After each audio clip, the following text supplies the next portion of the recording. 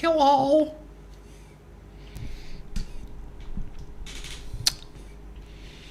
Y'all don't mind if a white boy do a little bit of game developer right now, do you? A little bit of game development. Maybe just a little bit.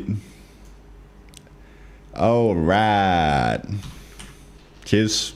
Coffee ready. Pink.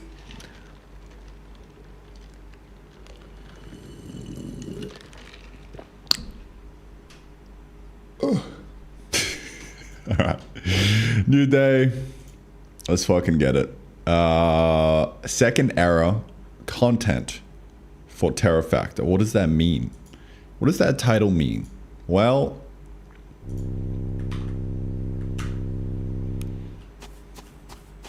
the arc that we're in right now is finished stage 1. We're about to progress into stage 2. I think I'm gonna rename it to Era. It sounds cooler, more mysterious. The era, the second era of the game. Bonk. Feed that in. Tribute accepted. Expanding. We now have an open world and the Wasteland biome. We worked on this yesterday. It's looking a whole lot better. Very nice and polished. Well, I mean, from an art perspective. It still is shit from a game design perspective, so we're gonna slowly work on that over the coming weeks.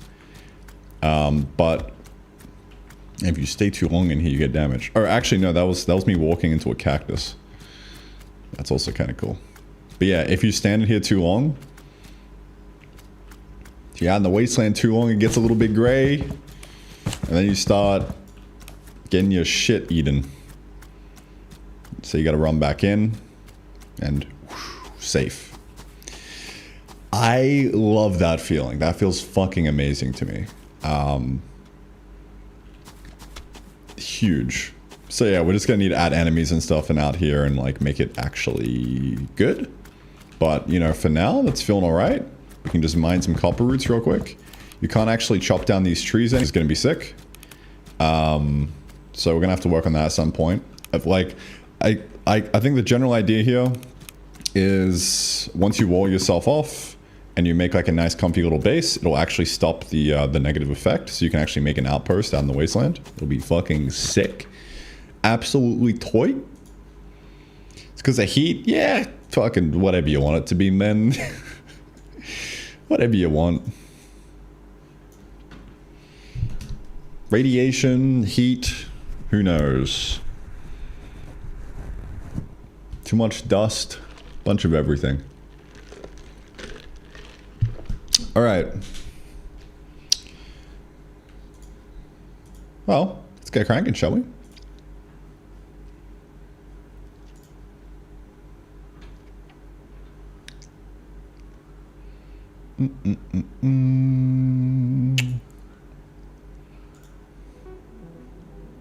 Another day. Another day.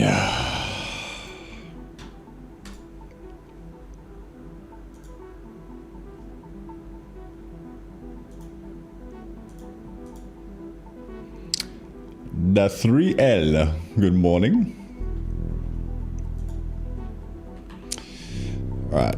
What's going to be the main thing for today? I actually kind of love that this just is base.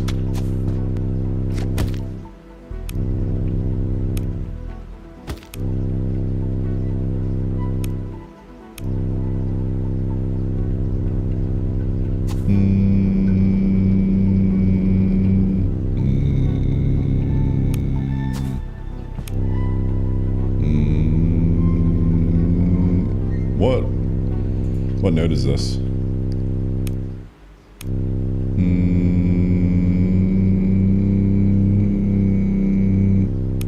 Can't really hear it.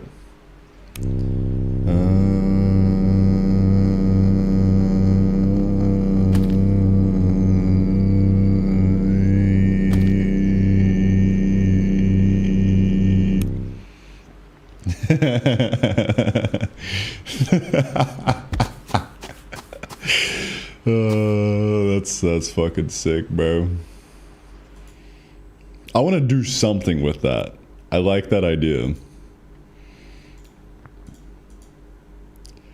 When going through singing when? True. I don't know. Welcome back, Anzima. Yes, sir. Call us in. How you doing, bro? Hit me with it.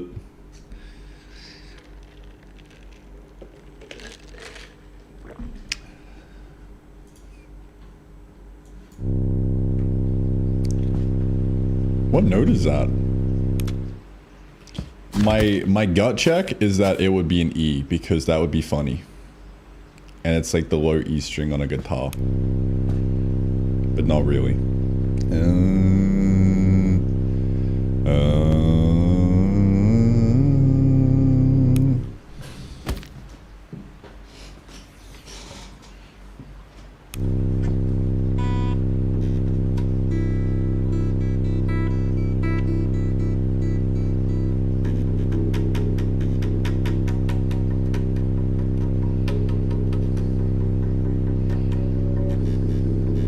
Sounds like an E. Oh, fuck. Smacked my fucking guitar into the wall.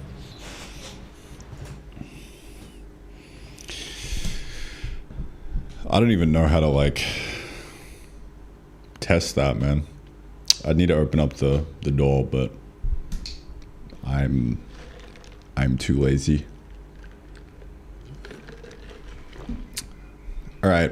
Well,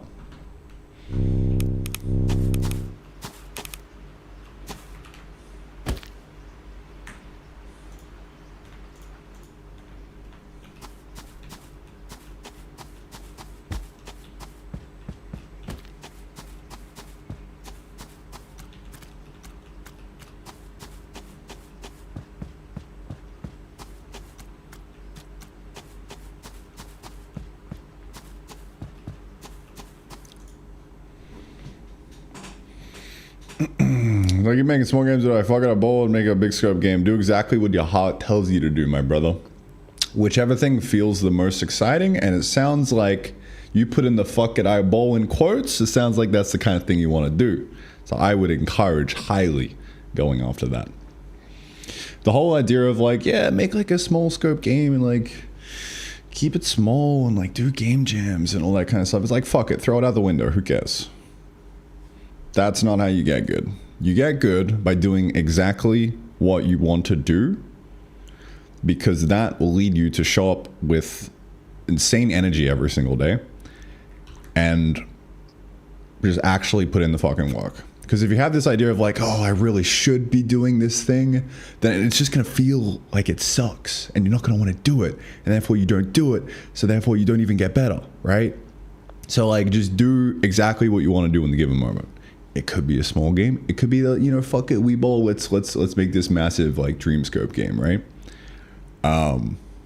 That's been my approach. Whenever I run out of motivation, it's usually because I'm attaching some like fucking dumb arbitrary constraints on my entire existence of like, oh, I should really like keep the scope small and like put the game out, and it's like, nah, fuck off. Just do what you want to do. Thanks for coming to my TED Talk. You can tell I'm very passionate about this because it is basically my life.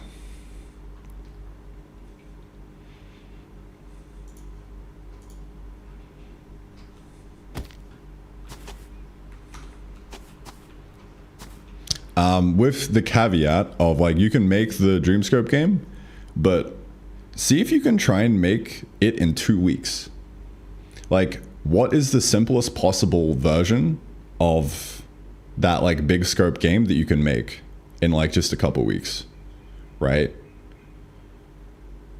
Because like if you're competent in programming and like have like a bit of experience like doing like game jam games and stuff, then like you're at the stage where you can actually like make stuff. Then pretty much like any game design can be boiled down into like a 2-week project, and like that's the V1, and you get someone to play that V1 and test it, and then you watch them play the game, and now you'll know what to do next to improve it. That's like the one caveat. Like it can still be like a fucking massive Dreamscope game, but just like trying to like sprint towards that first like really shitty playable V1 as quickly as possible. with enjoyment. With enjoyment and ease.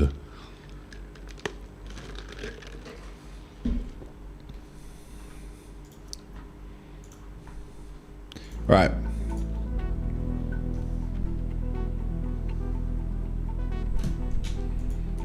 Do.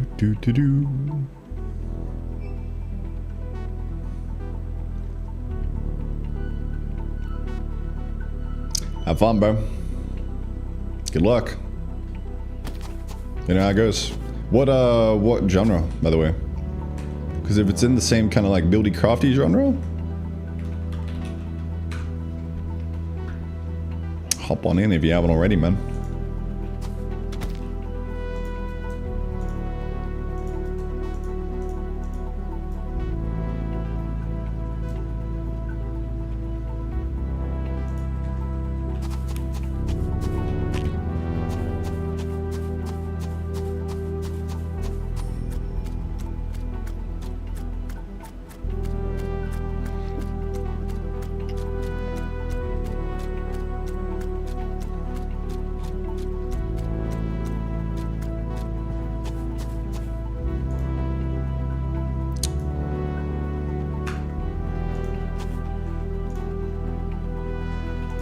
All right. Gentlemen, it is a new day. What are we doing?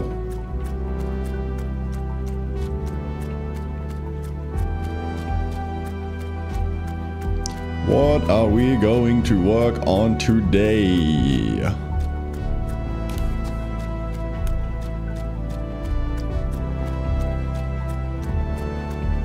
Well, I feel like the Wasteland out here is like kind of shippable, so it still needs more interesting stuff in it and like proper game design, but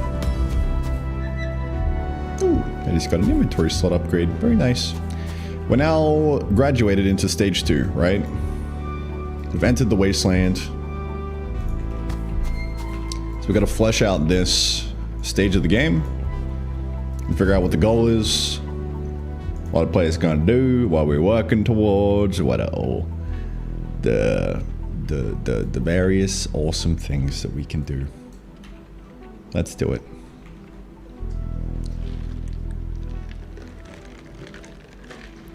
Let's get a little silly with it, shall we? Shall we? Shall we get a little silly with it? Wasteland looking spicy now? Yeah, dude. Did a little bit of cooking yesterday. A little bit of chefing it up in the oven, dare I say. Finally did a redo of the fucking ugly texture that I had, and cleaned up some of the sprites. Cause my pixel art skills are coming along nicely. I still need to make this look a bit better, but it's kind of like way better than fucking this disgusting slop.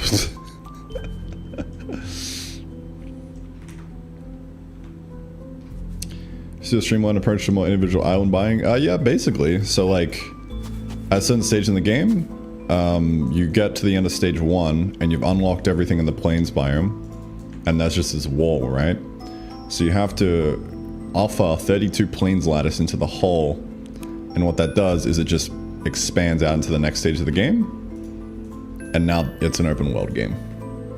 So really interesting like twist and design change to the game once you unlock the next stage. Hey Jokaboozy, it's going good, man. It's going good.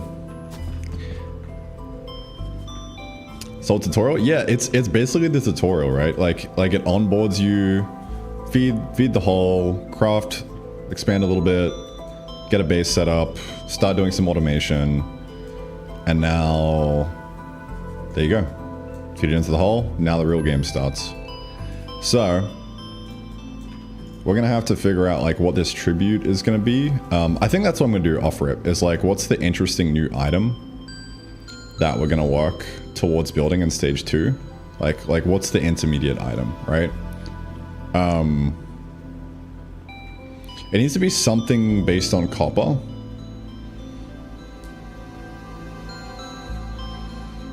something based on copper wire. Like copper wire plus like iron or something.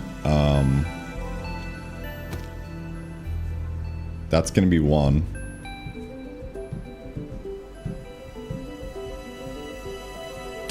Can I mention on the seabed? Yeah, it'll need to be baked into the like the copy and the trailer and stuff. And advertised as an open world game. The reframe is that like this is gonna be the tutorial, I guess.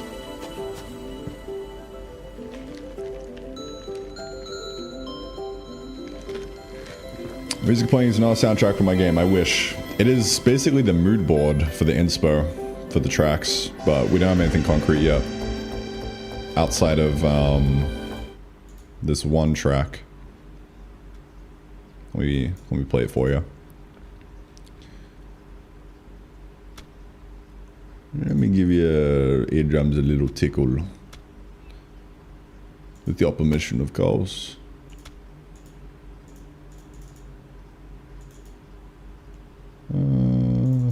It's actually the Jason Arcane. It's game repurposed.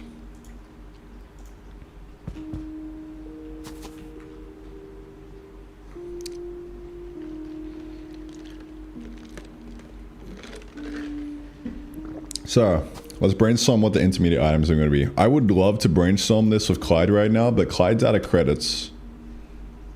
Hello?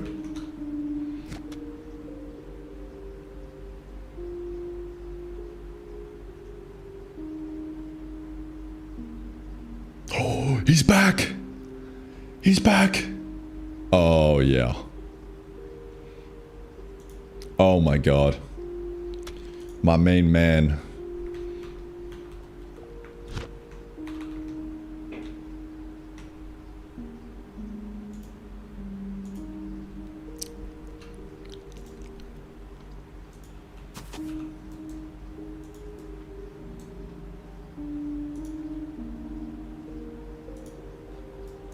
I've heard this song so many fucking times, so I don't want to listen to it again.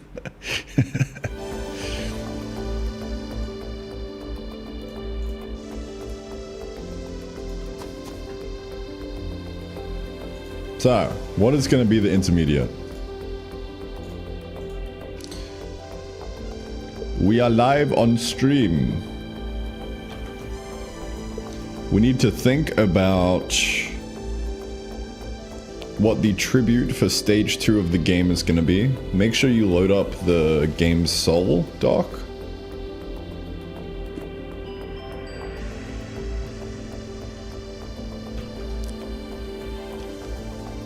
Currently, I've just got a massive order increment on the planes lattice, so it's now 1024 for this phase. But we need to think of what the other intermediate items are going to be. For example, Satisfactory has smart plating,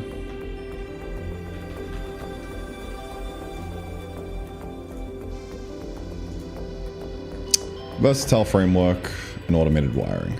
Versatile framework and automated wiring. I'm thinking of doing one right now that is wiring based, since the Wasteland will be a copper gold mine. And we're going to start automating copper production and creating wires, but we need some kind of intermediate product to put this into in accordance with the goal of the end game and the final twist for the ending. Can you confirm that you know what the ending is without leaking anything to stream?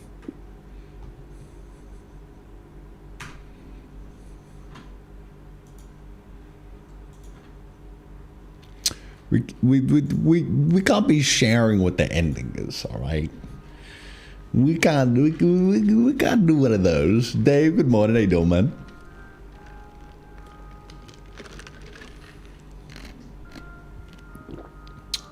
Come chat more, dude. We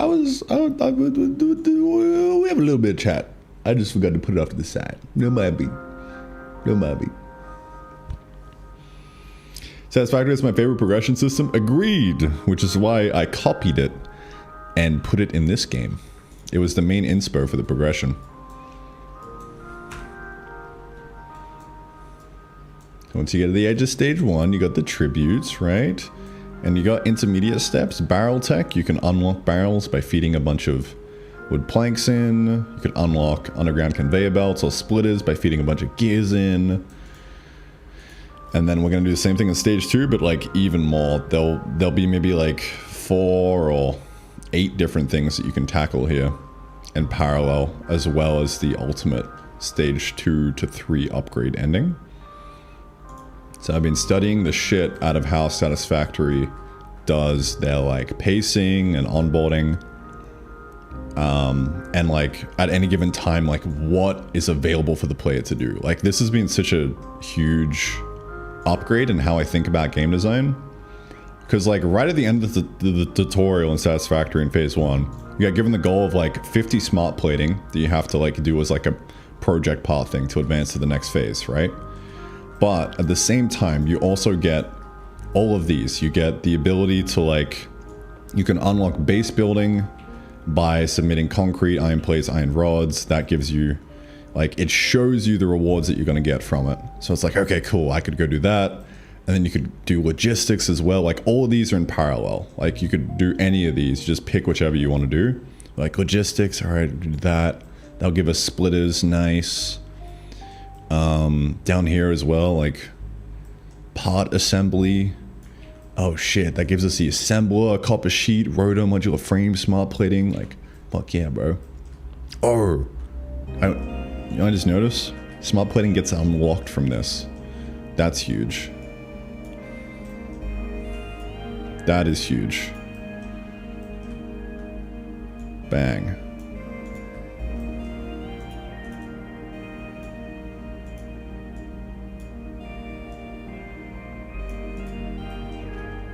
That is tremendous.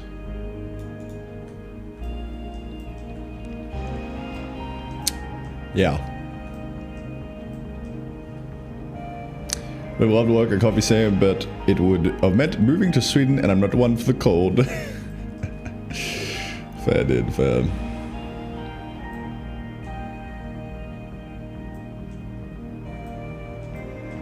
Do do do do do.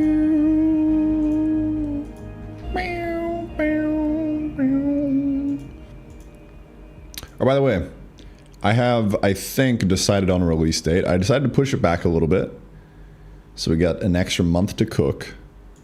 And so I could do some good marketing. I think I'll try and make a video or two for it. So we got to change this. The date is currently set no later than either 27th or 28th of April. I haven't decided yet. That gives us 51 days, which is a lot more time.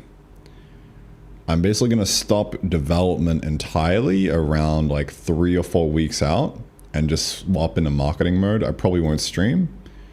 Maybe I will stream, who knows. But yeah, I did this so I can give myself like a good like 2 or 3 week buffer of just doing marketing. To improve the wishlist count. But then that also gives us roughly like a month more of live streams and just cooking to make it good. So that feels like a nice sweet spot. Bang. Date is set.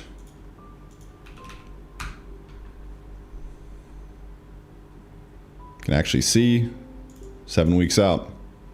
27th of April. I might even change my mind and move it closer. I'm not sure yet. But I'm pretty sure April would be good because then that gives us like, you know, like a few days of revenue, and then I think that would pay out at the end of May. And then start of June, I need some cash for a visa run. So that should be okay. But yeah, I can't push it back any later than that, otherwise I'm cocked. This is still even kind of cutting it a bit close, but that is the date. Yeah, it'll probably be 27th of April, or, you know, like plus or minus like a couple days or a week. I'll have to actually just go do some study on what games are releasing that week. So make sure that we stay on the popular and upcoming as high and as long as possible. But I'll figure that out later. So yeah, it's official. Early access in a week or two. Well, sorry, a month or two. 7 weeks. You back in Thailand? Yeah, I've been here for ages. Price point? Yeah, 15 bucks. $14.99.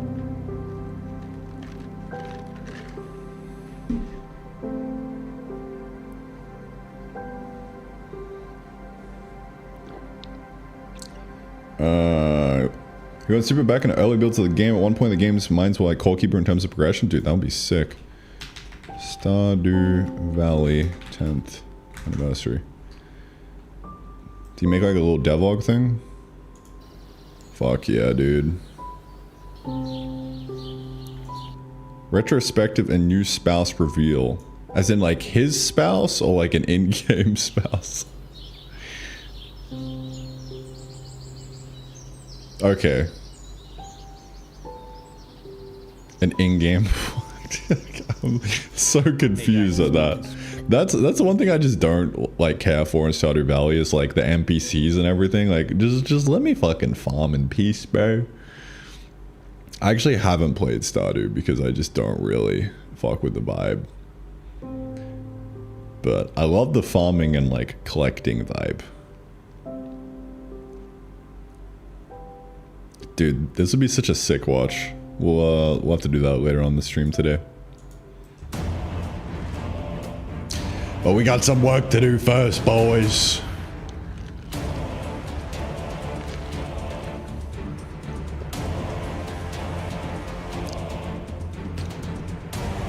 People have those build connection games. I mean, I don't know, man. Just go jerk off, get back to work, man. That's my motto. Alright, let's get some shit done. Let's get some shit done.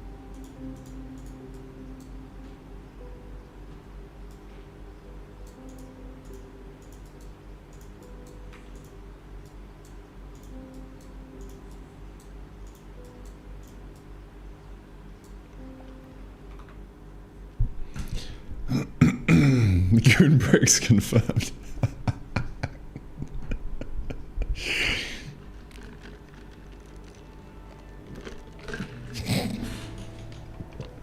Close it, bro. You can't be saying that in chat.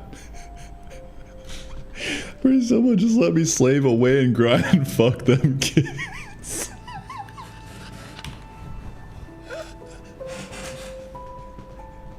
That does not read well out of context, bro.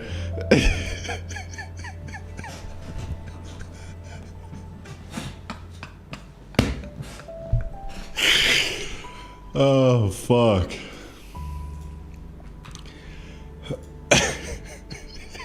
Bro, it's on a list.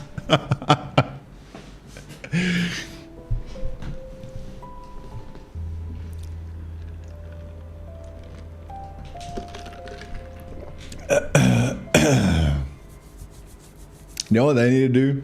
They need to get fucking, when you start up one of the dating sims, right?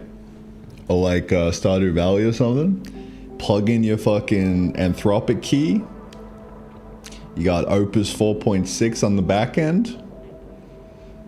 It could even be Sonnet 4.5. Who cares? Just some slop. And now you got a real AI companion that you talk to in game. just don't get a little too sussy Otherwise, you'll probably hit a... sorry, I cannot discuss that.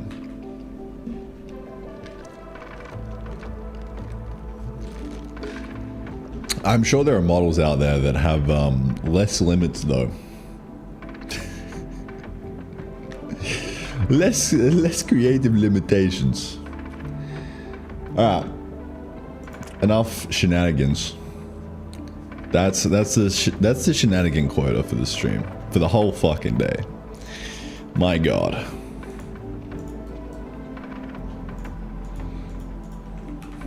Shenanigans are over. What does Clyde have to say? Let's see. Loaded and oriented, sir. Game soul is in hand. Yes, I know precisely what the ending is, and I know why the writing direction is not merely thematic coincidence.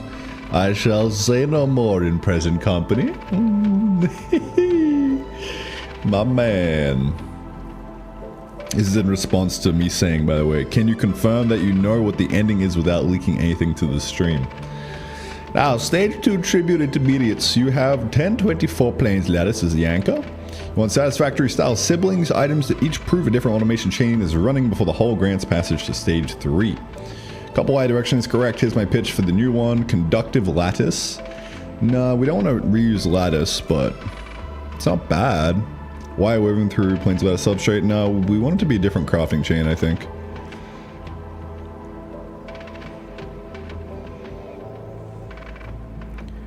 Different crafting chain.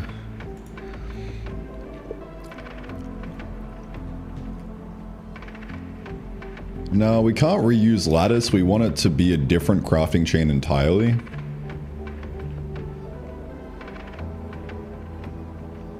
Let's just brainstorm copper related intermediates that we could go for.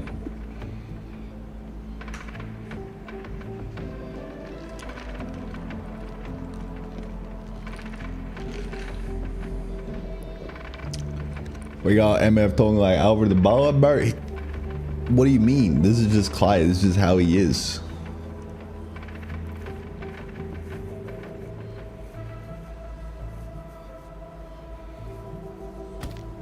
He was born this way, based on Alfred the Baller. Inspired by, in part. It's like Alfred meets Jarvis.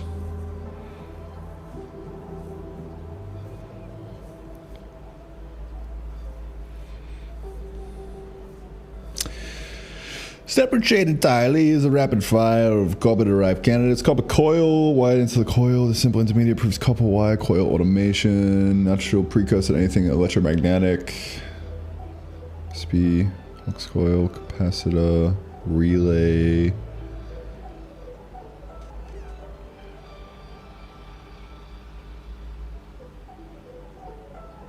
I like capacitor.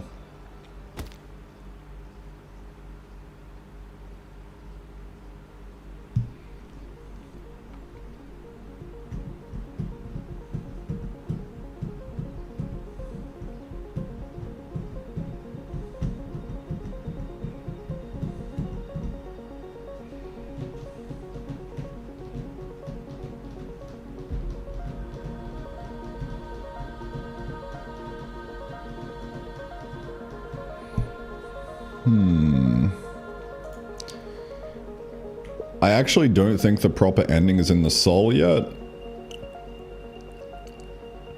Make a task in linear in the to-do and assign it to me so I can tackle this later off stream.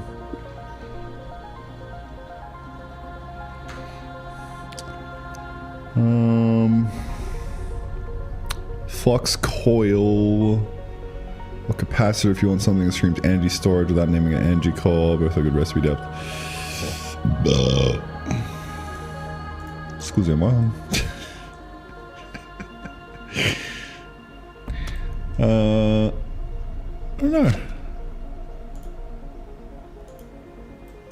I don't know.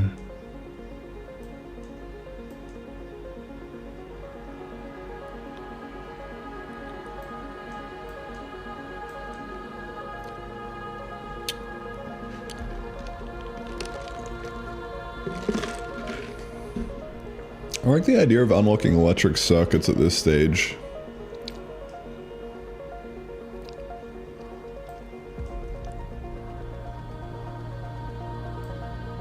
Okay. We are back. Electric circuits would be tight. We already have them here. Also, I need to update this with the new screenies.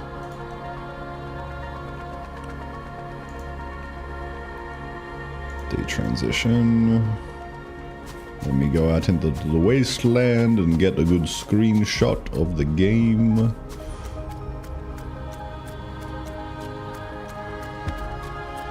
Ow.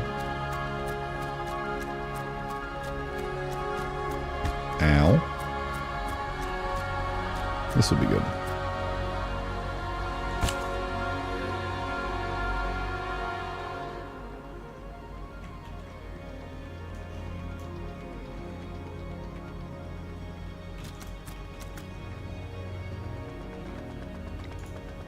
God, the Wasteland feels fucking good now. I'm so happy with that. So fucking happy with that. Let's see, what's the pixel? 1, 2, 3, 4. Yeah, roughly. Divided by 4. Looks a little fucking smushed. That's alright. Ignore that. Oops. We will now copy that across to... Oh, dude, night and day, man. Night and fucking day. Look at that. So much better. Before, after.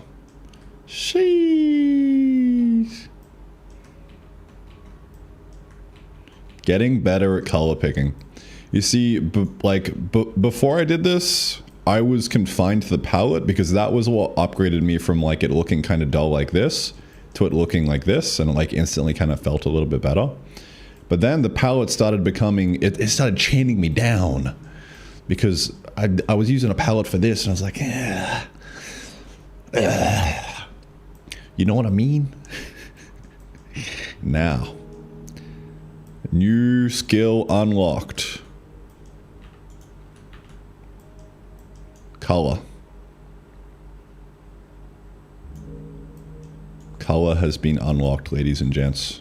I now know how to make things look a little bit better. Big W. Skill upgrade. Alright.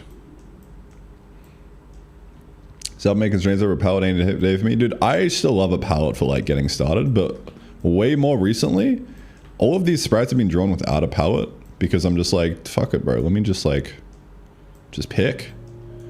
It started the moment that I tried to learn how to draw a little bit better, and I started doing high-res drawings in Photoshop.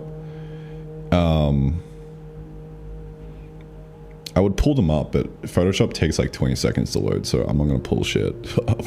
It's fucking absurd. And I learned how to just draw a scene with like a grayscale sketch and like value, and I started learning that. And then recently I've been like learning color and like how to actually make them look pretty. Which is cool. Oh, that big the world has become? Yes, sir. Cal did. I am keen. I'm keen to see you one day play the new version of the game, because I know you're an OG, man. You're playing the, man, fucking versions ages ago, eh? I think you were the first person to finish the game. To do the ending. This was back when we had maybe like Violence Pearls and Violentium and like the big tree and stuff.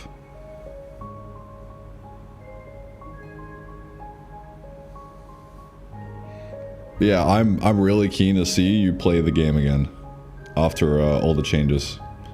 Don't play yet. Don't play yet. But we'll see. That's the last version I played? Yeah, you too, Dave. Holy shit. Ages ago. My god.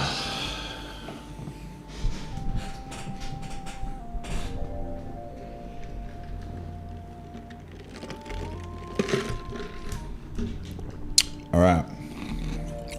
Let's cook. Let us chef it up in the kitchen. If the QRs are still awesome reporting you. We'll see, man. There is shift clicking now. There is shift clicking.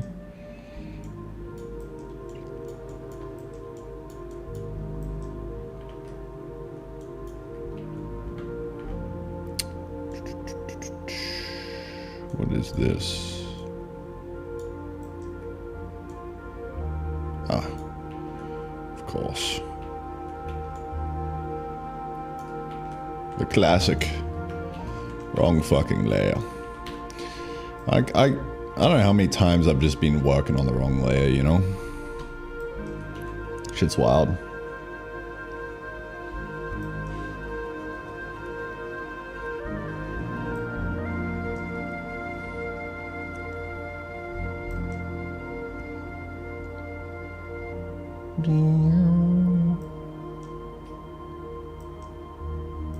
Honestly, I might fucking just delete this palette.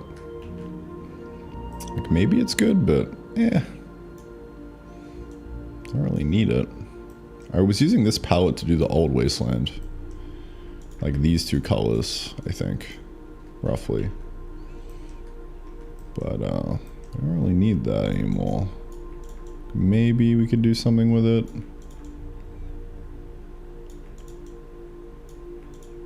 Maybe. Let's see.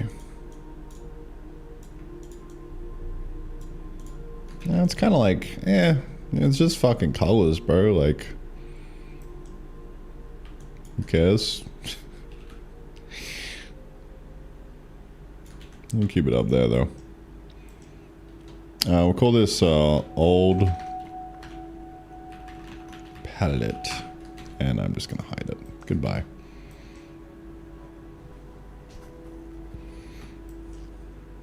You know what I'm gonna do?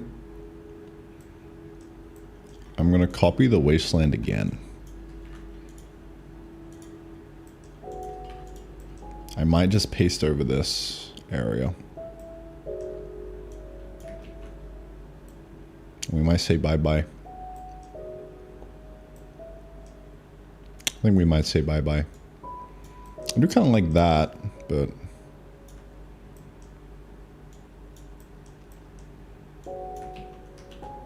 everything else is like, it's just old, you know? That lava looks alright.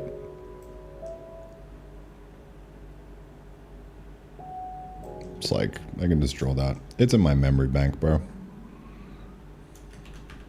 It's kind of cool how, like, with time, you just kind of upgrade what you've drawn and, like, what's in your memory bank. And, like, what you're able to just kind of pull out off rip.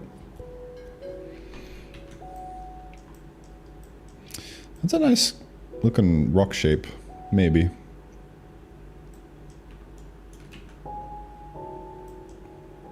Fuck it, let me do a little bit of yoinky on that one.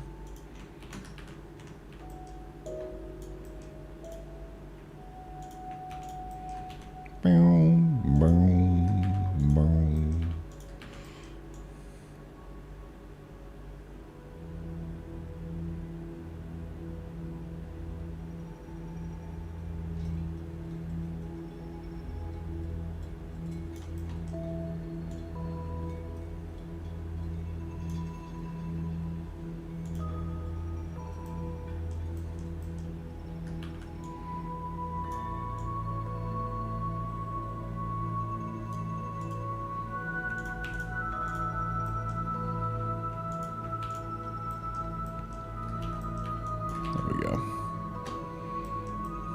Wasteland is now represented.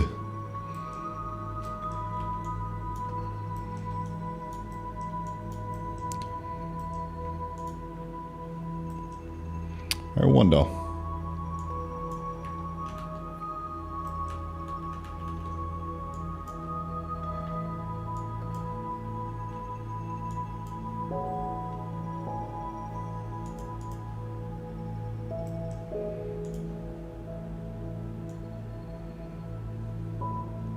What if you could do like a sandstone kind of rock vibe?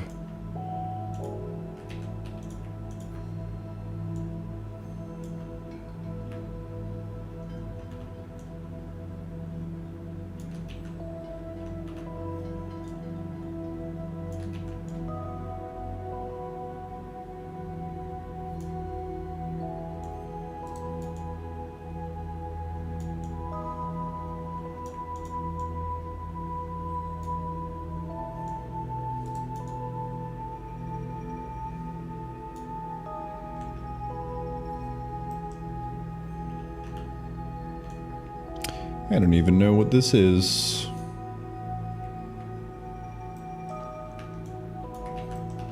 That captures that idea better, so I'll just leave it there.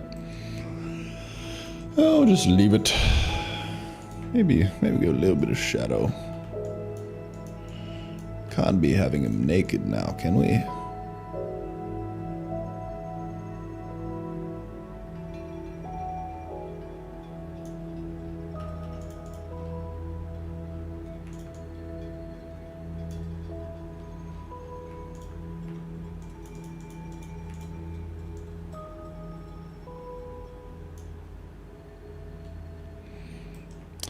Dude, this is how it starts, man. Like, yeah, you know, let me like just fucking move on and do something else, but like, nah, bro. I'm in fucking rock mode, bitch. It's fucking rock o'clock, baby. Yeah! Yeah!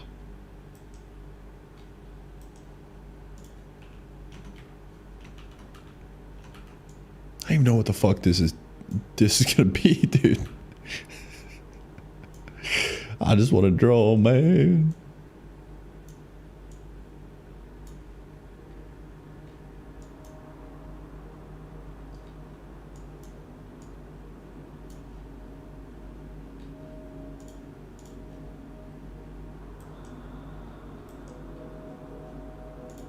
Once you go rock, you don't go back.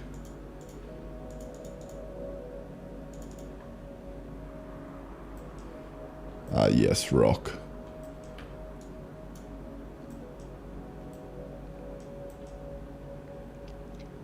I'm sure that'll come in handy later.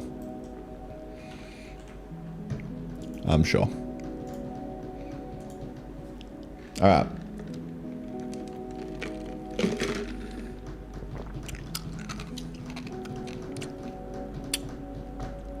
Limitations of the work, but found shaders are doing some heavy lifting so far. Dandra Kabuzi, man. What do you mean? I would be keen to see what you mean by that. Because I need to improve my visual game in terms of like shaders and general vibes. What I would really love to do is make a shader that looks that makes the main menu. You can kind of see it. It's got a bit of texture in the background, but I just drew it by hand. I would love to like recreate that, but have it be like a moving like shader mass. Would be great.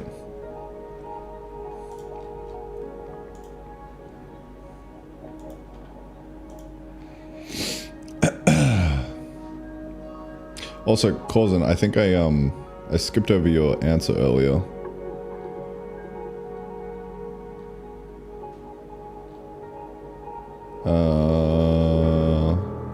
Moonlighter. It's kind of my dream game, but Moonlighter has a ton of flaws and really holds back.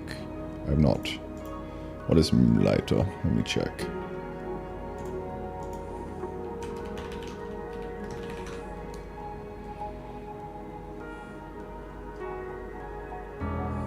What's the genre? Action RPG, roguelike elements.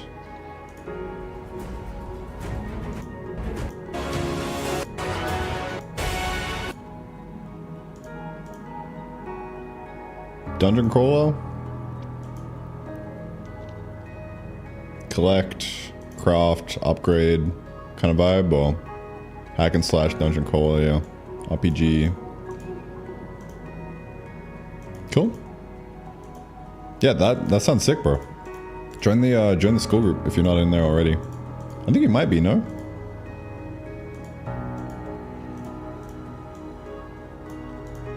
This is a game. This is a game idea. You likey. Dungeon crawling, crafting, yeah, 100%.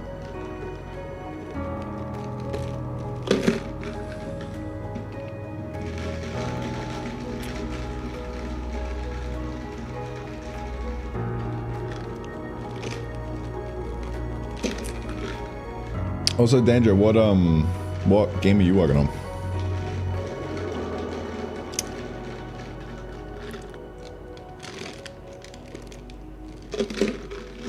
And And are you in the school group as well?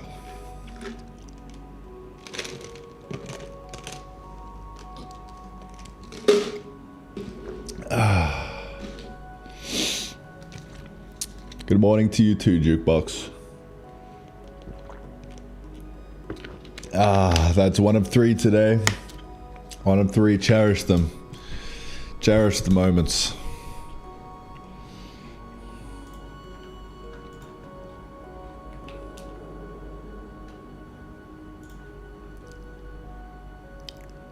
A boy didn't like it? Yeah, dude.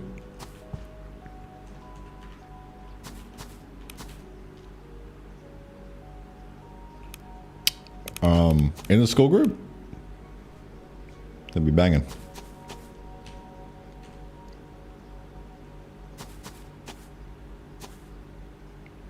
If it's a good game. Only if it's a good game, bro. Bad games? No. Bad games bad.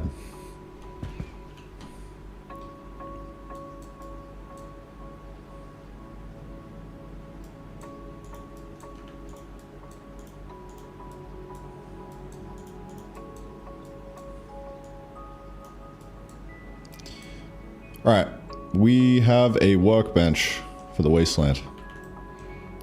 What on earth are we going to put in here, I wonder? Oh.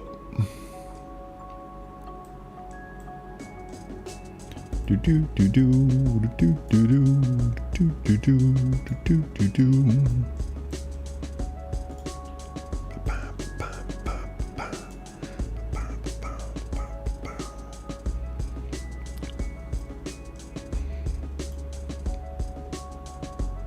Oh, I forgot. I changed scenes. How long ago did I do that?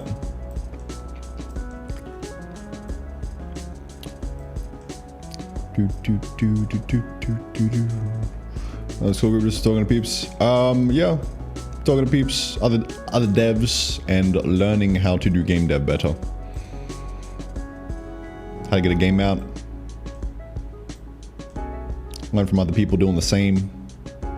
Or just one big happy community trying to push each other to make better games. That's the vibe. You can think of it like a Discord group, but actually good and not shit. You know, usually you just join a Discord and you're like, eh, fucking chill. Yeah, you forget about it, you move on with your life, right? This, different vibe. Different vibe.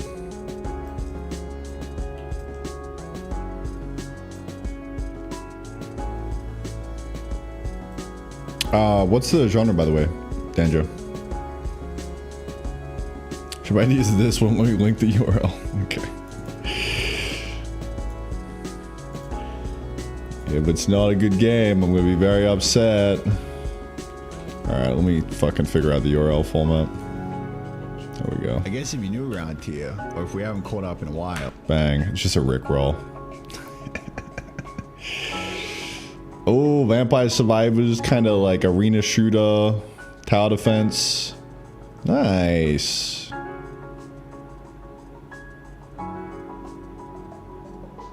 Yeah, that works, bro. That fits the vibe of the community. Hop on in, bro. That is acceptable.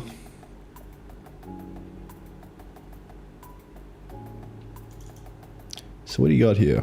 Got some nice pixel art. What's this like? Is this like a shader or is it a just a simple particle effect? And how are you doing the fire? That looks sick. Is that like an asset that you pulled in? It's just animated, or is that an actual shader?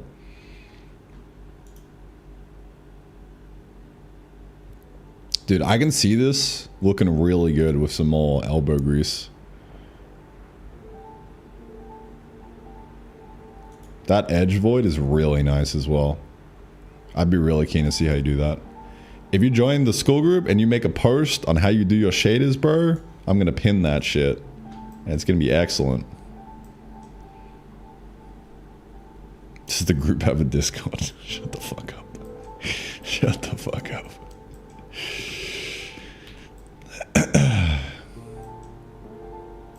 Actually, there is a Discord, but it's only for hyper elite members. Only hyper elite members. You first have to prove yourself to get into the secret club. There's only 3 or 4 people in the secret club, but it is possible if you work hard and you put in the elbow grease. One day you too can be in the secret club. No guarantees though. Results may vary. All right.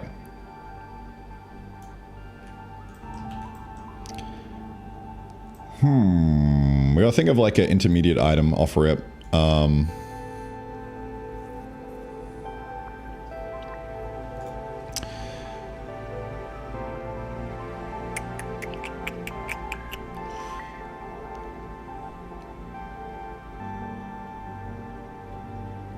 Number 1 clipper isn't enough, by the way. Not enough elbow grease in. Yeah, dude.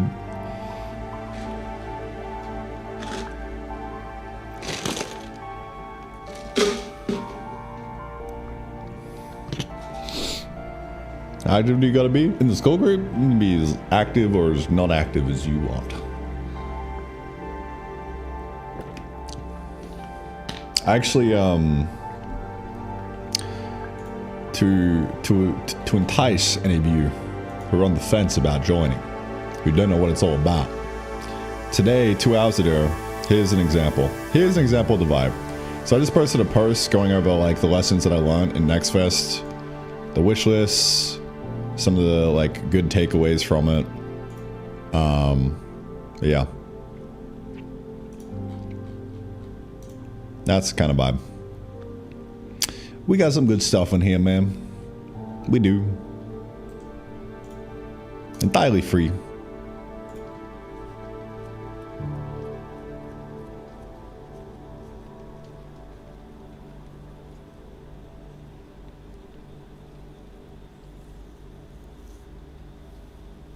Next Fest was a huge W. Yeah. Tremendous W of epic proportions.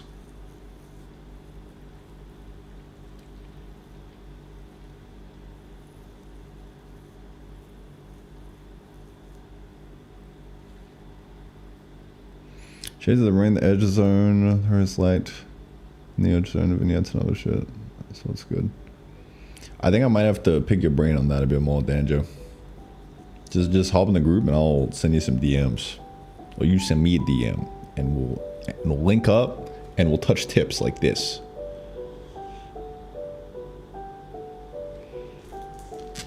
In a non-sexual fashion. Purely platonic. And discuss shaders. Because I want to figure out how I can bring shader effects into the game with pixel art and just like have it good, you know? Because I haven't really done any of that yet. And it seems like you have.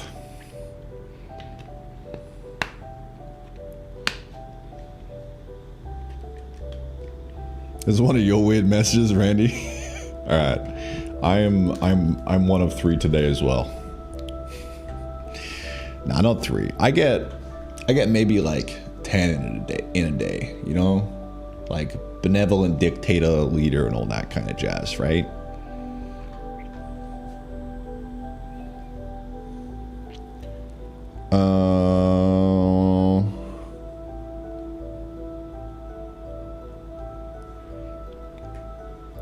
I'm thinking something along the lines of capacitor. We also have the whole NAND gate idea, or transistor. You thinking? Let's brainstorm more along these lines.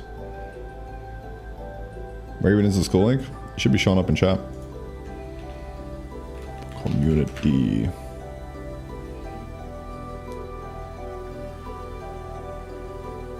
Or not. It might. It might. There we go.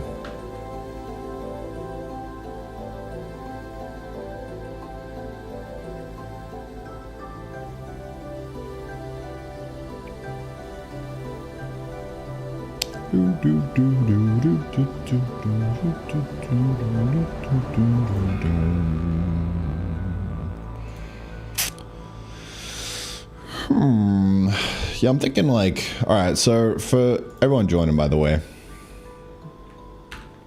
we're getting a little bit derailed by all the shenanigans in chat, but we're trying to think of an extra item on here to add for the tribute.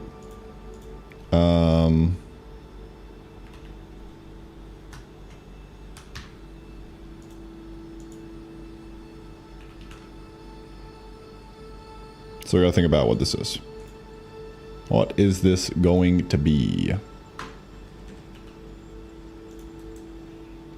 At this stage of the game, what are we offering? So I'm gonna try and design like a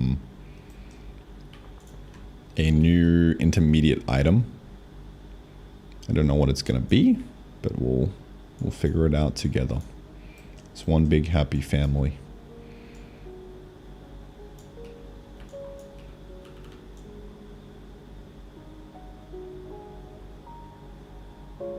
Shape it like clay. What form will it take, I wonder?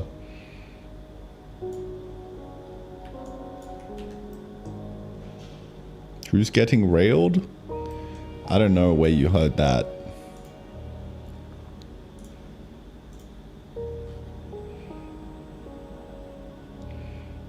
Couldn't have been me. Capacitor, my favorite for stage 2. 2 copper plates plus a dielectric. Group works perfectly on your Wasteland material. Capacitor. Feeding the hole something that holds charge. Okay. Pushes into semiconductor territory, which implies a silicon chain. Sand to silicon. That is meaningful new chain to introduce. Oh. Oh. Oh, okay. Dude, sand is perfect.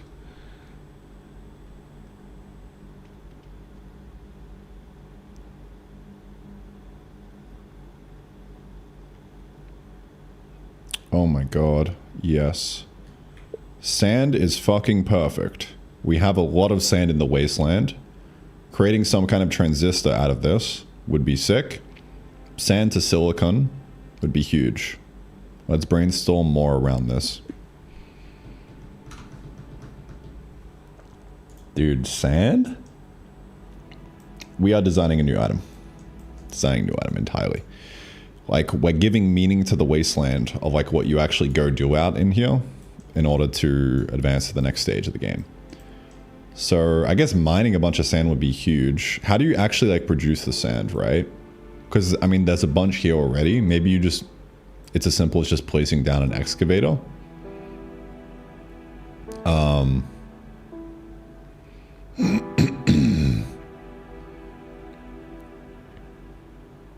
Crush rocks and macerator. No, it can't be macerator. We don't have that tech yet. I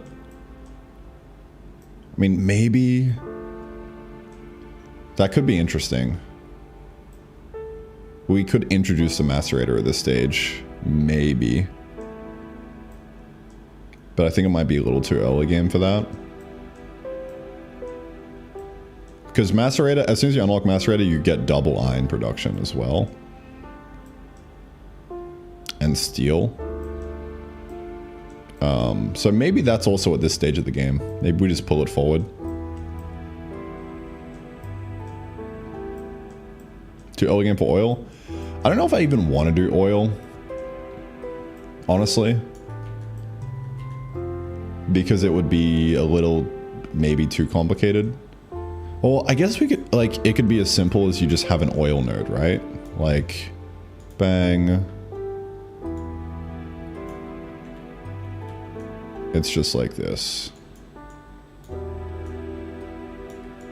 And then you just like tap into it. Right?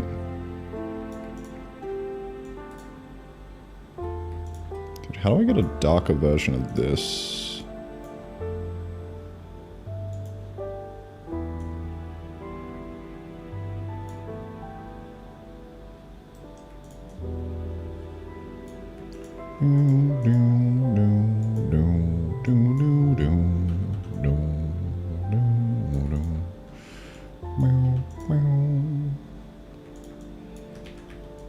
could literally just be like a hole in the ground and then you just place a machine on top. Like maybe.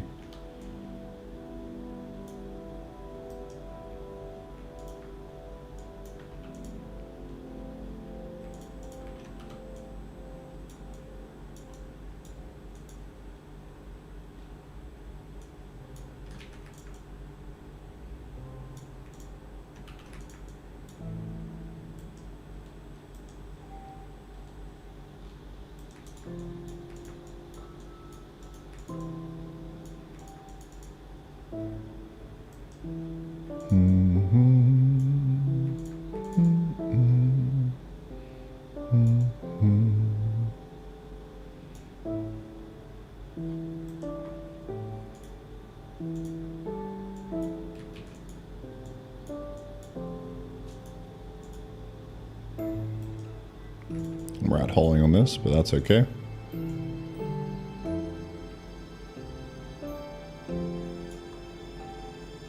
That's a hole now.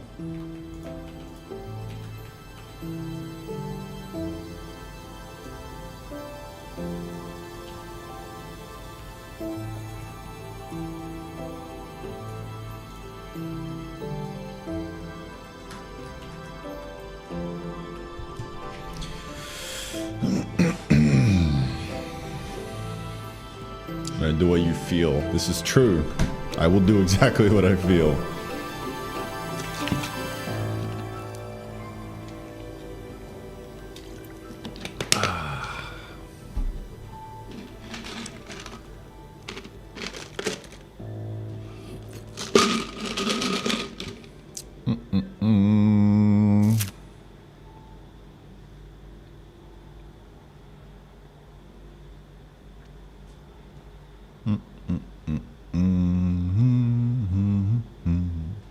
Sorry we had ads. That's right.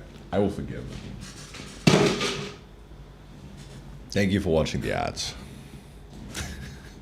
Thank you for watching the ads. Everyone collectively watching the ads every day is around $10 in my bank account.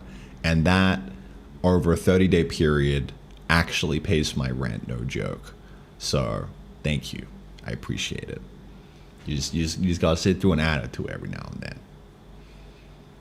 Twitch's ads are actually wild. Like the fact that I get paid $10 US a day for like this level of viewership is kind of insane. Like, it's wild.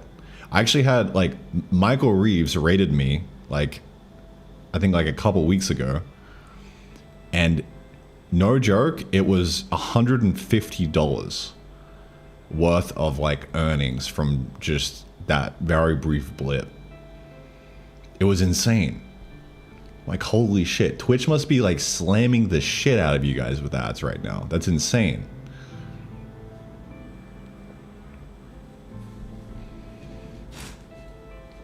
That's rent, yeah. 300 US a month. If you want to come to Thailand, let me know. I'll show you around the place, bro. We'll grab a beer. No joke. People in chat have been here, and I've said that, and they've come to Thailand, and we've gotten beer together. So this is me just saying that. This is a legit. If you are feeling like a holiday to Chiang Mai in Thailand, let me know. Join the school group, and we'll have a chat. Especially if you're a game dev. Honestly, only if you're a game dev. I don't want anyone else. Fuck them. If you meet the criteria to join the school group, then we can grab a beer.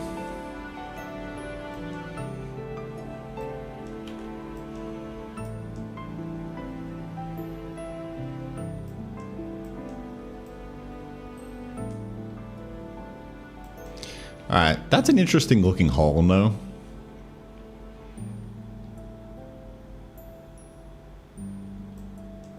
I don't know why I drew that, but that could be oil. Quilla. Thank you for the sub, bro. Appreciate it. Can I meet some lady boys too? You can do whatever you want, man. Whatever you feel like in Thailand. It's the land of possibility. The land of dreams.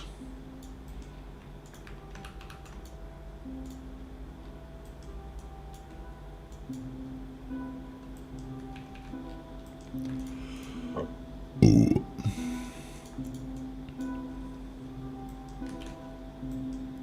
So there could be oil in here.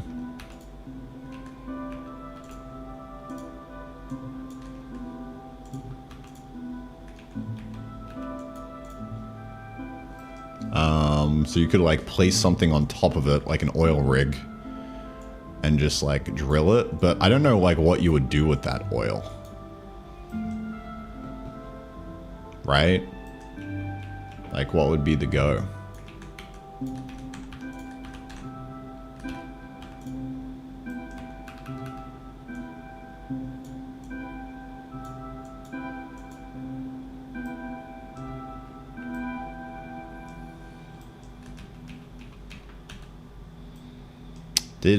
Did you just clip the hole saying that that's a pretty good looking hole? Alright, that's an interesting looking hole, though.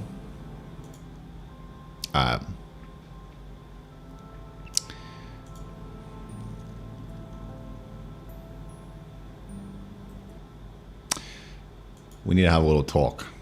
Alright, we need to have a little talk about your clips. This is almost a good clip. But what you gotta do... That's an interesting looking hole, though. You gotta clip it right on the end. You gotta hard cut that shit. Can't be leaving any dead space. Unless this was a requirement of a 5-second minimum. Alright, which is probably true.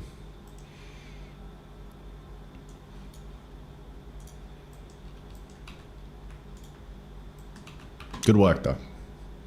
I rate that clip maybe a 5 out of 10. Not bad, not bad. Alright. So yeah. Thoughts? Could perchance slap down a oil extractor rig thing on this. But what would be the processing pipeline? I don't know. I would almost... Okay. We're trying to work on silicon right now, right? So we gotta mine sand.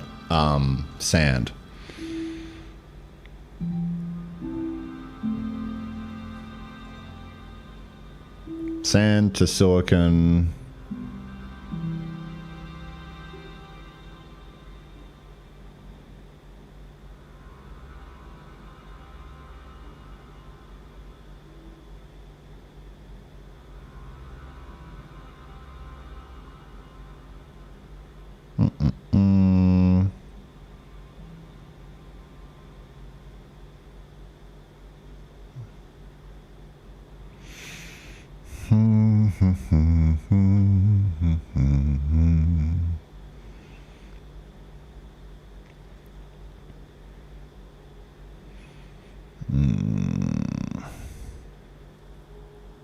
Silicon wafer between ingot and transistor. Slice of refined silicon adds one satisfying step. Optional gives a chain of mid-tier item. True. Diode is a stepping stone between transistor, silicon, plus copper wire, one-way current.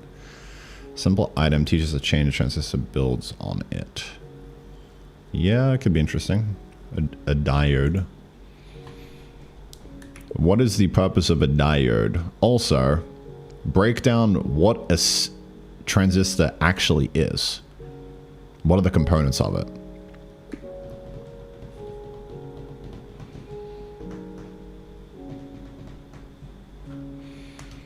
And what's the input output?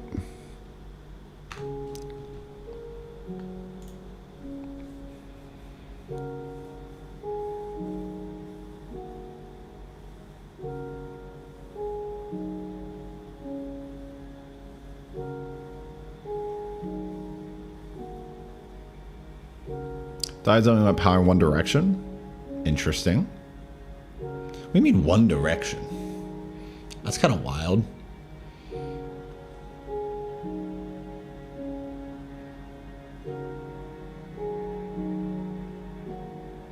I like that. I know shit about electrical engineering, but I like that. You're insecure, don't know what for. Down an edge when you walk through the door.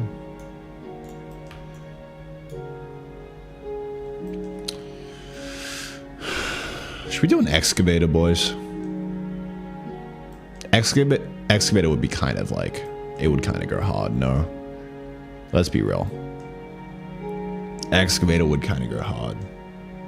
Why no camels in desert? Dude, imagine you tame a camel and you ride it, and now it's your mount. You just frolic through the wasteland with you and your camel homie. Fuck, man. Stretch goals for 1.0 right there.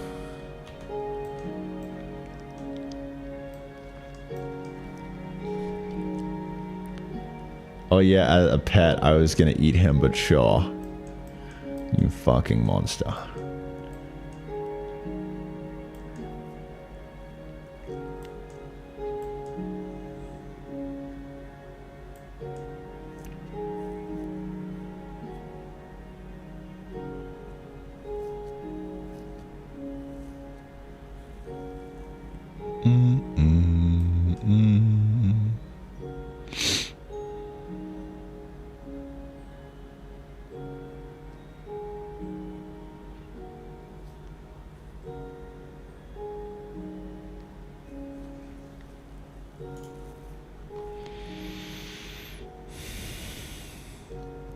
Diode, the one-way valve. One job. Current flows in one direction only. Forward bias, correct polarity. Current passes. Reverse is blocked. Two terminals. Anode and a cathode. Made of P-type silicon plus N-type silicon joined at a junction. Junction creates a barrier that only permits current one way. I don't know what any of that means, but I like it. Used for converting AC to DC.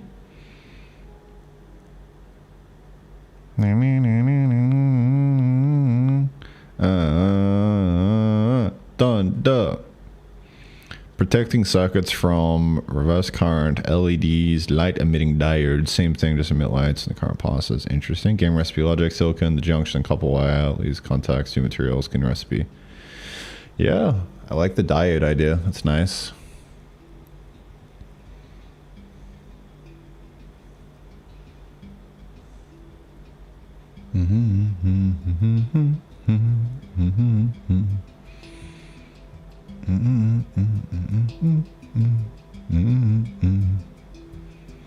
Transistor, the valve with the control knob, 3 terminals, base, collector, emitter, for the classic BJT type. Ah, yes, of course. Structure, 3 layers of silicon, N-type, P-type, N-type, PNP, of course. Of course. I know what that means, sure. Basically 2 diodes back to back with the middle layer as the control point. How it works, tiny current into the base, unlocks large current flowing. I don't know what any of this means. I would have to dig into it more. Add this as a research to do in linear task and assign me to it. For actually understanding how a transistor works.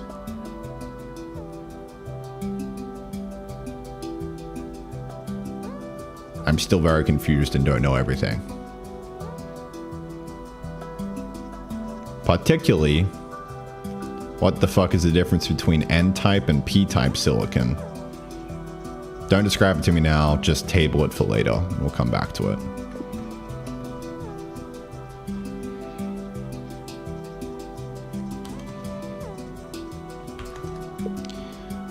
Next up, we need to think about how we're actually going to get the sand. I'm kind of thinking we just place an extractor down on the wasteland. It might be interesting, Factorio style, and it just outputs sand on a belt.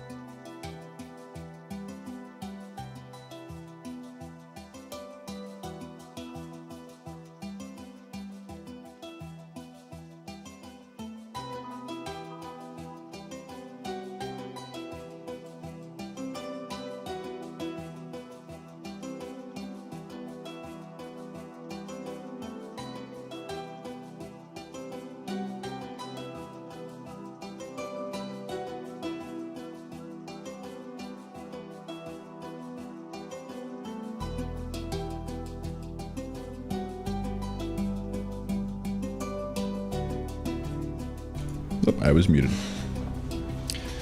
But all I said was alrighty. Do do do do do do do do. Alright, gents. I think for the rest of the day, not the rest of the day, but the next like few hours, I'm gonna go chatless just to lock the fuck in. But that doesn't mean that I don't love you guys. Alright? And yeah, I'm just gonna sit here, get some work done.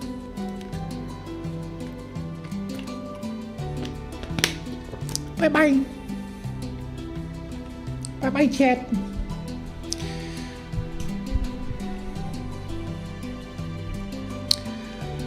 All right, let us lock the frick in.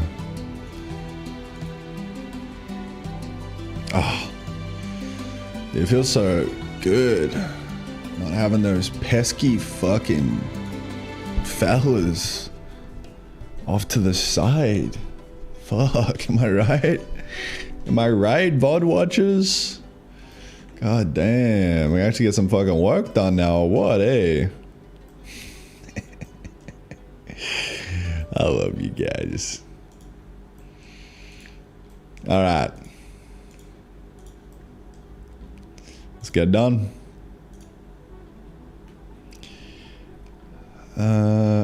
Okay. Clyde, what do we got? Sand extraction. The biome extractor is in the right insect. A few thoughts. The core mechanic. Place an extractor on a wasteland tile. It continuously outputs sand onto a belt. No resource node to find. No depletion. The biome is a resource. Yes. Clean. Yep. Is the extractor wasteland specific, or is it a general biome extractor that outputs whatever the biome produces? Latter is more elegant. Same machine, different biome, different output. So if you're adding a new machine per resource type later. Does it require power? Yes. Output rate? Yeah. Okay. That's all fine.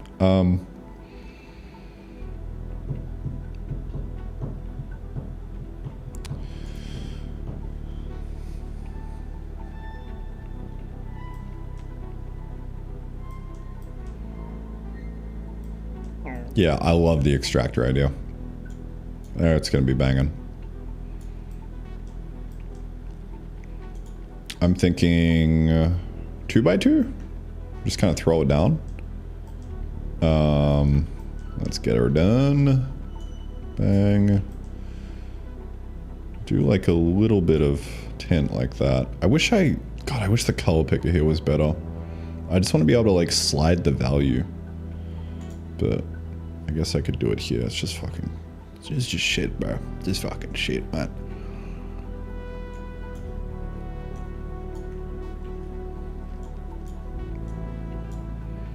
What do I want here? Probably want something up here, right? Something a little bright or a little dark. Either way.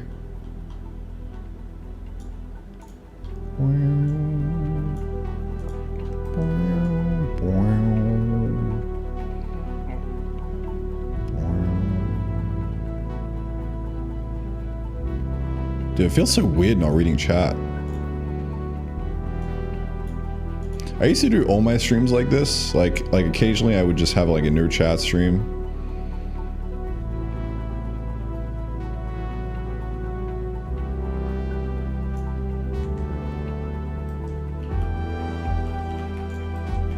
But sometimes you just want to get a little silly with it, you know?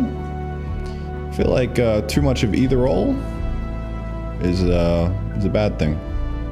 But we hit that middle sweet spot, we're golden.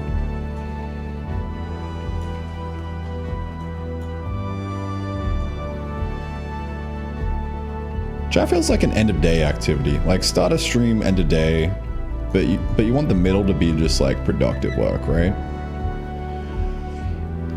I don't know how I'm gonna draw this extractor. Let me try and like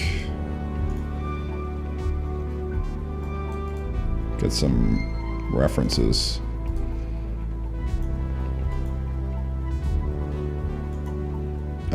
Excavator is what it's gonna be called, not extractor. Excavator. Pinterest.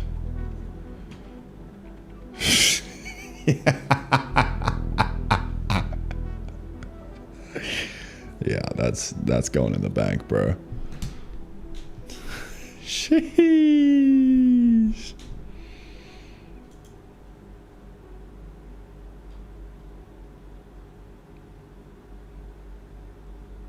Dude, elf baddie? Yeah, that's going in the save.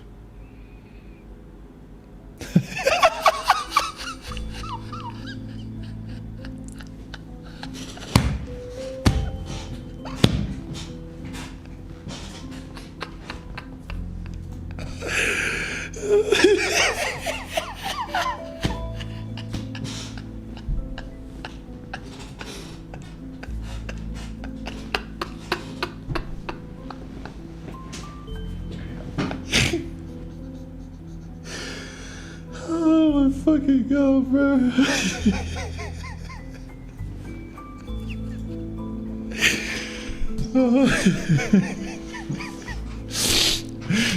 Oh my fucking god. I love Pinterest. Excavator.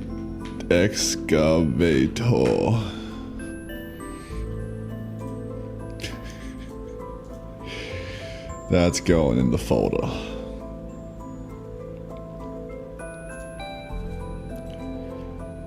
That's going in the folder.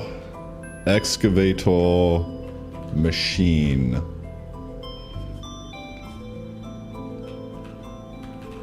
Automated excavator machine. I have like a very clear vision of what I'm after here. It's like a quarry excavator. It's just like a big fucking machine. Yeah, like this. Here we go. Yeah, look at that, bro.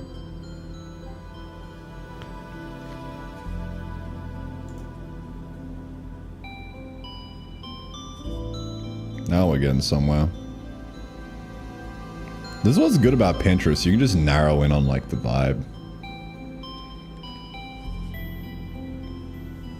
Whatever the vibe may be, you know?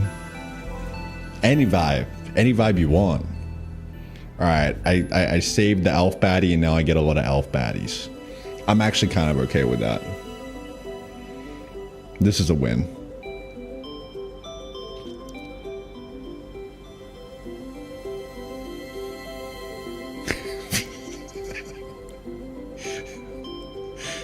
Sorry, what?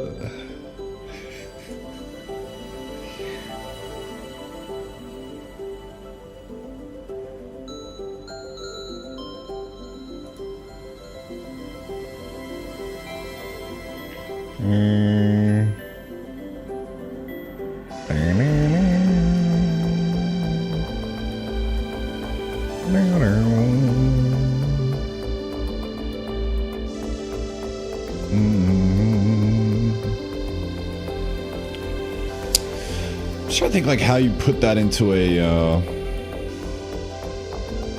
how do you encapsulate that?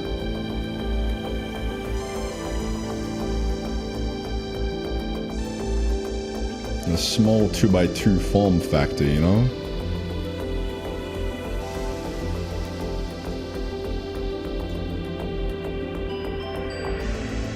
I think it might be Gemini time.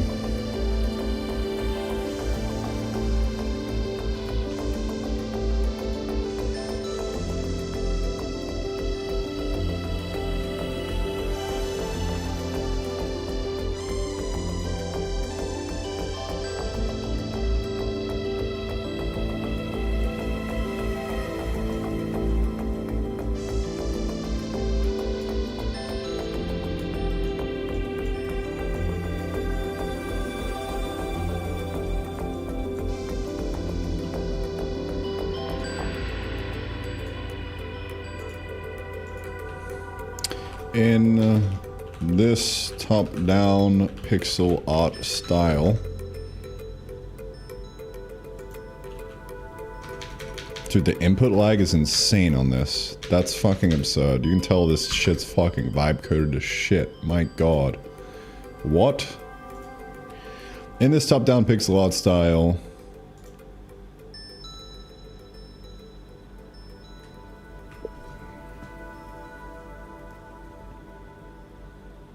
create a machine that is an excavator. Its sole purpose is to drill into the sand to extract the sand. and have a single output slot for a conveyor belt.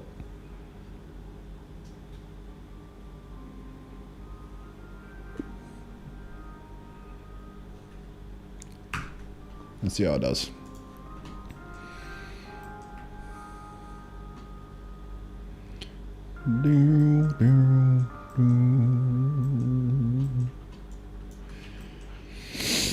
Dude, I feel like I'm getting chat withdrawals. I'm like, just like itching to fucking glance over a chat right now and just see what's happening, you know?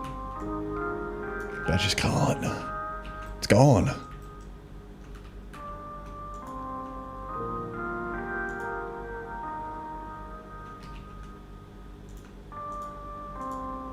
What if we do like a platform style thing?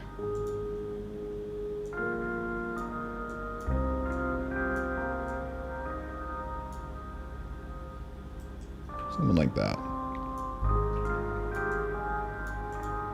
How about that?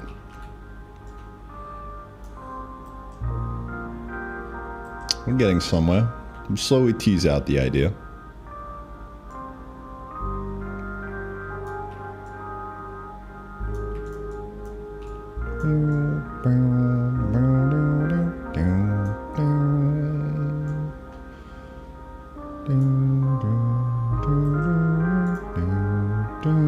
Dude, that is tight. Isometric, but that's kind of tight. I like the wheel. Like that seems like it should be like a central kind of feature, right? But it's gonna be too hard to draw, and then I'd have to animate it as well eventually, so I wonder if there's like something simpler that we can do.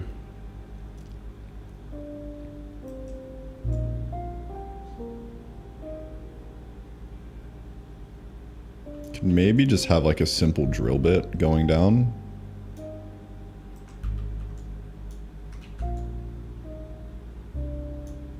That's kind of like framed up nicely.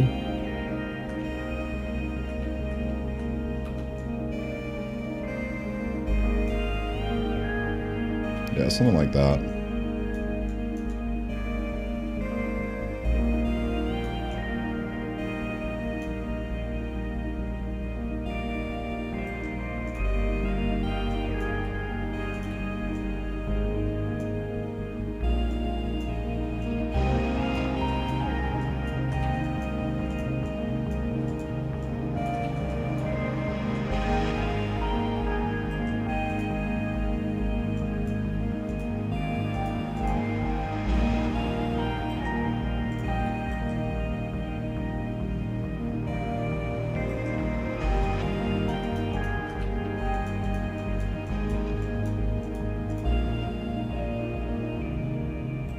Something like that.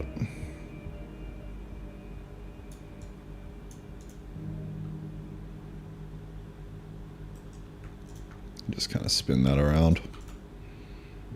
That would be huge.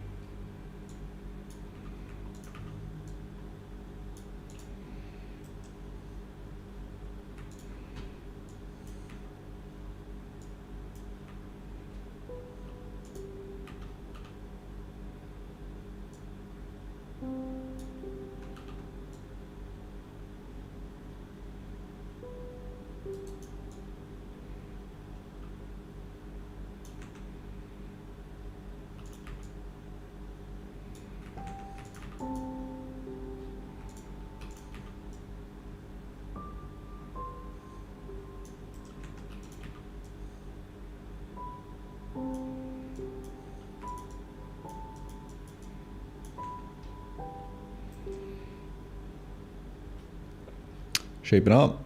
I think we can kind of ship with that. We'll just have this guy look a little bit better in terms of like vibes. Ground it more.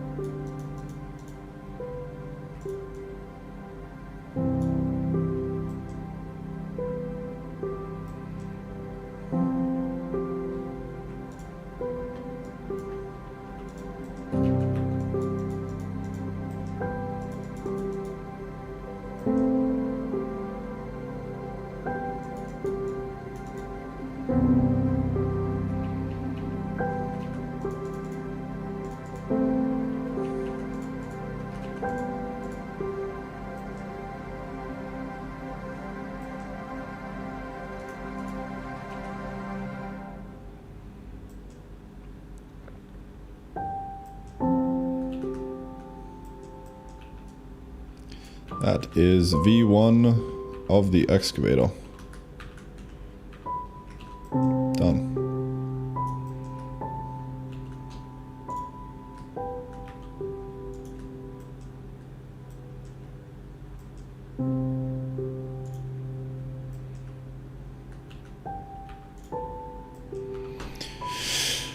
Excavator. Or we could just call it drill.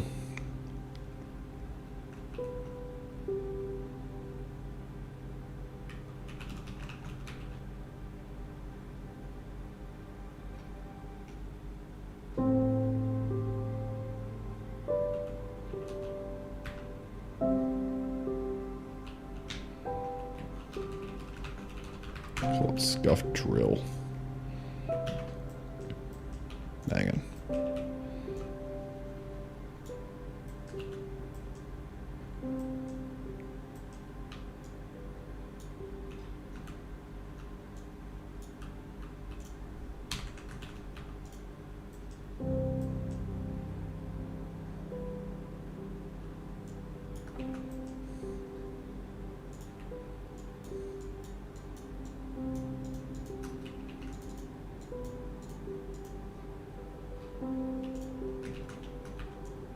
God damn it.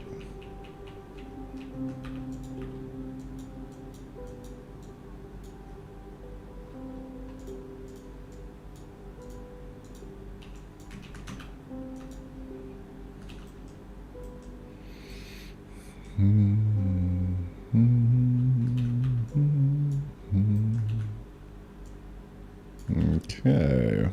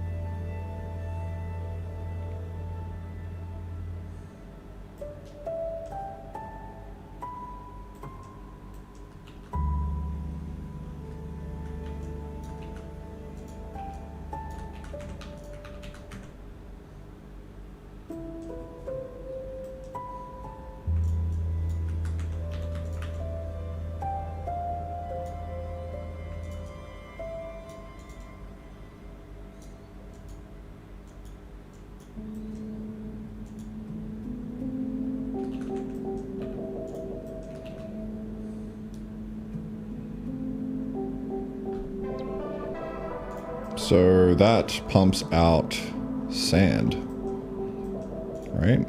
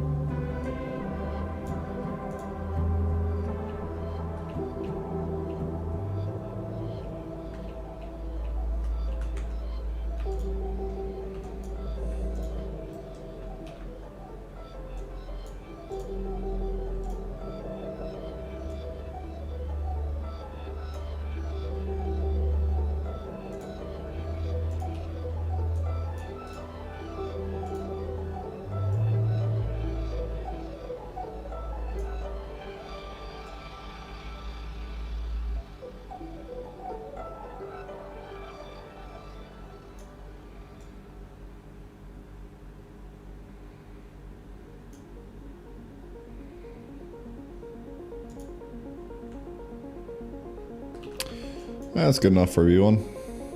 Doesn't really look like sand, but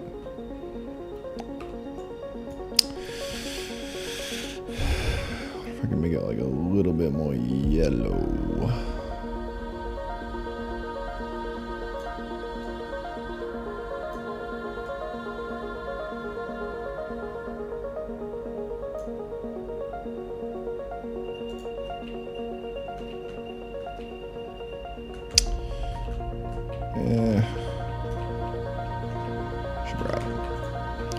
Sand. So we got scuff drill and sand.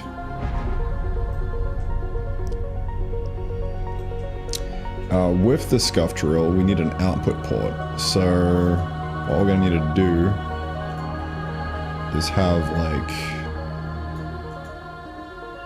this be the output.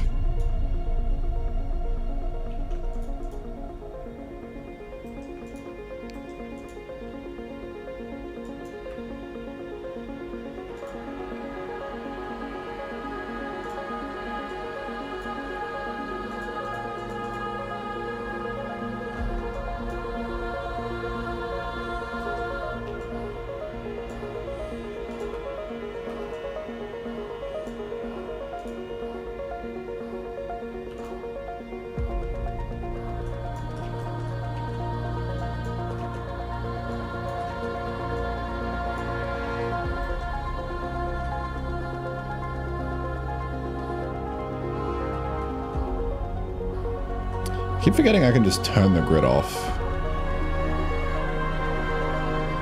It's kind of wild.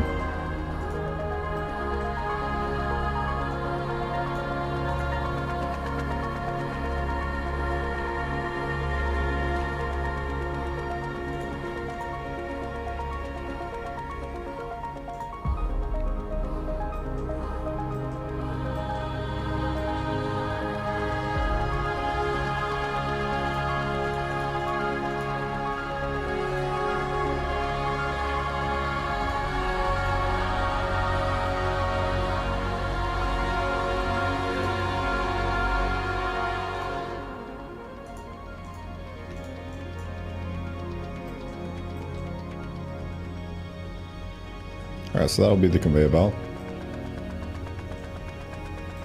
Need to move that up a bit.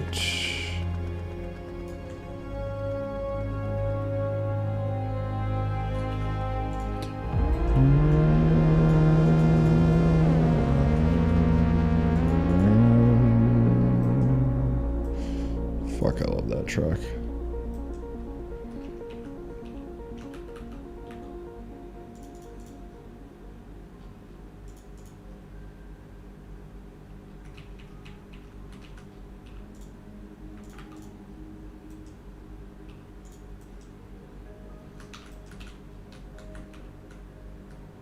Conveyor belt, bang, straight out there. And yes, you'll be able to rotate it, but not right now. We will just do a flip horizontal, not a rotate. So if we shift H, that puppy, no, you'll just flip it to the other side and it'll be fine.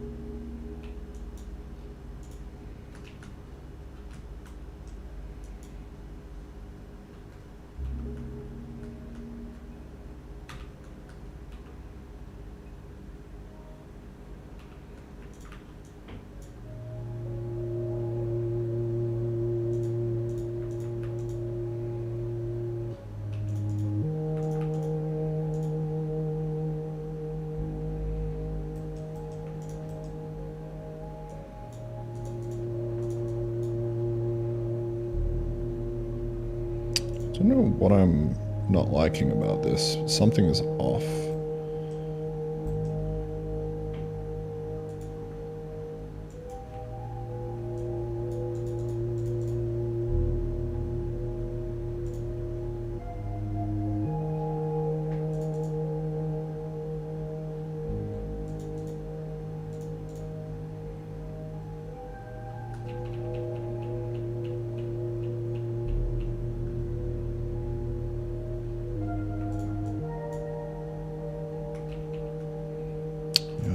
Is.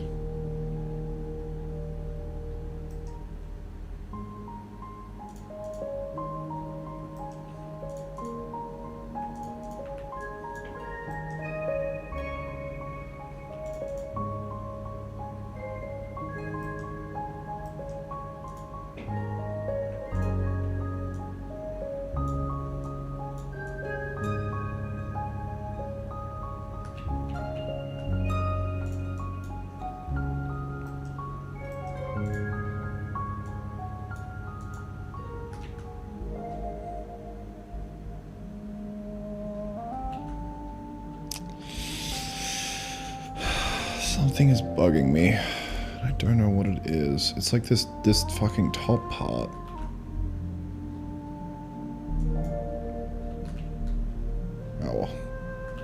I'll just bring it in the game. Fuck around with it later. Ay, ay, ay.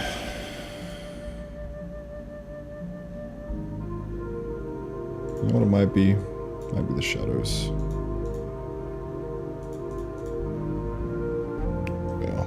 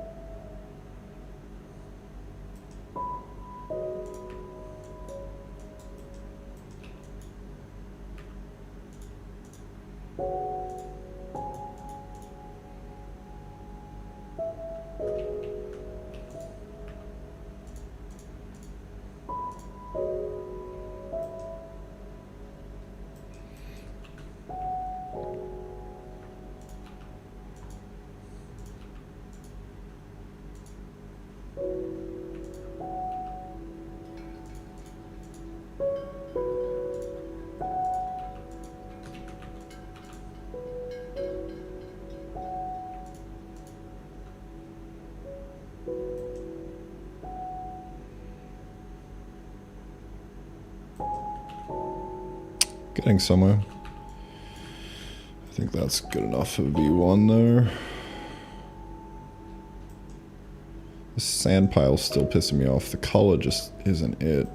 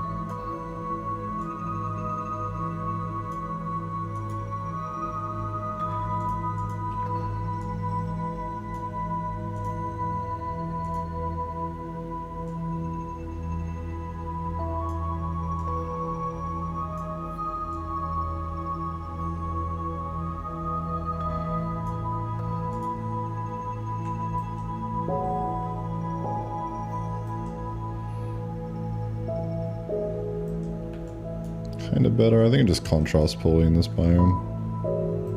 We'll see.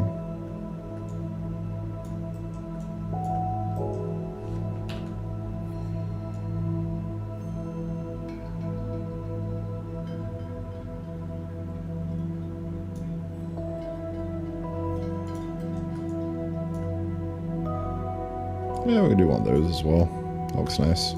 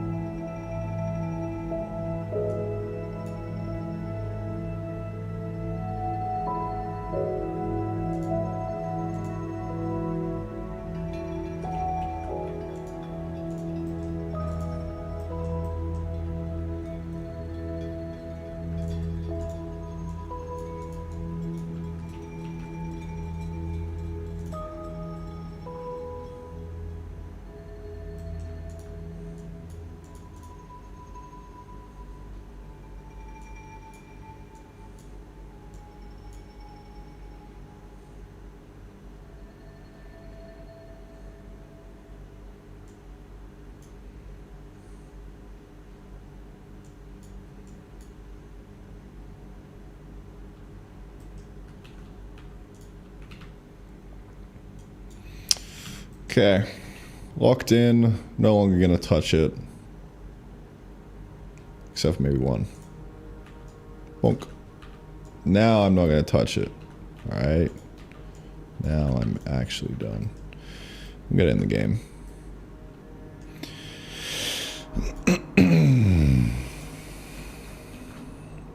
We will get it in the game.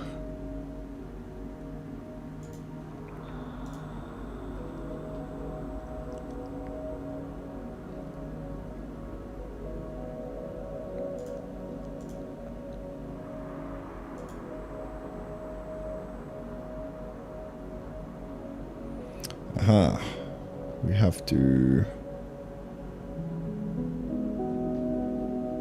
switch to master.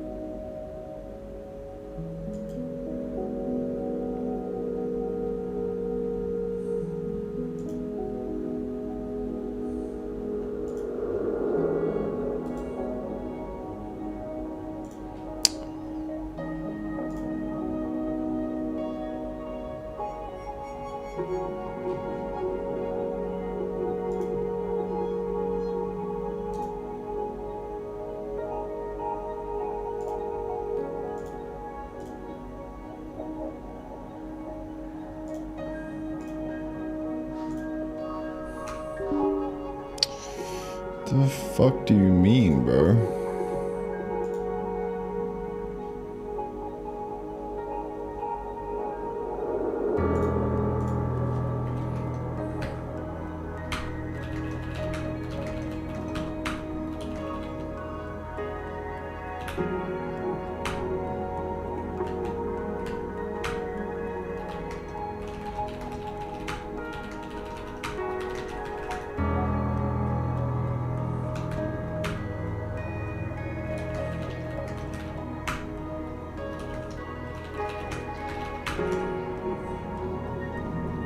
Fucking VS Code. Suck my nuts. Alright. Banging.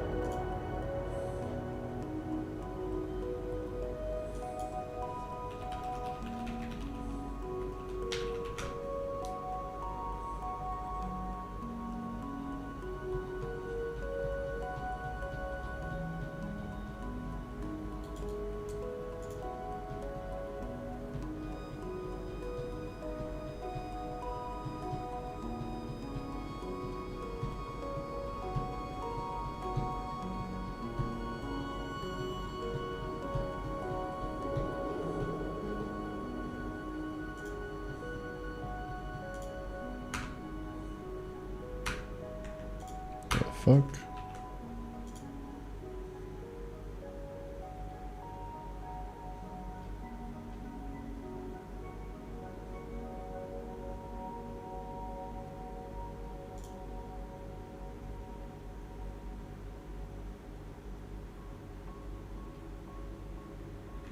There's something about that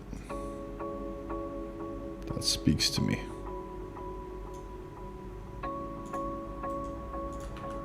Like that. God, I love Pinterest. So sick. So goddamn sick. All right, boys. What I'm going to do is I'm going to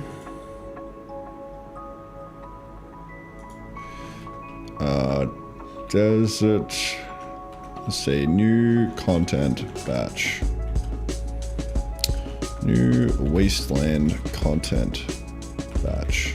H2 or error 2.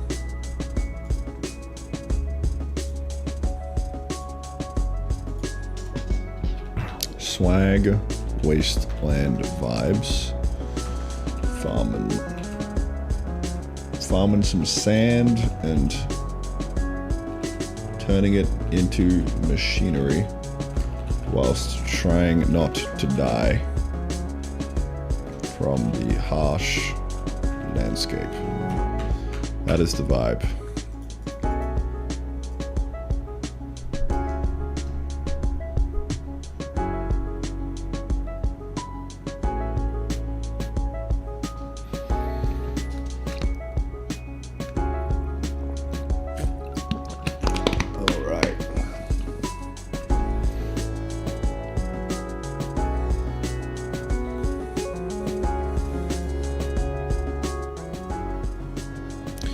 Work-life imbalance. Very good. I think we're going to do a little bit of pure lock-in with just the Distant Thunder right now. It's going to be tremendous. Hope you fellas are enjoying the stream. The cozy vibes. Our good day is splendid. Hope the work is well. Let us keep cranking.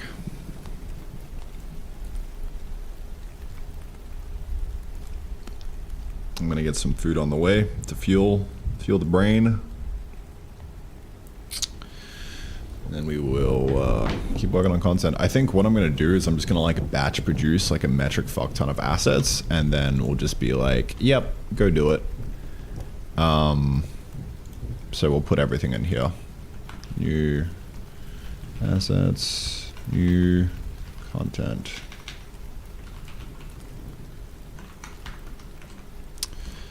Two by two drill extractor.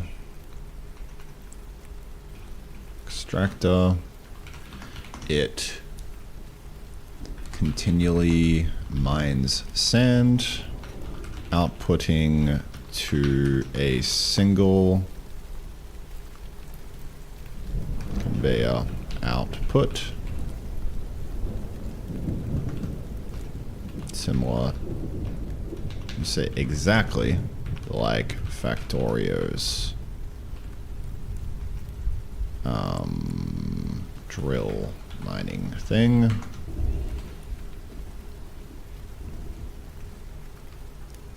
Dude, it feels so good just sitting in content space. And I'm like doing my game development in fucking linear issues. It's wild. I feel like a proper designer. Don't have to touch any of this stinky, dirty code, bro. It's great. Sand. Simple resource. From the extractor. When placed on a sand.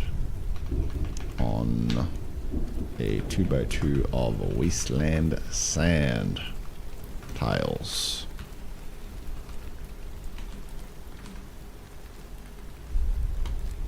We'll say we've already got scuffed drill.png and then sand.png. So we'll just put this in line, honestly.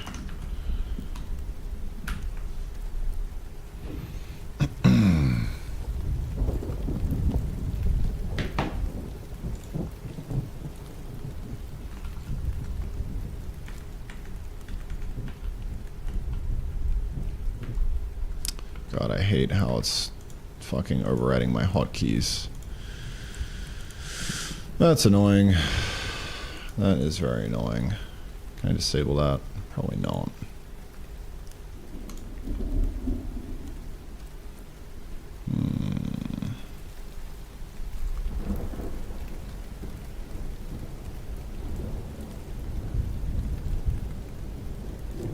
Probably not.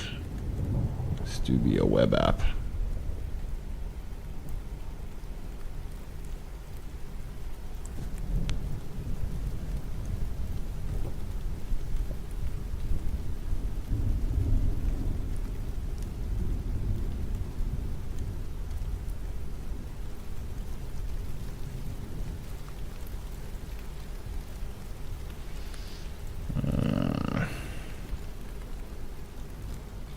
Oh, that's all right. Maybe there is. Just have to be chill with my hotkeys. Maybe I just use the fucking web app, honestly.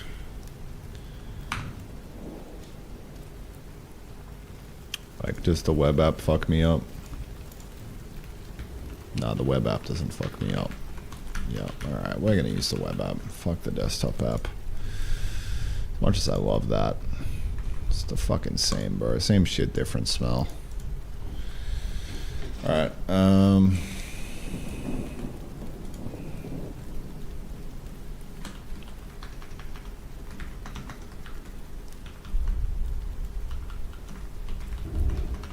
just define the content like this. We'll say excavator sand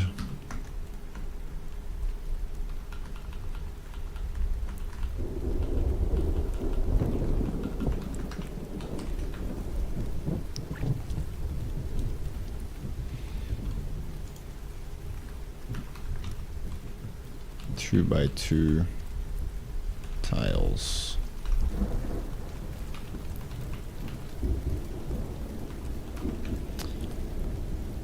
At the center. Is that the center? More or less. At the center, minus 1, 2, 3, 4, 5, 6. The center minus 6 pixels down should output particles in around it. This is where the drill bit meets the underlying sand.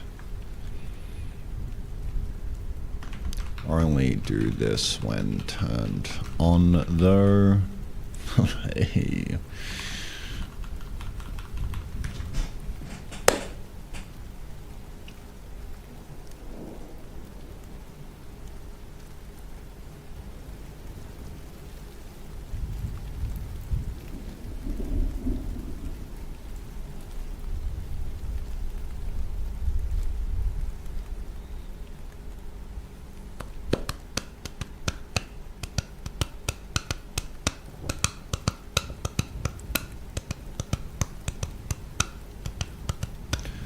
Only do this when turned on though and actively outputting sand properly. If it's backed up or incorrectly not outputting anything, we should turn off.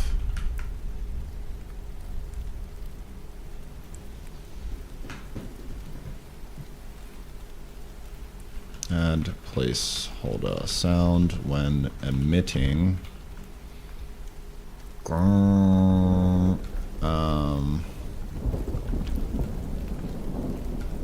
Placeholder sound. Placeholder continual sound for emitting. Just keep it empty.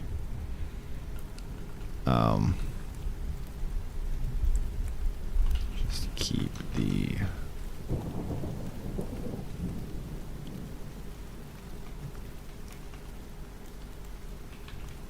we're allowed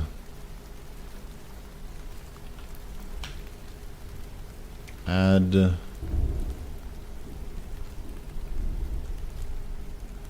silent placeholder sound for emitting.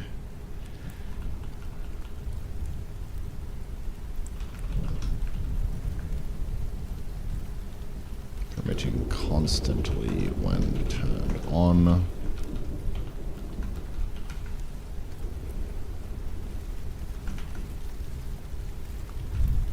Point out. Give a placeholder name for the .wav on disk. Say pick a name for the .wav on disk. I'll plug it in later. Add note.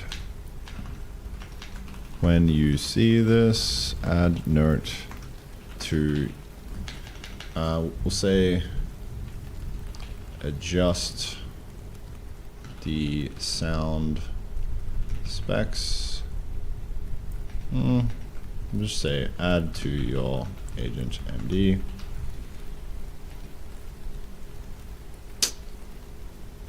When you see this,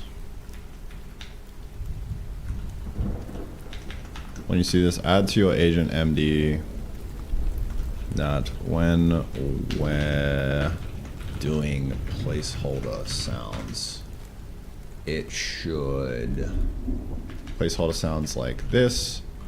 It's fine to just have the WAV,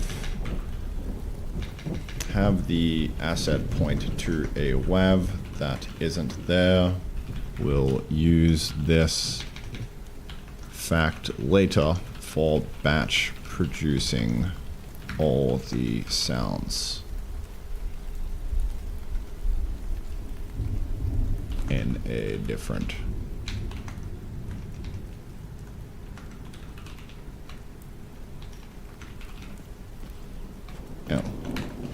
we use this fact later for batch producing all the sounds. Now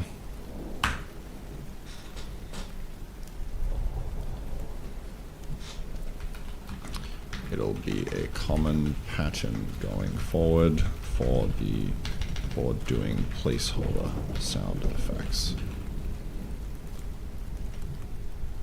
Placeholder stubs of sound effects. Banging. Excavator, cool. We should be good there. I think that's everything the excavator. No, we need to be able to wire it up. So like, how do we want to wire this?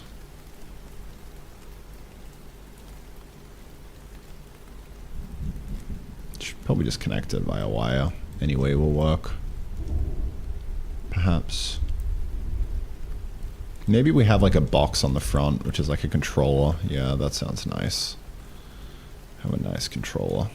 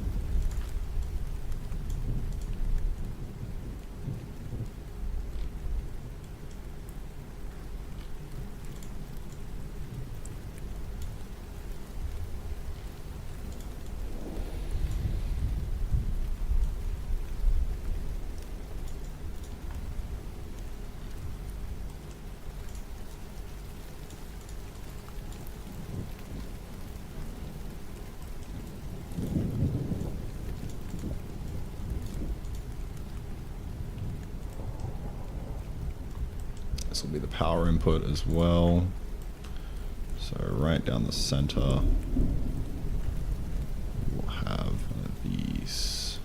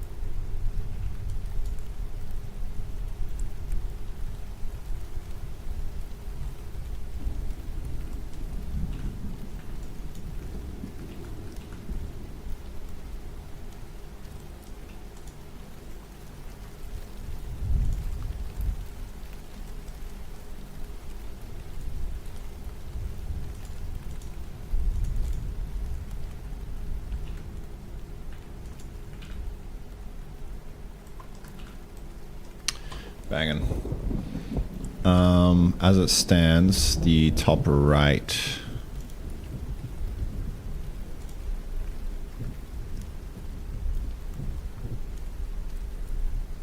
is a conveyor. Where are we going?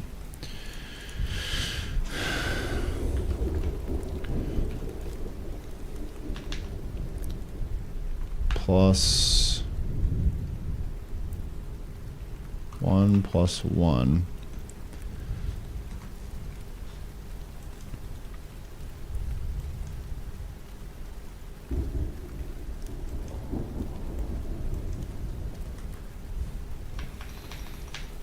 Their output is horizontal.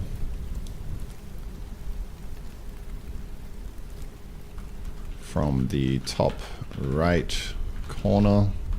Plus 1. Yeah. Top right corner. Plus 1. Plus 1x. X plus 1. Plus 1x. Top right corner. Plus 1 along x. How do you say? You say x plus 1. There it is. On top right corner, x plus 1 outwards. And then the wire / power input is vertical from the bottom left corner. Y take 1. This is a power-based machine. Give a when it's mining, it should have a continual power draw.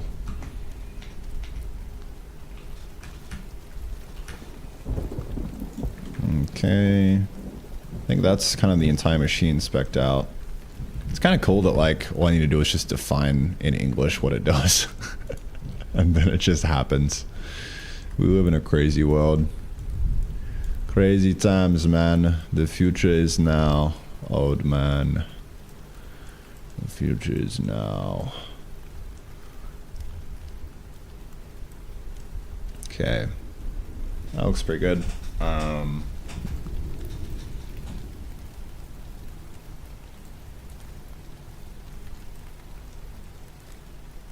That'll pump out sand.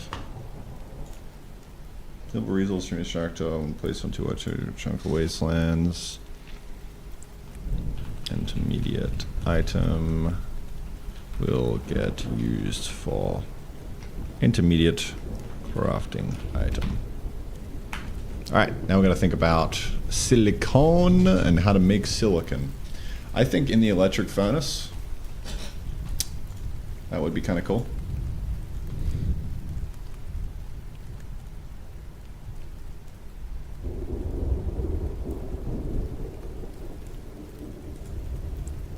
That could be cool. Like we unlock the electric furnace at this stage, which would be kind of hype.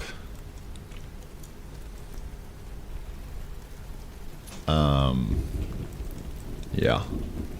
We got to think about like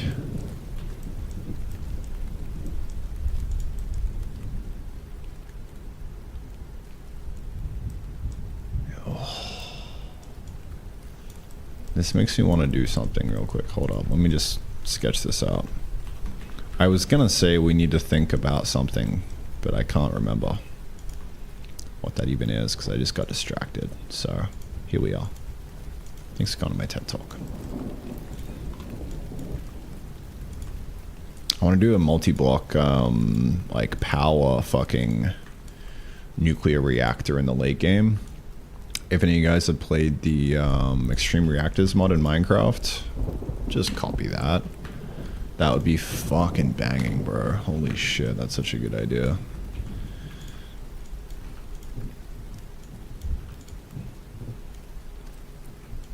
Just have very like machine block, steel frame style architecture.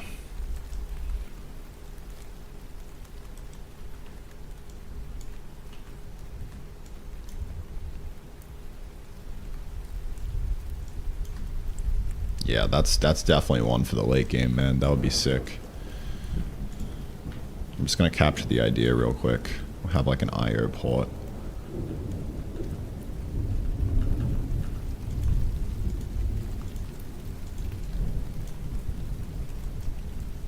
Fuck. That would be so fucking tight, bro. Are you kidding me? You fucking kidding me right now, bro? You tell me we have a fucking multi-block reactor, bro? Sheesh. We'll do like dynamic tiling as well.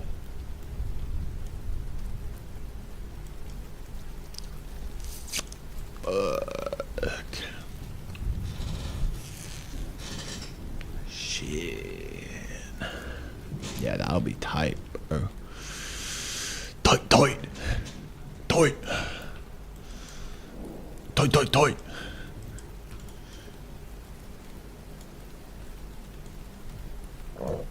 Ooh.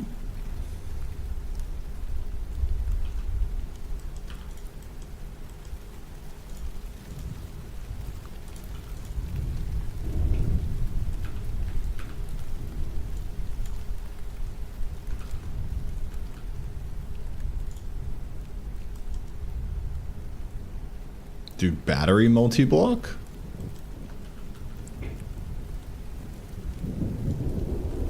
Wait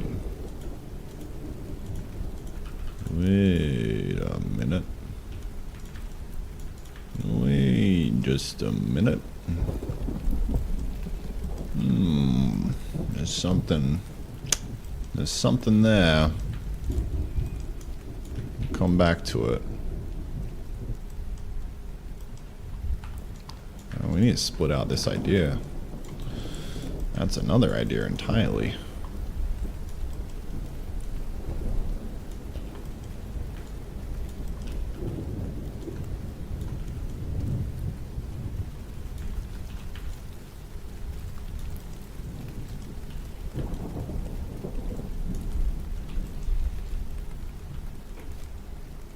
Okay, this I want it to be more generic. It's an IO port. That'll capture the reactor idea for me later. Should be cool. Just eat into this a little bit. Make it look like it's a multi-block. Should be able to make it any shape, I think. But we'll see. Time will tell. Time will tell how that puppy pans out. Okay. Leave that now. Slowly refining our ideas. God, I fucking love game dev, dude. This is so much fun. Having the time of my fucking life right now. Having so much fun, I'm forgetting to eat. I said I was gonna order. I got distracted.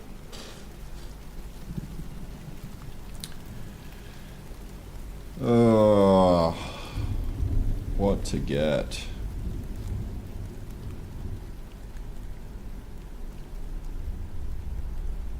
I think I might go for a walk to get some food today. I haven't been outside in like over 48 hours, I think, so I'm gonna go tackle that. That's what I'm gonna do. I'm gonna keep thinking about the content. The goal is I'm gonna try and one-shot adding all of the content in. I'm just gonna keep adding to this. We'll see how it goes. It's like the bottleneck is not getting it in the game and programming anymore. The bottleneck is like me thinking deeply about the design and how it all works. So the more I can have it fleshed out beforehand, the better. Can't even remember what the fuck this idea was. But I'm just gonna fucking delete it. Goodbye.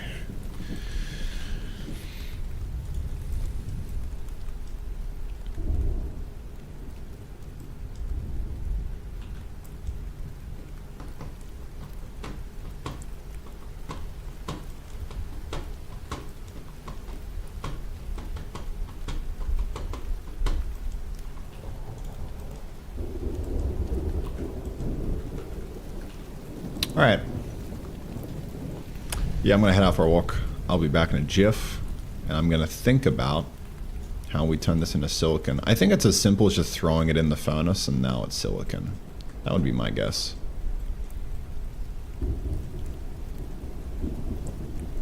That would be. I also would kind of like to make it so the trees won't grow unless they are at least one block away from each other.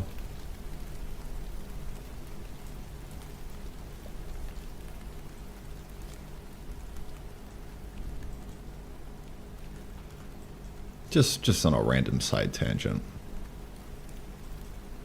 One block space minimum I think would be cool. What about diagonals?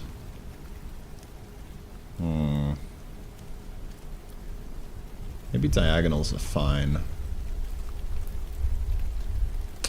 I'm not sure. Nah, diagonals. Diagonals might look better than one block. Hold on, let me think about this.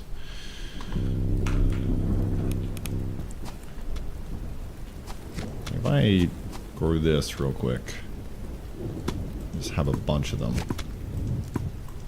Which one would look more pleasant? Fuck off, Mr. Slime. Piece of shit.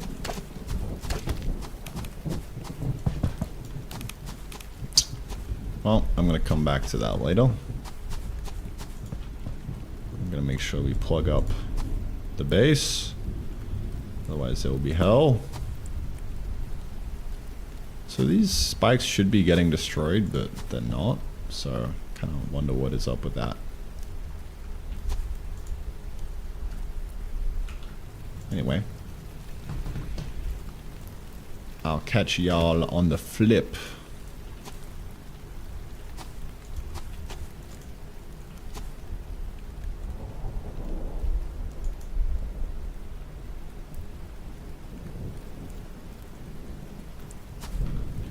Try to expand the world. I got a little cheeky with it. A little world expansion. Fuck it, man. Why not? Dude, having an open world just feels so fucking good, man. I also love that I didn't do it too early. Like, I waited until now when the game actually has, like, good fundamentals outside of, like, the land expansion. Like, it's just not even needed at this rate. It's banging. Alright, man. I'll be back.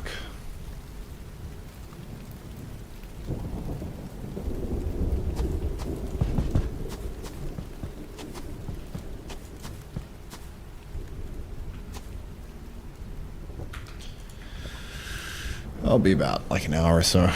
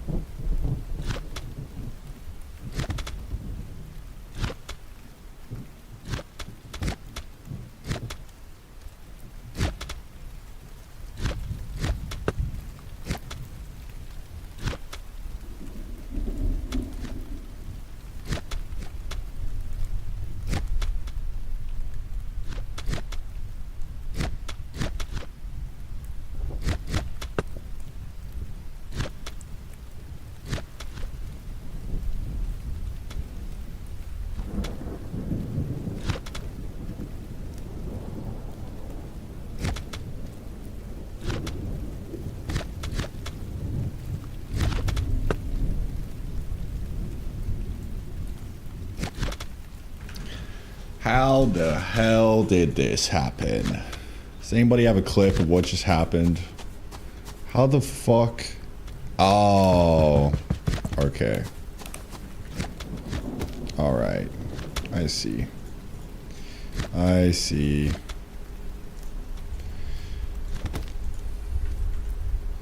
Totally normal gameplay consequence. The spikes are finally running out.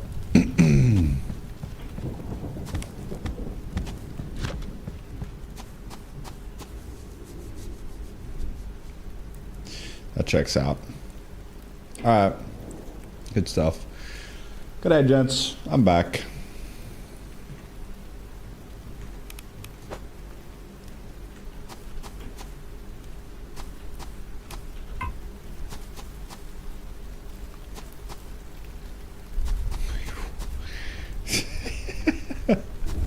Does slime get in here and just go to town, bro? You naughty little fella, you.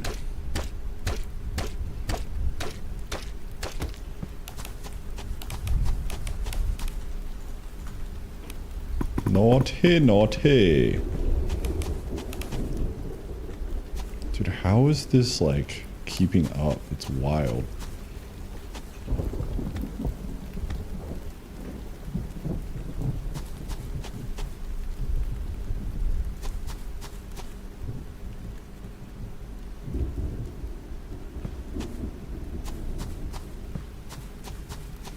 I guess there's no crafting happening here or here or here. It's literally just occasional carrot and this. So that checks out. That does. Alright. Well, let's get back to work, shall we? My trees have grown. I think I like... maybe we should pull a Minecraft and like you're kind of forced to do, you know, this pattern to grow trees. Like it has to be within like a radius, right? Fucking epic style, bro. Why is this guy stuck? What's up with you? Or you're probably trying to run to the void, but you can't find the void because there is no void anymore. Hey, hey big fella. Huh? What are you gonna do now? What are you gonna do now, little big man? Huh? Huh? Ow.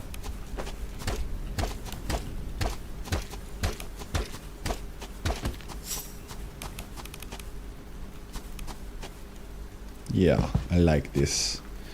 Make trees not grow in within a radius.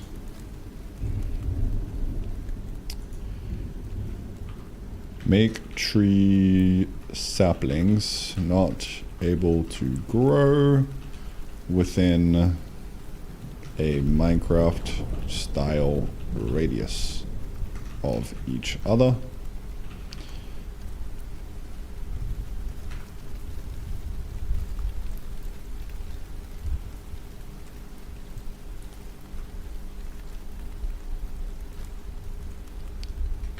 Unless within a Minecraft style radius of each other.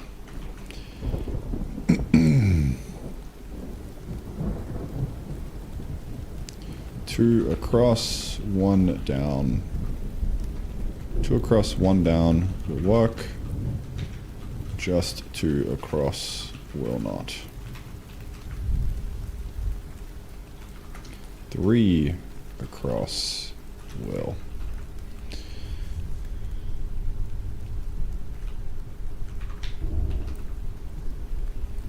Bang.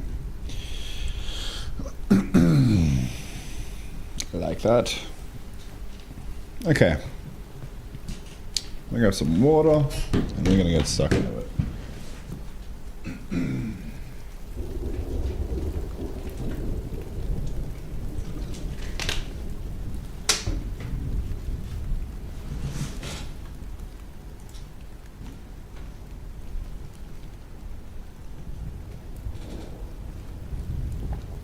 All right. Should we get a rock and roll? The one thing about not having chat open is I don't really know if the stream is fucking dead or not, which is kind of funny.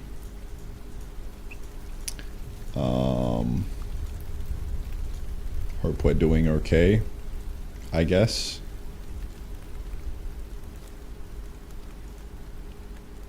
We should be okay.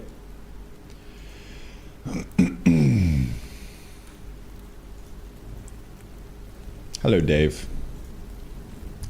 F, shut up. Shut up. I want to hear it. All right.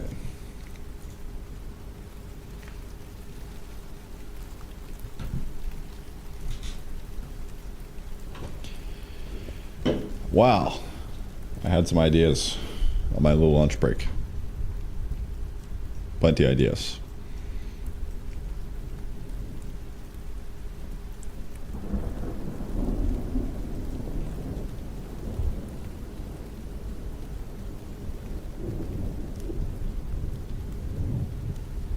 Number one, let me tune this.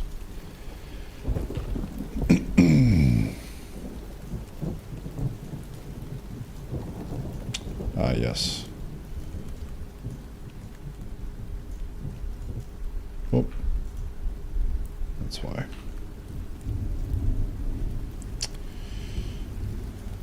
Do be just kind of gray though, so that's interesting.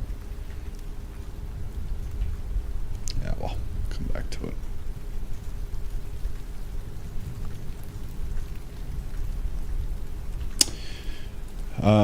What ideas did I have?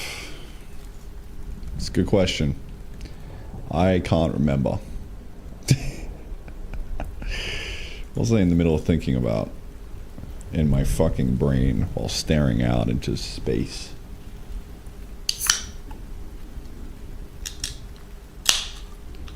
Kind of go for a beer right now, no? This will do though. This will do nicely. Another lemon soda in the bag. Mmm. Scrumptious.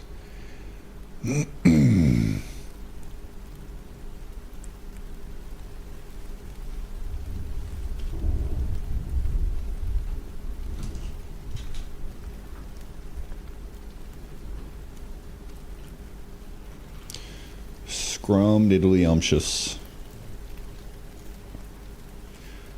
So I was thinking,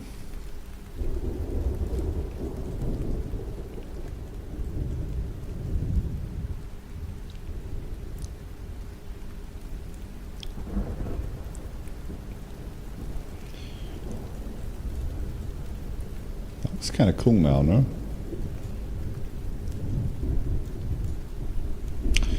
What was I thinking? I was thinking cement. That's concrete, baby.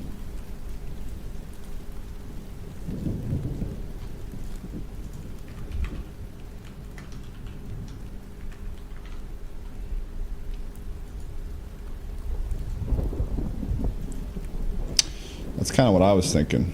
You know what I'm saying? I'm just kind of on that shit right now. Type shit.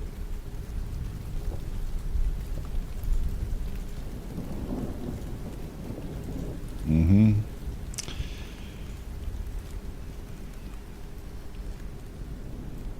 A little bit of concrete action.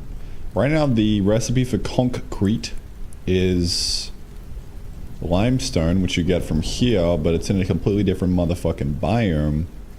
And that makes me a little sad.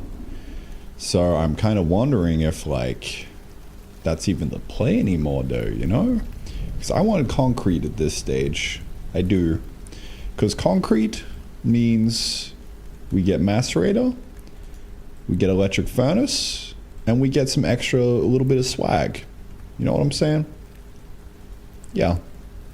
And drilling it out of the sand, getting sand, and then maybe just, like, having sand plus stone equal concrete would kind of work. I would kind of like gravel, like you crush the stone into gravel, but like then we would need a macerator, and like in order to get the macerator we would need the concrete. Bit of a catch-22 type sitch, you know? So,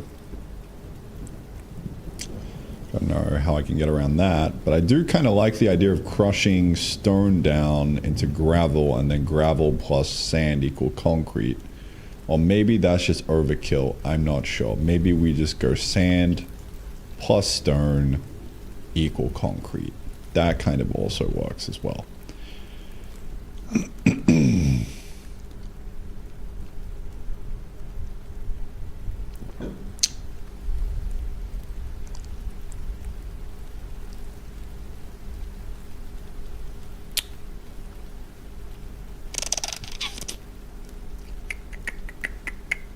Maybe we consult Clyde on this one.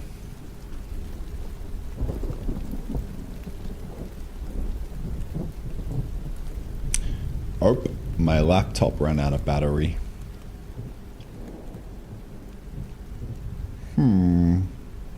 That's fun. I forgot that I unplugged it. God, I hate it when this happens. I only have one USB-C charger, so like sometimes I have to unplug it to charge like my headphones or iPad or something. I just forget to plug it back in, and now Clyde's fucking dead. He's dead. He's fucking dead. Fuck, man. It's over. What am I supposed to do now? Huh? I have to start up fucking Arch Linux again and fucking remember how I even got this shit starting up to begin with. Restart all the services because I haven't done a restart in like fucking a week. God. Well, let's figure this out. R.I.P. Clyde. We're gonna have to perform some CPR right now on our boy.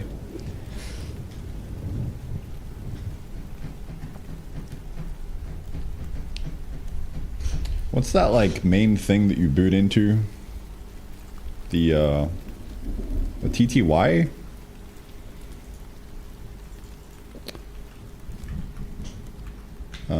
Linux TTY meaning.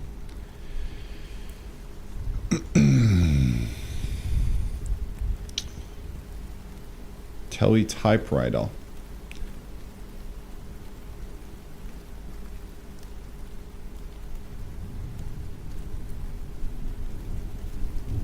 It's a software-based terminal interface that allows users to interact with the operating system, kernels, and shell.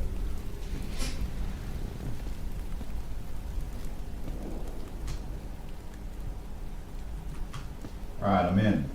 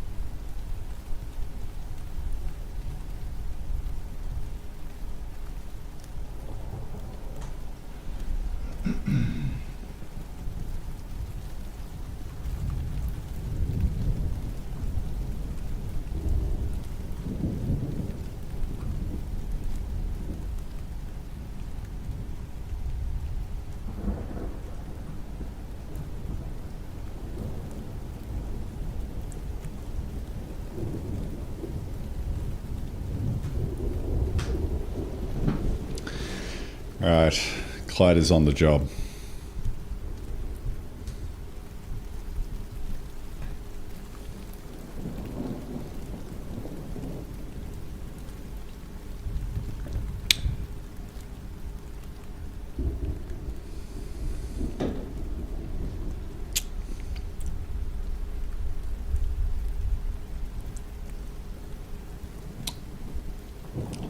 Clyde is on the job. Yes, sir. God, I wonder how many things I'm going to need to set up.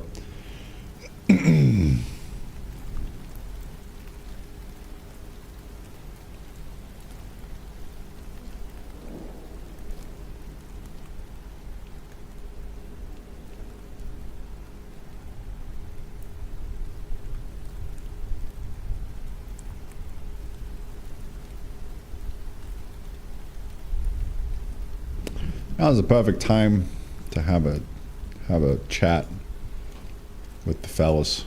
How we doing, boys? It's been happening.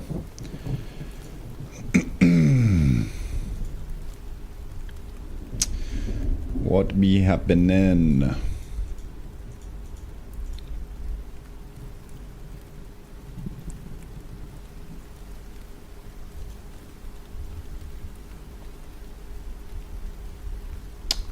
Yeah.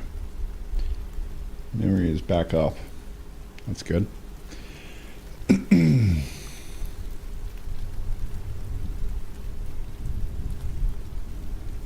Planning to add more biomes in the Tesseracts. Mr. Randucci.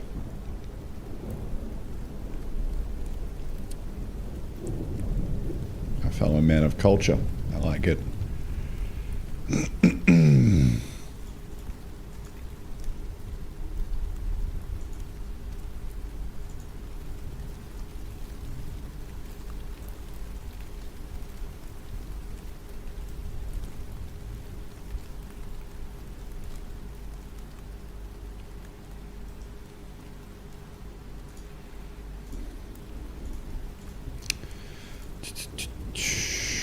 We're having very productive conversations here. I like to see it. I do.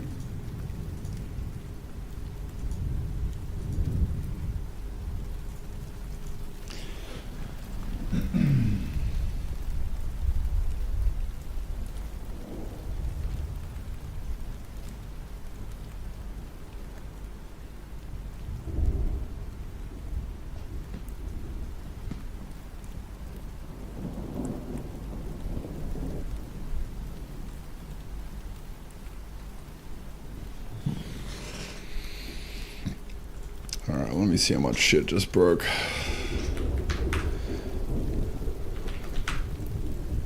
Alright.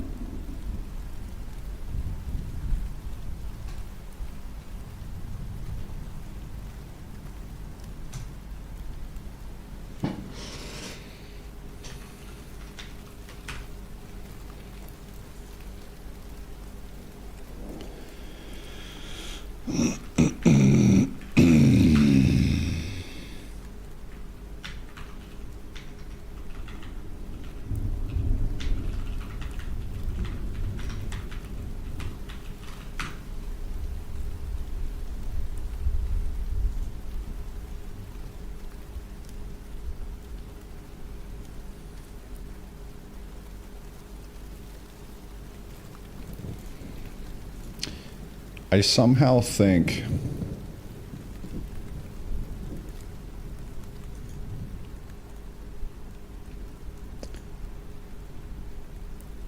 that we are currently inside Claude code, and that kind of scares me.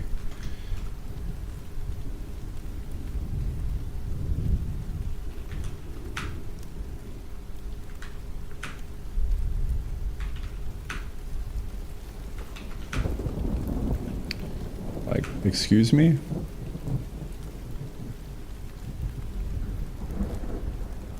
God damn it. Motherfucker.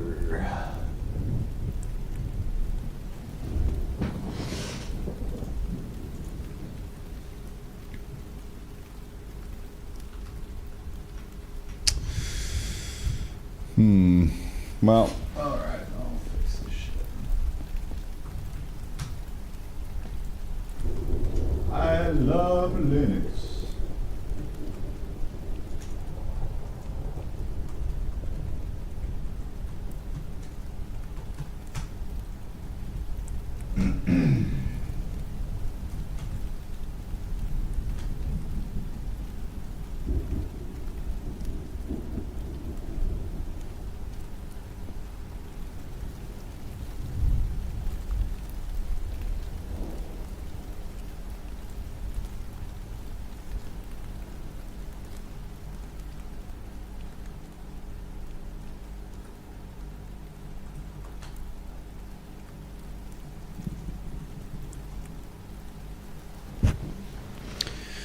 Alright, I'm rebooting.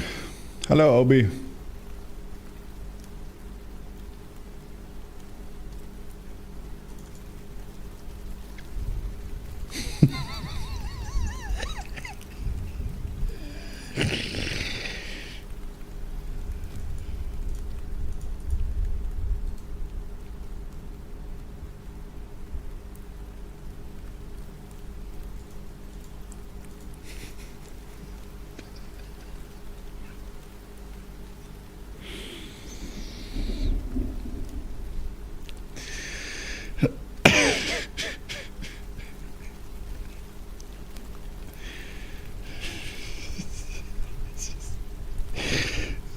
Fucking art, bro. It's just art of like the highest order imaginable. I don't think we ever top this as a species.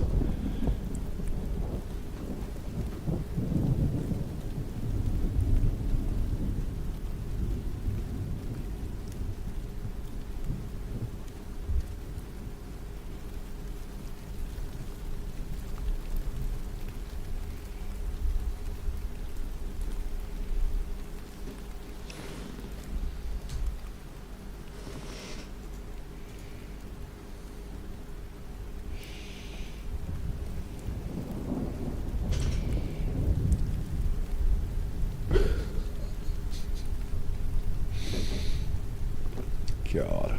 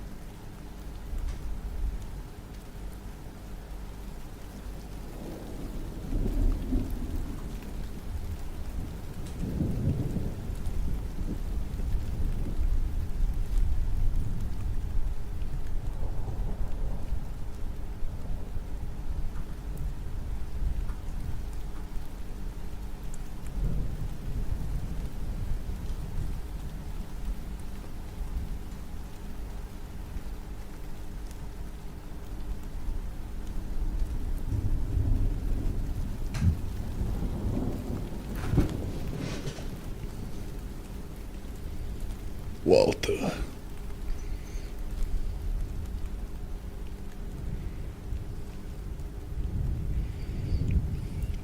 I just told Clay, no, something's not working, and then he went, bollocks. The wildcard TTY match executive session. I don't know what I just did. Just did it again.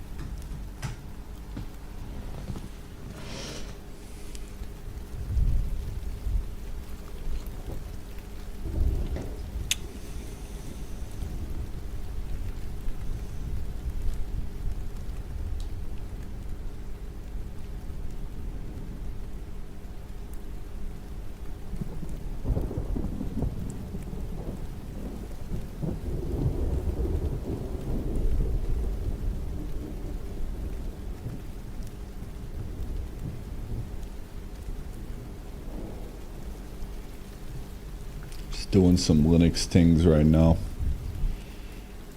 Trying to get it so that when it reboots, it sets up very nicely.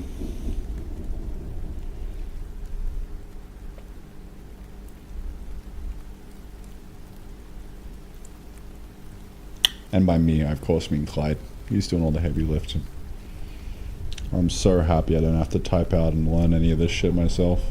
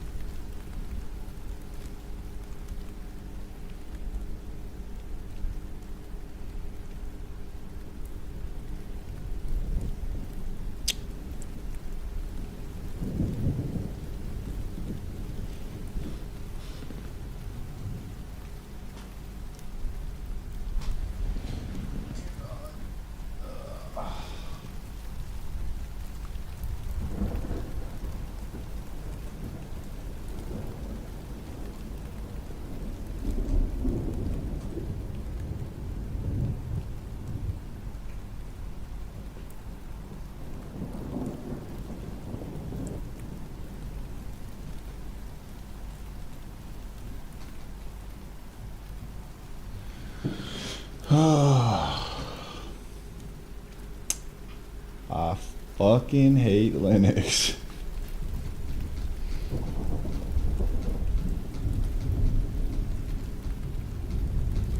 Linux is my daily driver.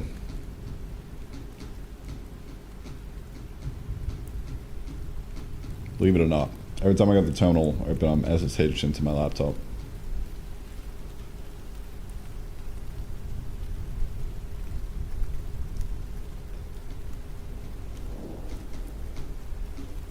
Entire PC is fucking great right now.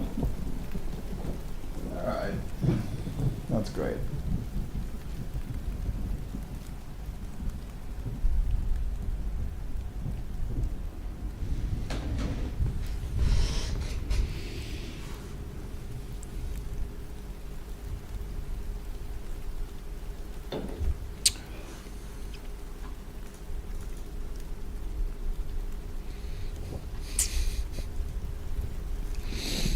Hold up.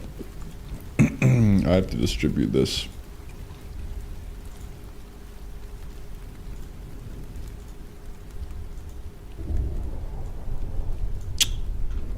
I have to do the rounds.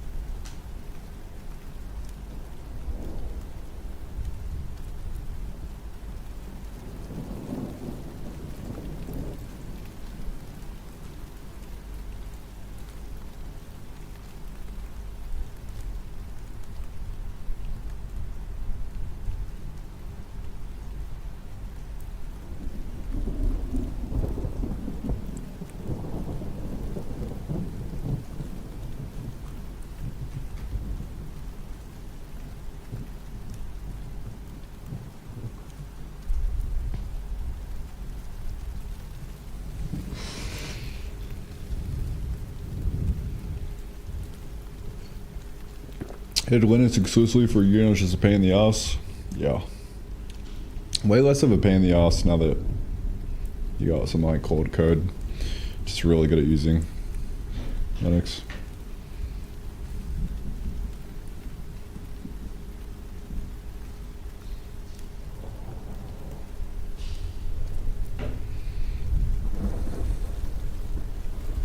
Still a pain in the fucking dick hole though, Jesus. The amount of setup that I had to do just to like make it so that when it shuts the lid it goes into hibernation instead of, well, nothing. And then restore from hibernation.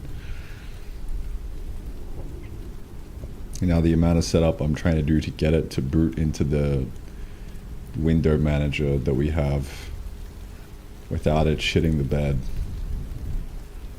It's wild. Set up a local server machine using Linux and SSHN. Yeah, it's good. I've just been doing that into my laptop. It's been respectable. Because then you don't have to dual boot. Like, dual booting is a pain in the ass.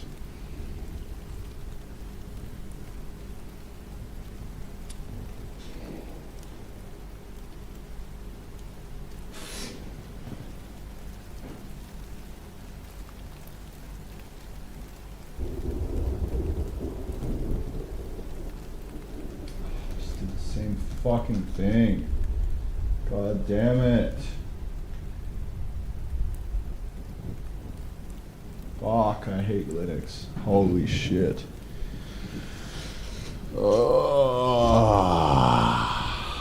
I hate it and I love it at the same time. Love-hate relationship. It's good when it works.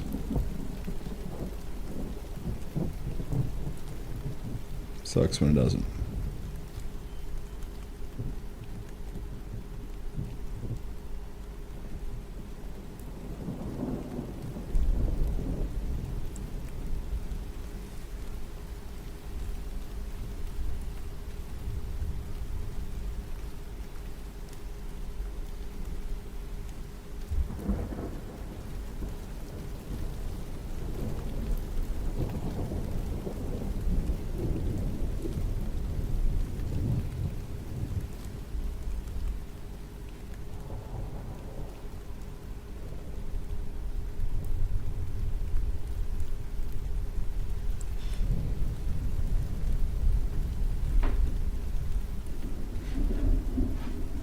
Okay, we might be back.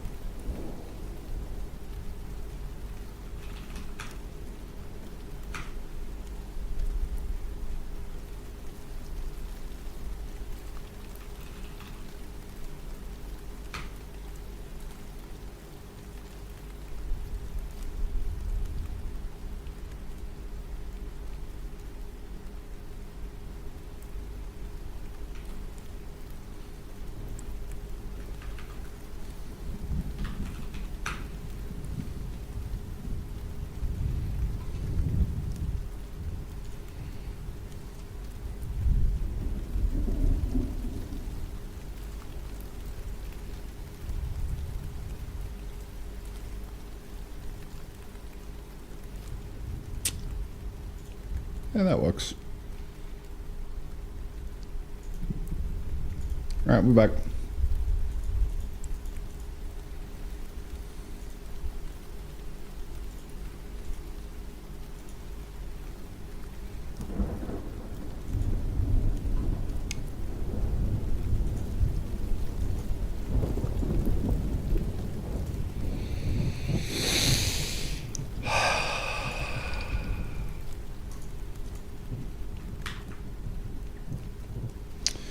We are back.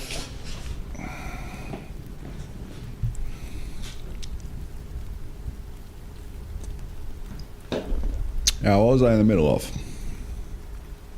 Ah, yes, cement. That's concrete, baby.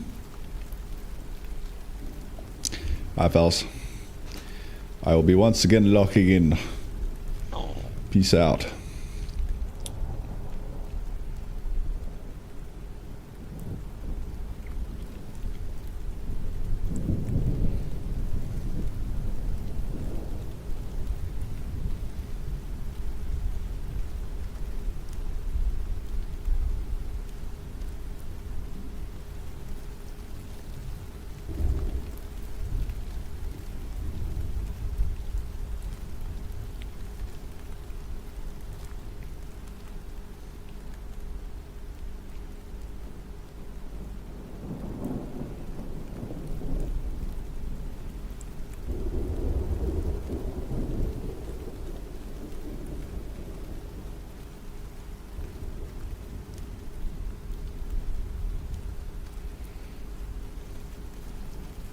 The air quality index outside right now is 150. It's wild.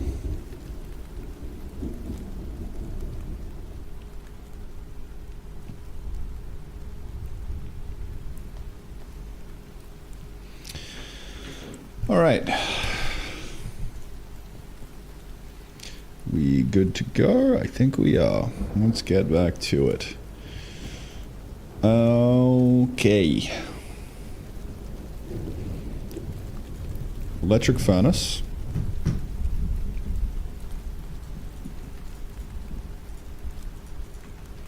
Also kind of got to think about like, whoa, that, you know?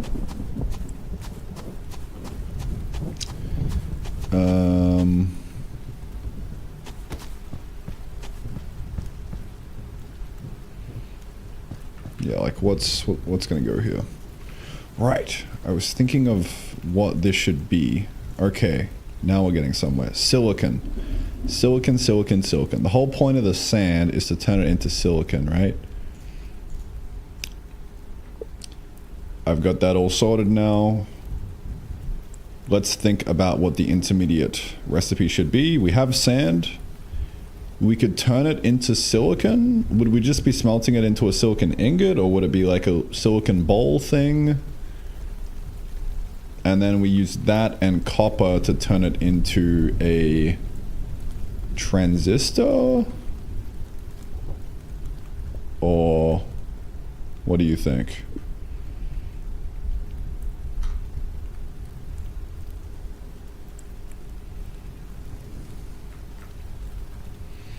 Like if we turn the sand and we put it into silicon, how does one get silicon?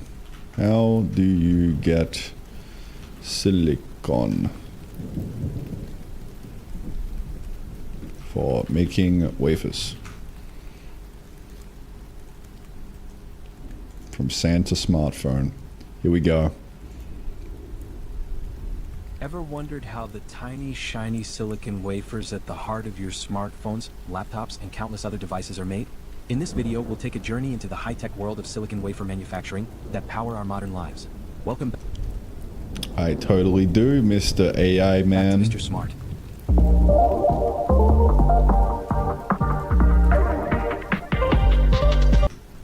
God, I hate everything about this. Silicon wafers are ultra-thin slices of crystalline silicon. They're the foundation of semiconductors, the building block. God, I can't fucking watch that. Yeah, give me a human.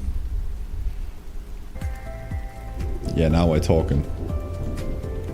Oh. Uh-oh. Have you ever wondered God what fucking makes your damn smartphone it. so smart? Or I fucking crash out, bro. Gonna fucking crash out.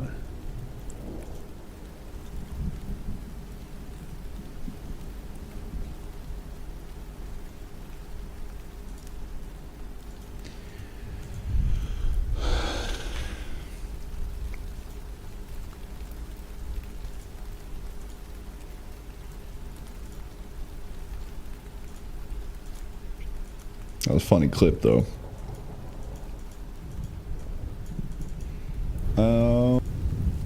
I totally do, Mr. AI man. Back to Mr. Smart. Are ultra-thin. Yeah, now we're talking. Oh. Uh-oh. have you ever wondered God what fucking. makes your That's good. That was a good one. Alright, I'll get my slop straight from the source. Thank you very much. Massive refining job that turns common sand into some of the purest material on Earth. Extracting raw silicon. The source. Silicon is mainly extracted from silica sand, silicon dioxide, which is one of the most abundant materials in the Earth's crust. Really? Wow. Initial reduction. Sand is mixed with carbon like coal or wood chips and heated to over 2,000 degrees Celsius in an electric arc furnace. How hard do we want to go on this one, boys? How literal do we want to go? I mean, I'm kind of thinking we just throw some sand in a furnace and call it a day. You know what I'm saying? Like.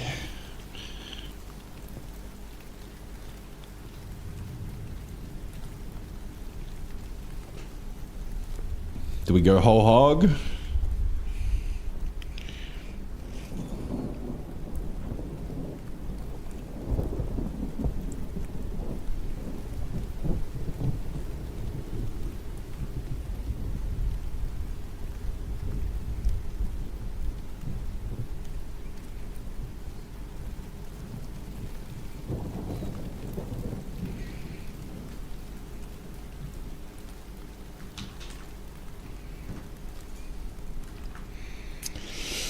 I don't know, man. Extreme purification. MgSi is converted into a liquid compound called trichlorysine. Distillation. Liquid is repeatedly distilled to strip away impurities like iron or aluminum. Final form. The purified compound is converted back into electronic grade silicon, e.g. S, reaching a staggering 99.9999999999999% purity. Holy. Oh, and then you make it into an ingot? Melted in a quartz crucible at roughly 1420 degrees Celsius. So seed crystals dipped and then melted and slowly pulled upward while rotating. As it pulls, the molten silicon solidifies around the seed, forming a massive single crystal cylinder called an ingot. And we haven't even started slicing the motherfucker at this point. Sheesh. Okay. Alright.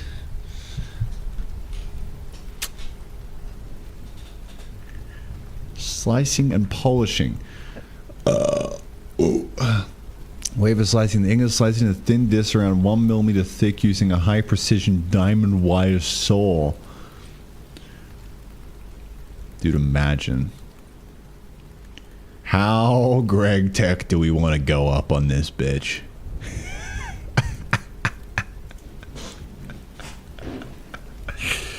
If you know, you know, dude.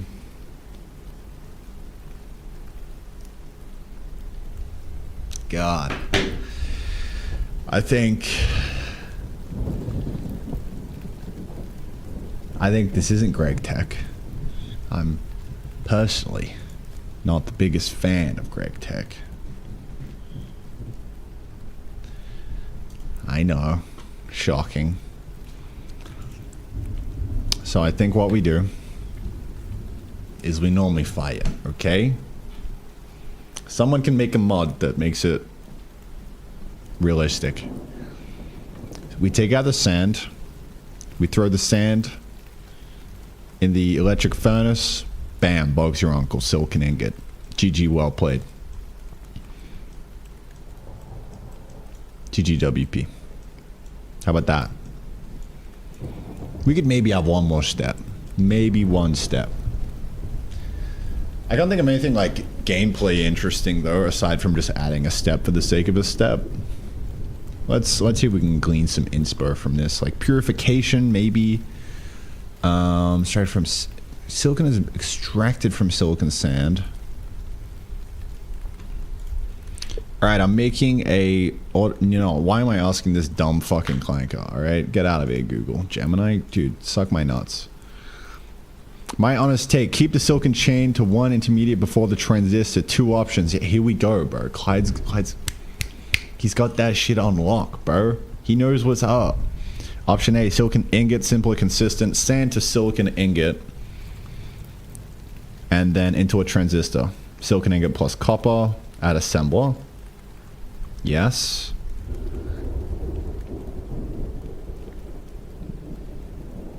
Silicon is not only metal, so ingot is slightly odd, but probably fine for a game. I mean, it's part of the process, right? You get an ingot, you do some shit with it. Bob's your uncle, dude.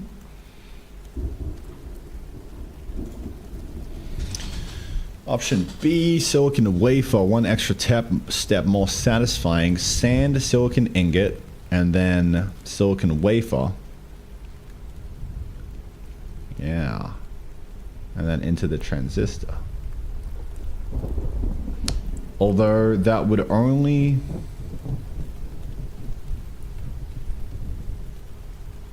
just add an extra step for the sake of adding an extra step, and I don't know how much I fuck with that, you know what I'm saying?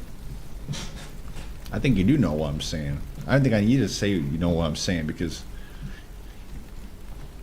let's be real.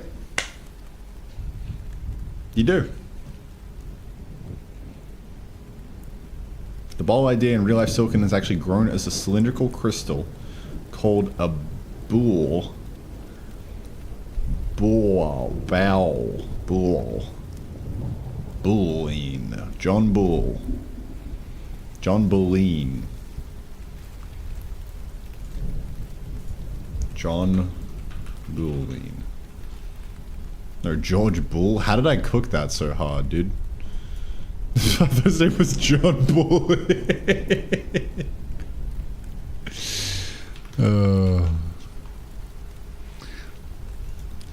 Did George Bull invent the bull?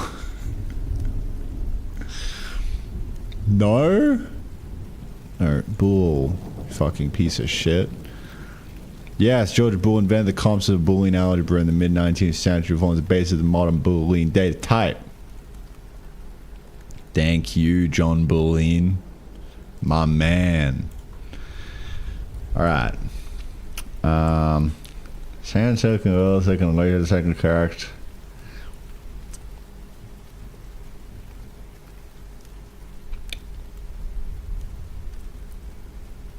Sand into silicon ball in a silicon wafer. Yeah.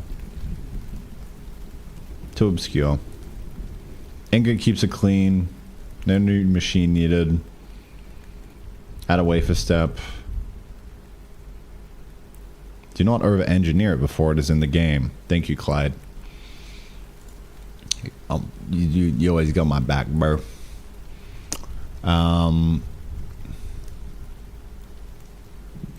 Yeah, I think we just go ingot, bro. Because, like, if you cut it up into a wafer, then it's like you're just adding an extra step for the sake of making an extra step, and I don't fuck with that. I don't like that.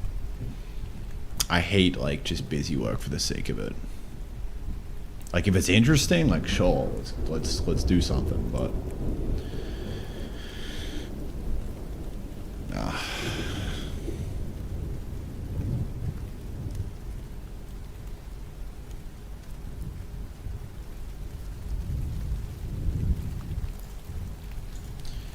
now, can we call it something other than a silicon ingot, maybe?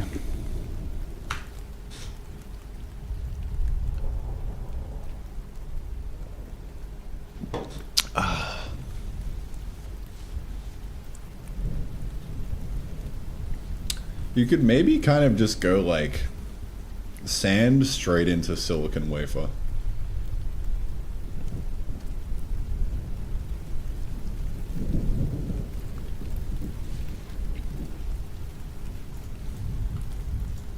Silicon wafer. God damn.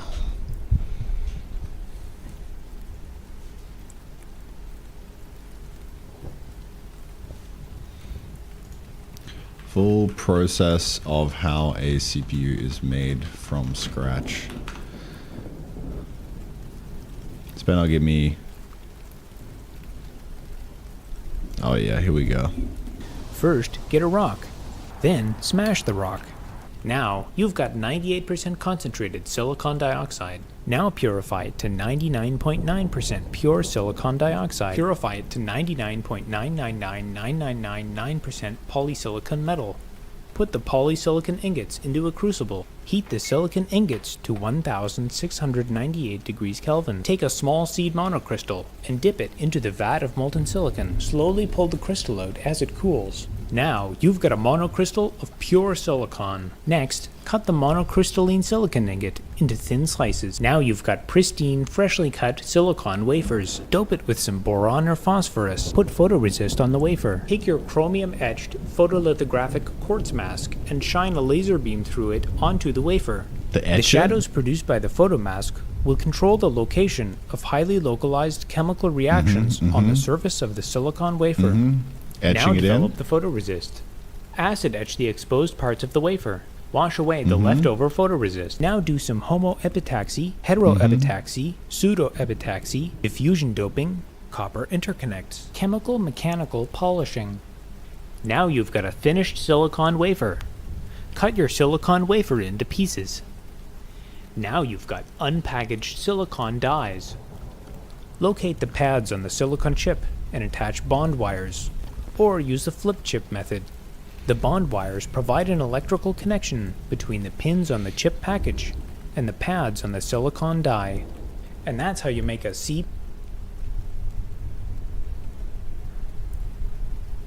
That's odd. That's odd.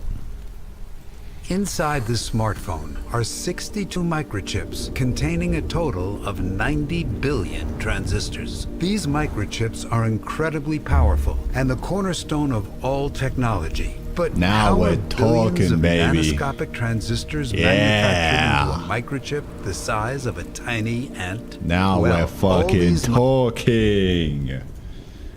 Yeah, baby. All right. All right. Very nice. Microchips were manufactured in a semiconductor fabrication plant, manufactured into a microchip the size of a tiny ant.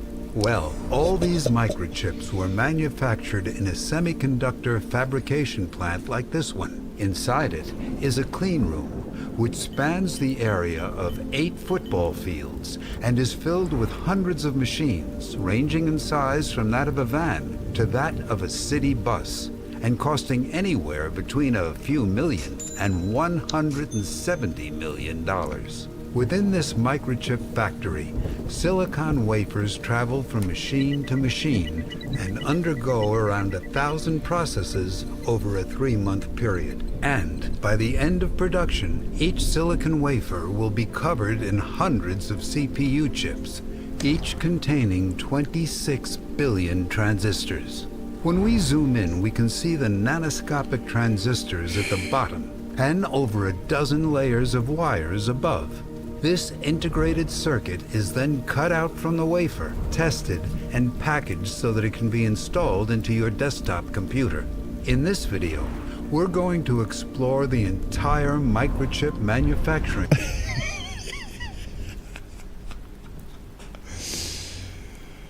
Oh, I just had an excellent idea for an edit. Wow.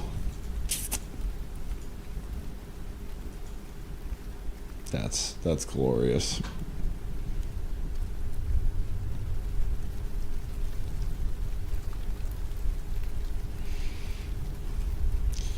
Just the visual of it getting installed into like a gaming PC. And show you so that a integrated circuit is then cut out from the wafer, tested, and packaged so that it can be installed into your desktop computer.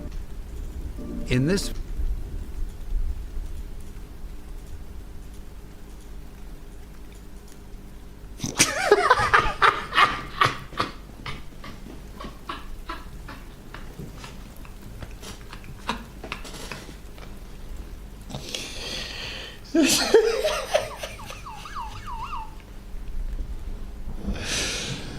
Oh Lord. Oh. Zooey mama.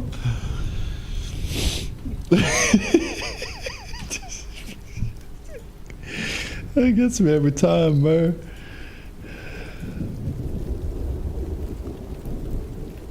God bless modern technology.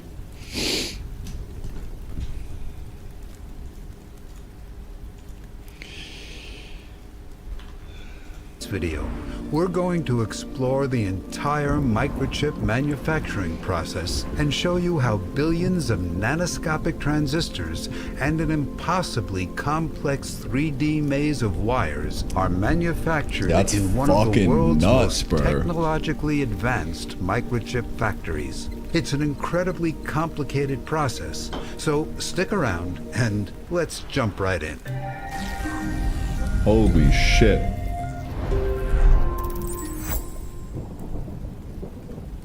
A portion of this video is sponsored by Brilliant.org. Shut the fuck up! To get a complete picture, PU be faulty mirrors where needed to picturing works. I pre-jacked the ad. My bad. By Brilliant.org. There are two sides to understanding how microchip manufacturing works. The first is the sequence of steps and processes needed to build the nanoscopic transistors and the labyrinth of wires. Whereas the second... God, I really want to finish watching this, but I also want to make the game.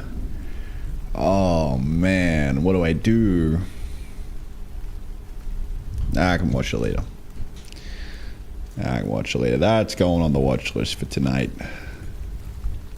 All right, gentlemen, back to it.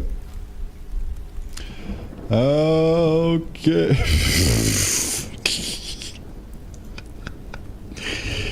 All right. Let's get serious now, okay? Normal funny business. We're here to work.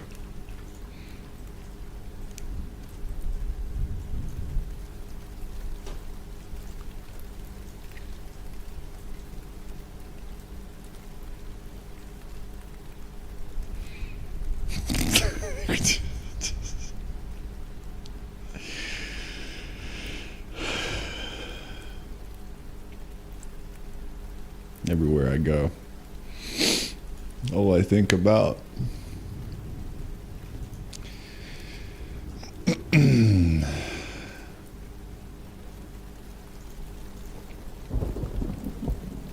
breaths. Silicon. How does a silicon wafer look? I think I got kind of an idea. We just go shablam. Wafer. Done.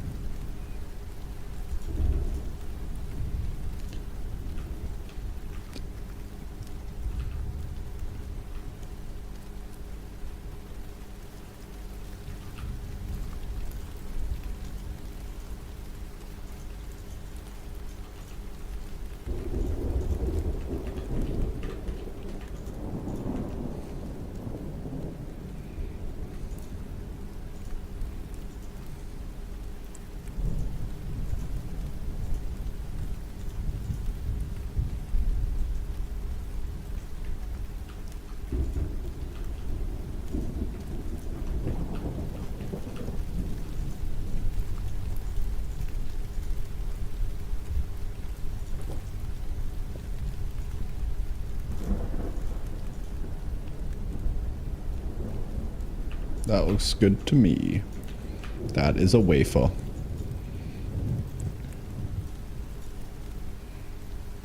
Should we just call it silicon?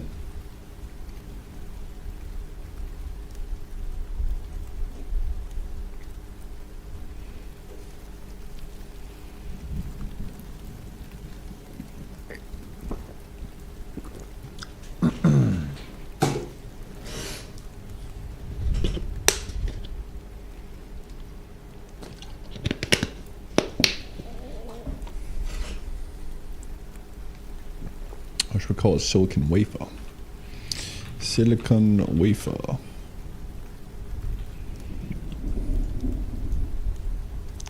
We could just call it silicon.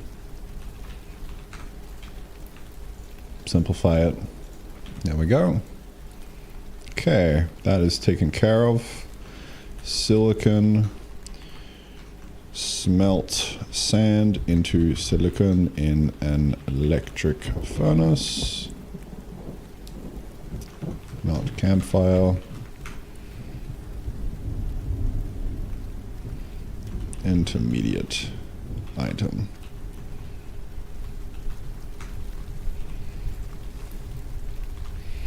Okay, and now we have the transistor.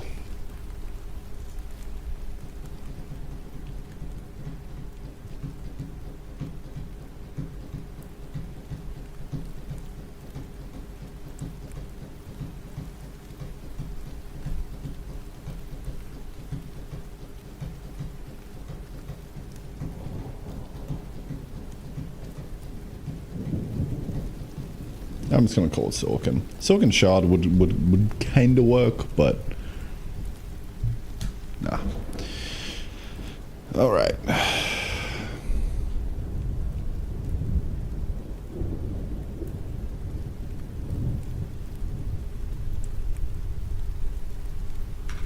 I'm just gonna call it silicon. Now, should it just be silicon plus copper wire equal transistor? We currently have a stone circuit in the game as well. So maybe we could combine that, but I'm not sure. I'm not sure how I even feel about the stone circuit, to be honest. Maybe I kind of want to remove it.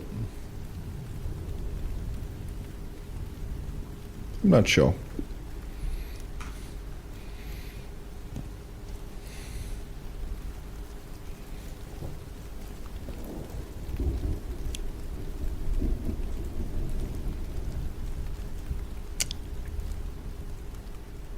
The stone circuit is kind of interesting because you just do stone plus wire, and that's like kind of an interesting intermediate.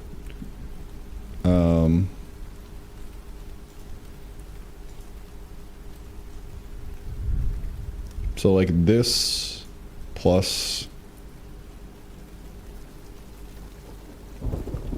wire. Why silicon, by the way? That's what I'm curious about. Why is silicon needed for CPUs? Why can't we use something else? Is it just like good at insulating? I don't know. How does electrical stuff work, man?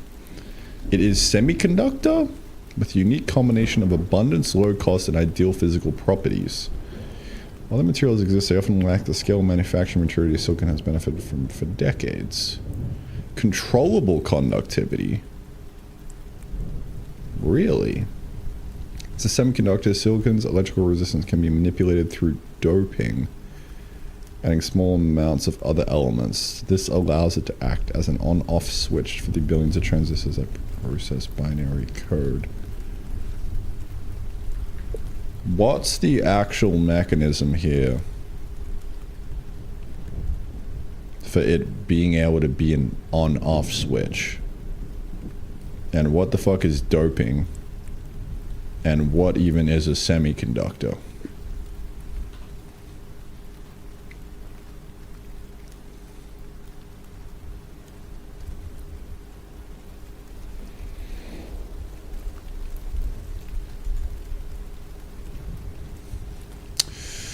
To understand why silicon is a magic material, you have to look at its atomic structure. It all comes down to how electrons move or don't move through a crystal. What is a semiconductor? Think of materials on a spectrum of conductivity. Conductors, copper, gold. The atoms have loose electrons that flow freely. It's always on, right? Insulators, glass/rubber, their electrons are tightly bound, always off. Semiconductors, these are the Goldilocks materials. In their pure state, they act like insulators, but if you give them a little nudge, heat or electricity, they can behave like conductors. Holy shit. What? Dude, that puts the semi in semiconductor, man. What the fuck is doping? Pure silicon is actually a poor conductor because its electrons are all locked in a stable grid. To make it useful, we dope it. Meaning we intentionally inject impurities into the crystal to mess up its perfect balance. That's a wild name. I love it. N-type, P-type, dude, this is what we were getting into earlier. It's all coming together. It's all coming together. Holy shit. Holy shit. Wait a minute. N-type negative.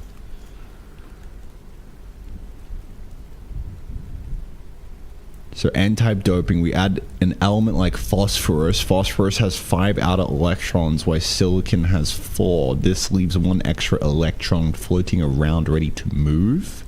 Gangster. P-type. We add an element like boron. Boron only has 3 outer electrons. This creates a hole, a missing electron. You can think of the hole as a positive charge that moves when neighboring electrons hop in. Oh. The switch mechanism, the PN junction. Dude.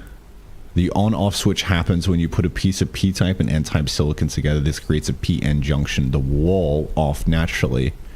The extra electrons from the N side rush to fill the holes on the P side right at the border. This creates a dead zone, depletion layer. When no electricity can flow, the switch is off.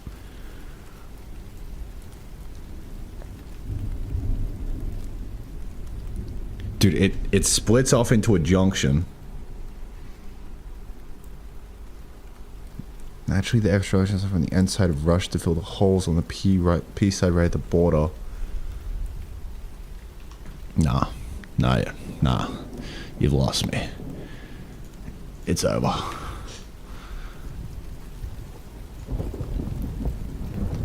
Naturally, the extra electrons from the N side rush to fill the holes on the P side right at the border. To bridge on, when you apply a specific voltage to a third terminal, the gate. Wait.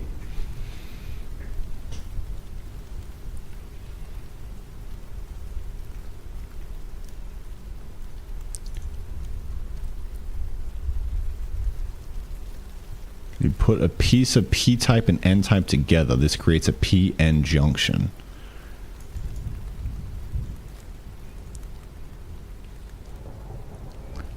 Eventually, the extra electrons from the N side rush to fill the holes on the P side right at the border. This creates a dead zone to push on the window, which you can flow the switches off the bridge on.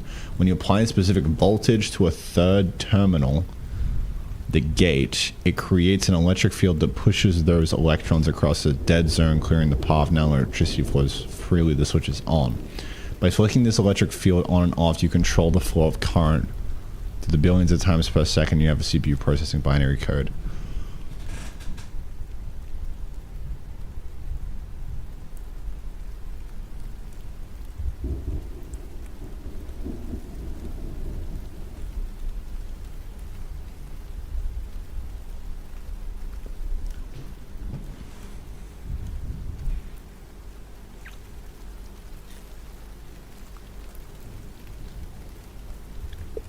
I still don't understand this part 3 that well.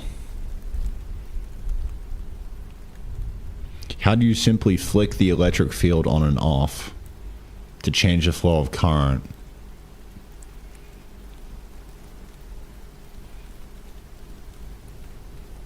How do you even have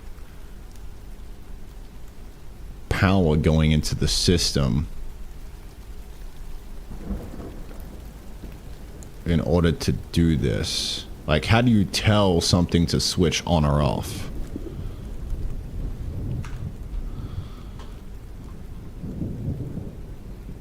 Stop thinking of transistor as a mechanical switch and start thinking of it as a voltage controlled dam. Hardware setup deployment. To have a working CPU, you need 3 wires connected to every single transistor. The source, this is where the power electrons is always waiting. It's connected to the computer's power supply. The source is where the power is always waiting. It's connected to the power supply. The drain, this is where the power wants to go. And then the gate, this is the flicker. It sits above the path between the source and the drain, separated by a thin layer of insulation. How the flick actually works. The flick isn't a physical movement, it's an electrostatic attraction. The off state. Imagine a trench of P-type silicon full of holes separating 2 pools of N-type silicon. The electrons can't cross the trench because the chemistry is wrong, the dam is closed. Nah, you lost me.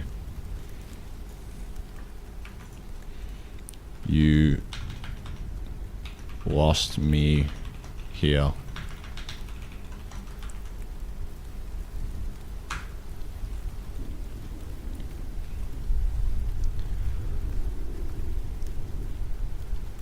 Imagine a trench of P-type silicon full of holes. I can't imagine it. I can't. The on-state, the flick, you send a tiny pulse of electricity to the gate. Because the gate is not positively charged, it acts like a magnet. Send a tiny pulse of electricity to the gate. Because the gate is now positively charged, it acts like a magnet. It pulls electrons from deep inside the silicon up to the surface. The channel.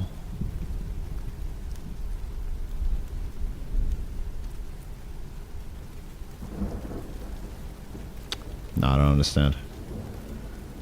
He tells us switch is a check and then question. If transistor needs a signal to switch or sends a signal, other transistors. Yeah, but like, where does the signal originate? I'm so confused.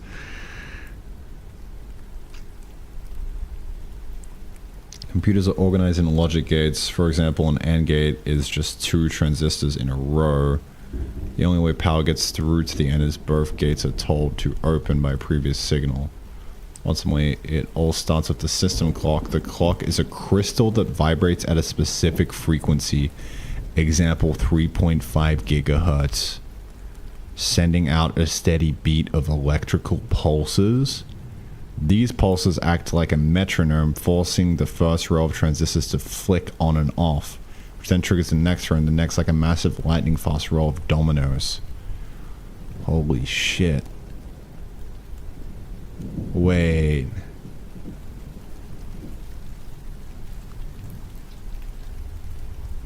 Wait, so there's like a pulse at a specific frequency.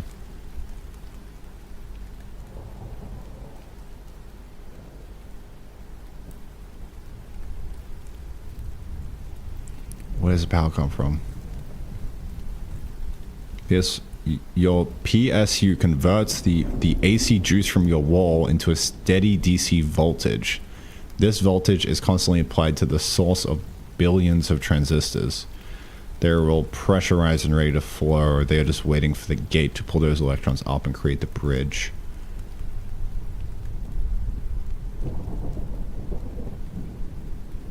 Wait, I think I'm almost there.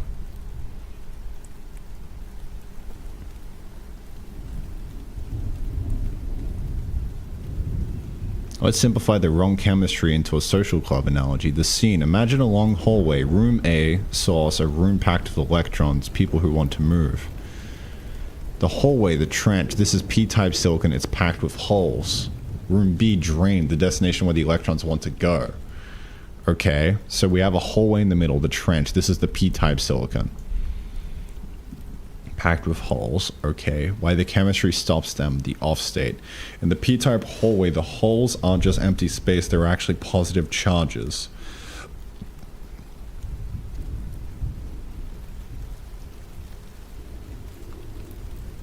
As soon as an electron tries to leave room A and step into the hallway, it sees a hole and immediately falls into.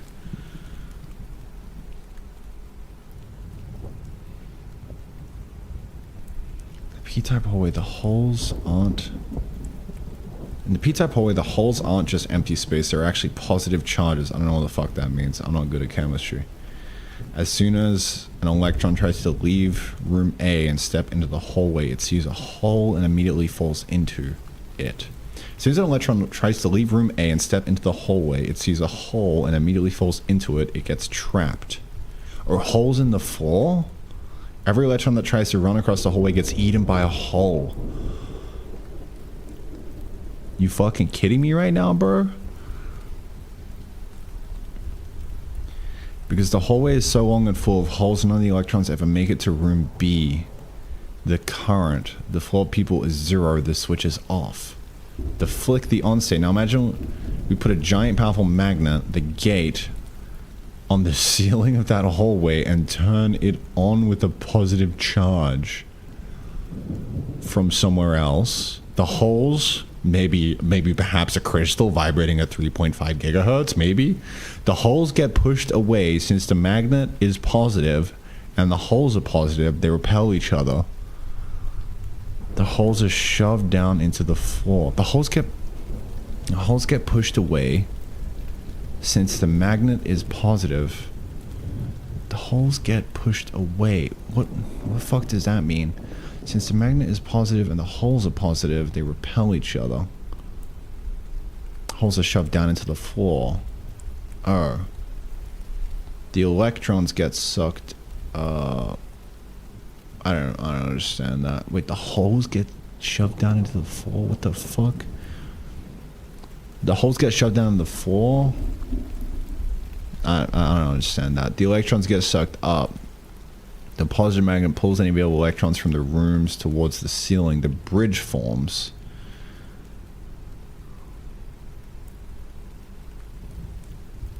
Positive magnet pulls any available electrons from the rooms towards the ceiling. The bridge forms. Suddenly, all of those electrons are hovering against the ceiling, forming a solid line from room A to B.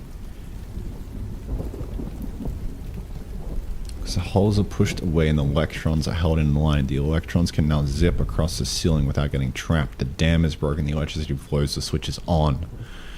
The key takeaway, the chemistry is just a trap. The holes... The chemistry is just a trap. The holes. The flick is using an electric field to shove the traps out of the way and build a bridge. Is the idea of electrons falling into hole traps explain why the power can't move until you use the gate? The hole traps do kind of make sense, but I don't understand how you essentially close up the hole to create the bridge so things can move across. Think of it less like filling in the holes and more like overwhelming them. When the gate, the magnet on the ceiling turns on, it does two things simultaneously to clear the path. Eviction. The positive charge of the gate repels the holes. It physically pushes them away from the surface and deep down into the bottom of the silicon slice. The traps are no longer in the way. flooding. The gate attracts a massive surge of electrons from the source. Oh, the gate attracts a massive surge of electrons from the source. It pulls so many electrons to the surface that they completely outnumber any remaining holes.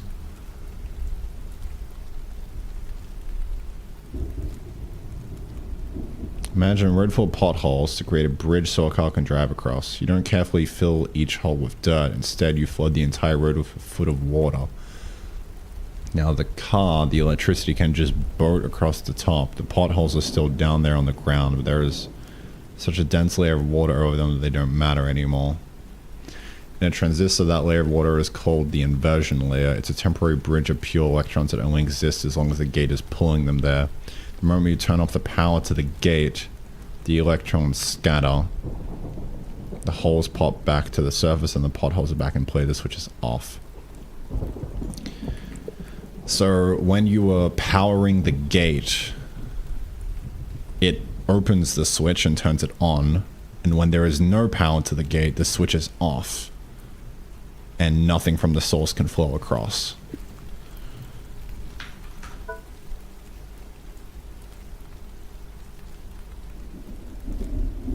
Exactly, you've got the core concept of MOSFET. We've unlocked it. Okay.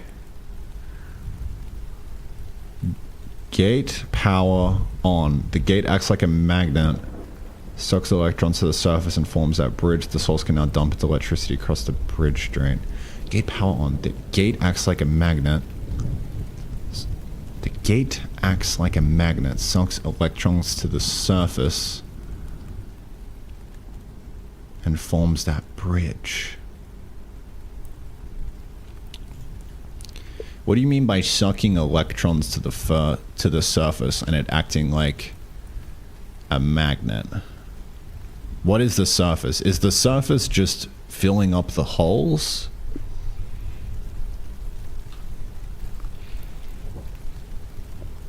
Talking about the surface, we mean the microscopic interface where the silicon meets the insulator.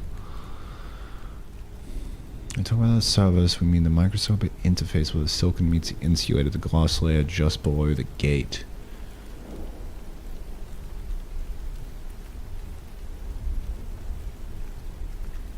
The transistor like a sandwich. Top layer, the metal gate. Middle layer, thin sheet of glass, the insulator. Bottom layer, the P-type silicon, the pothole road.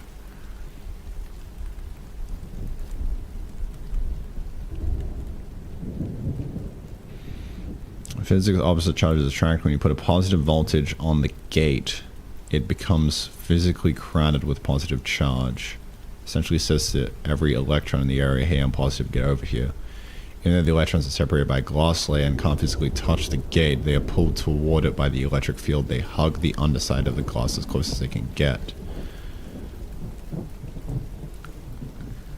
Top layer, the metal gate, the magnet. Middle layer, thin sheet of glass. Bottom layer, the P-type silicon, the pothole road.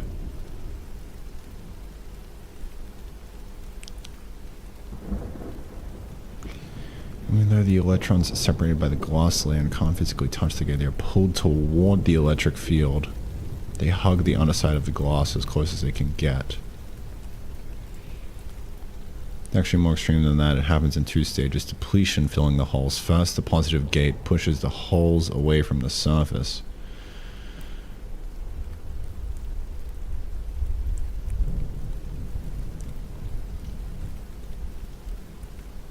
Inversion, the bridge. This is the magic part. The gate pulls so many free electrons.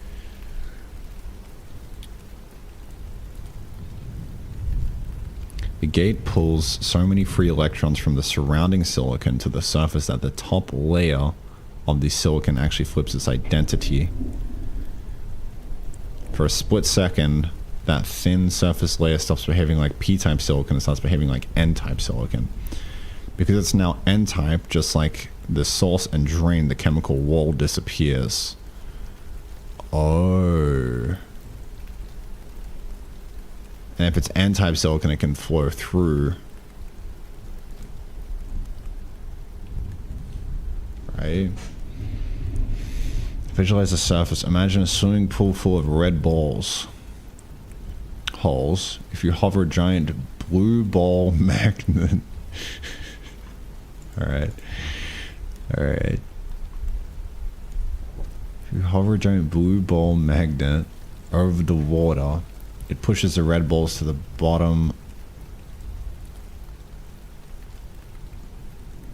of the pool and sucks all the blue balls away to the very top inch of water.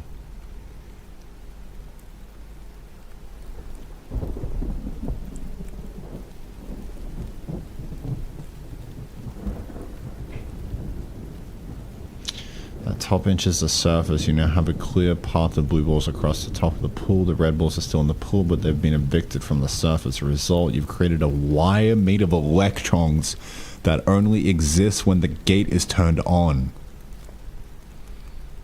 When the gate turns off, the blue balls scatter, the red balls float back up, and the wire vanishes. Holy shit, that is sick. Wait.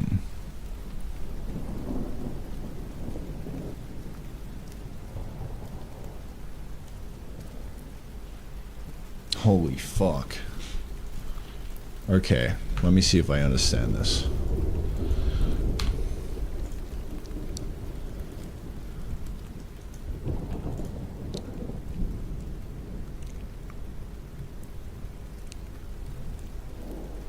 Source. Drain. Source, more or less.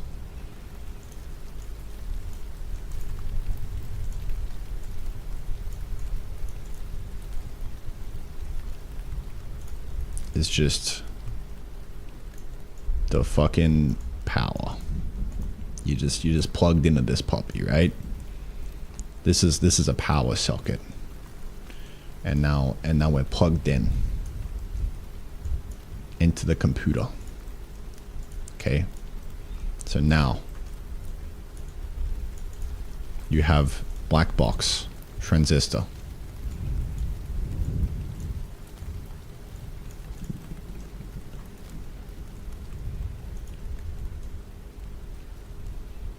There are some balls floating around.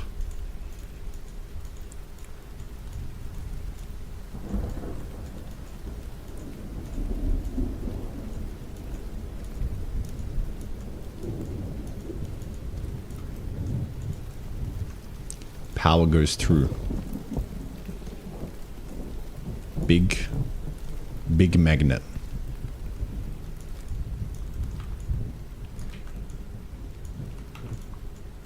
Big magnet, yes. That's a magnet.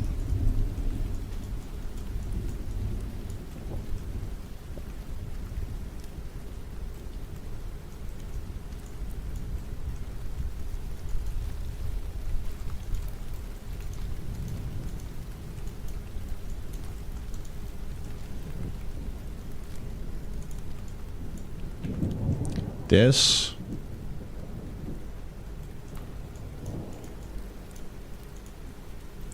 is just another wire. Okay. Now,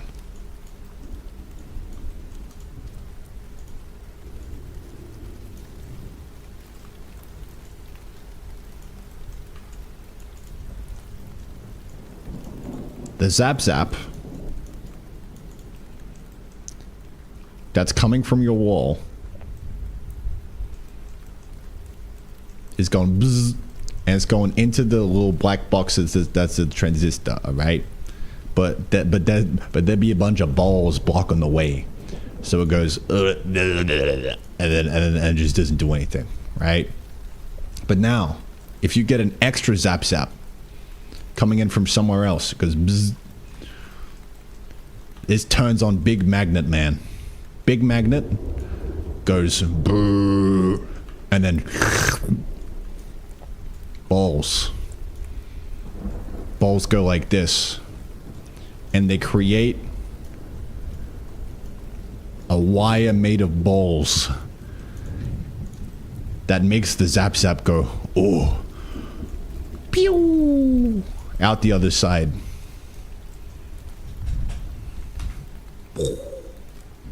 Mind blown.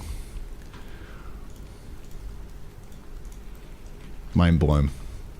I don't know how accurate that is, but that seems pretty cool, no? I fuck with that. Alright, so now my question.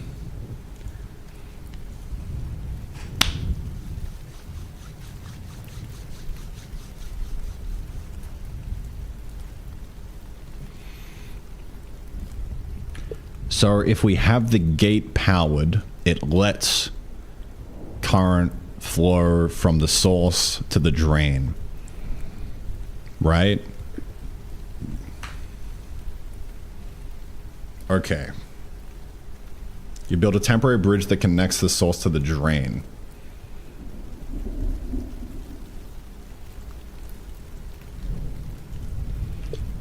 And that's equivalent to, we have some silicon in there that by default is P-type, which stops current from going across. But when we connect the gate, for some reason the silicon flips into N-type and then becomes a temporary wire for the source to go across to the drain.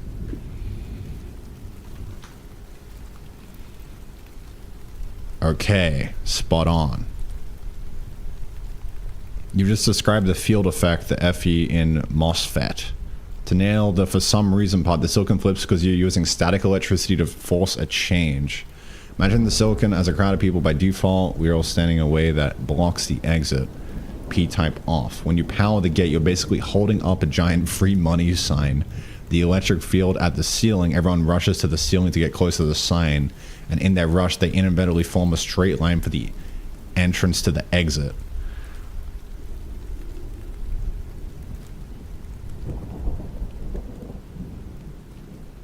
Why this is a miracle of engineering. No moving parts. Nothing actually moves except the electrons. This is why a CPU can last 10 plus years without wearing out, like a mechanical switch would. Oh.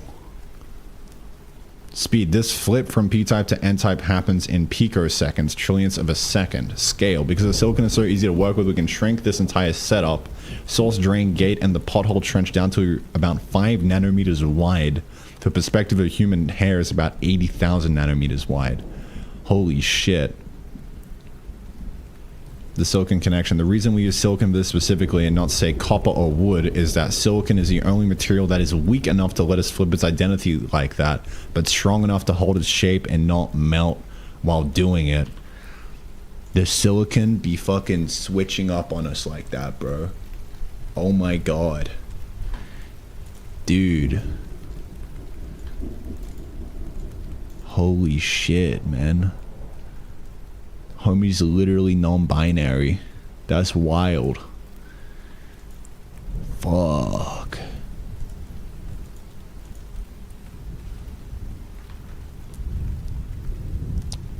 Now he has son. Blah, blah, blah, blah. Let me try that again. Now that you understand, I was getting a little too excited. Now that you understand how a single switch works, do you want me to see how we can bind two of these switches to actually make a logic gate that can do math? Yes. Now the thing is, we've got a crystal somewhere that's vibrating at like 3.5 gigahertz, right? And it's just a clock that is just pumping out electricity at a certain rate. If we attach that to a gate of the transistor to flip it on to allow electricity to flow through, that briefly switches it on within that 3.5 gigahertz range, right? But now it would also just be vibrating at 3.5 gigahertz, no? Like, how do we actually get logic out of this?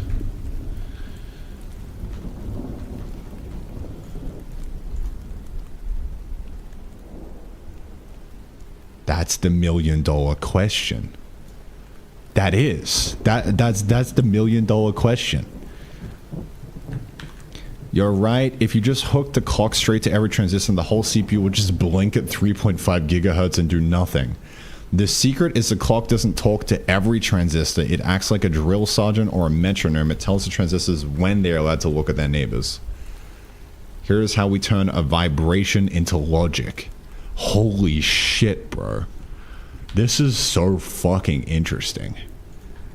This is wild. Fuck. What?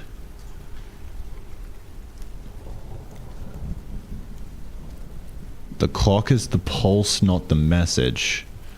Think of a CPU like a massive series of locks, called latches or flip-flops. Between the locks, you have logic gates, the math part. The clock is hooked up to the locks, not the math gates. I'm lost. Every time the clock ticks 3.5 billions per second, the locks open for a split second. The electricity flows through the math gates, does a calculation, and hits the next lock. The lock then slams shut, holding the result steady until the next tick.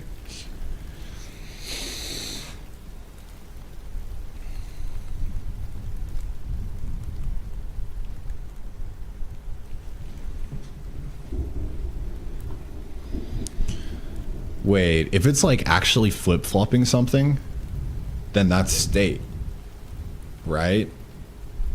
I don't understand how this is happening, but like if that's true, then that is state.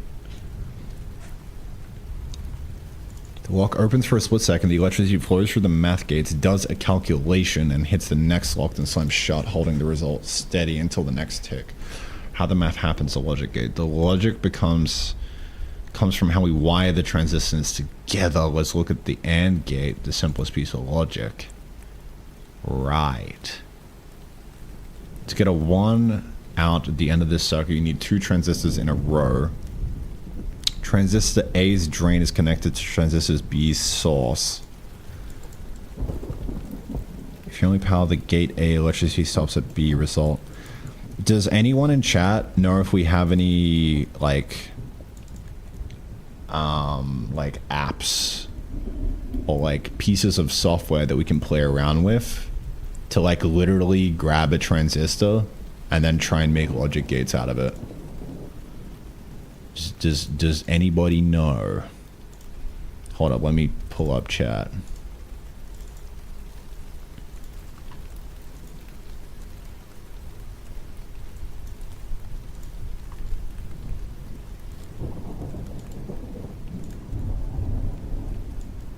Dude, this is sick. You guys having as much fun as I am right now? This is fucking wild, bro.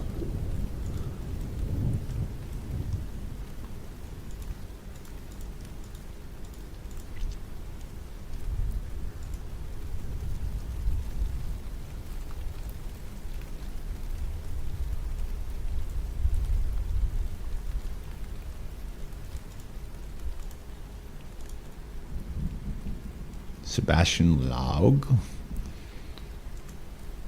True. Dude, why is there even like a chat thing showing up? How long has this been showing up for? Has this been here the whole time?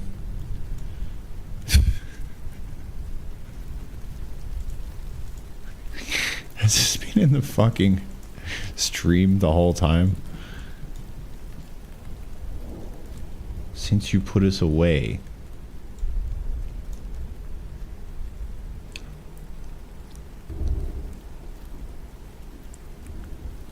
Dude, what even is that?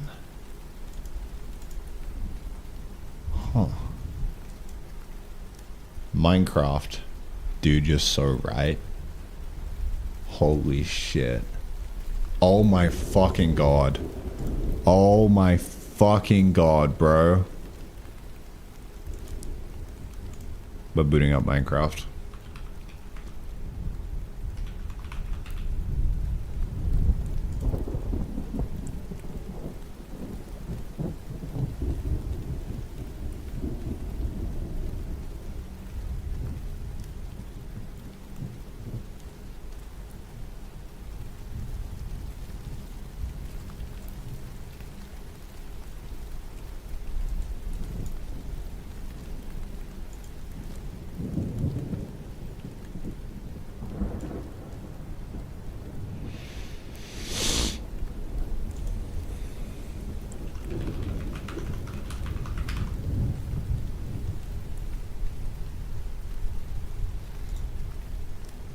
Nah, I can't be fucked logging in my account.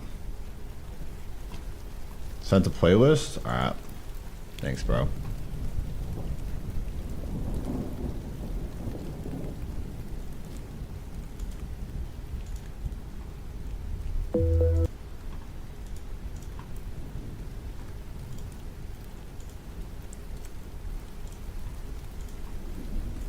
I want to dive in and tinker with this shit.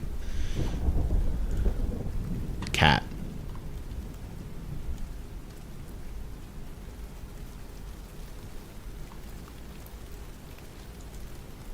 I'm good with the gates. But this actually might be really cool. This looks nice. What is this? Not paper clips, of course. Now I'll connect the result of this AND gate up to my output node to what I'd like it to. I want to like have the satisfaction of understanding this myself without watching a video. Entirely through fucking Gemini analogies.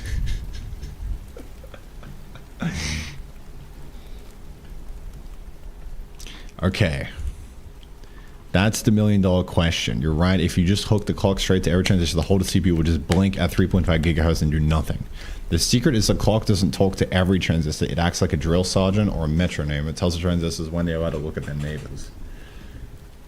Ooh. Here's how we turn a vibration into logic. That's like...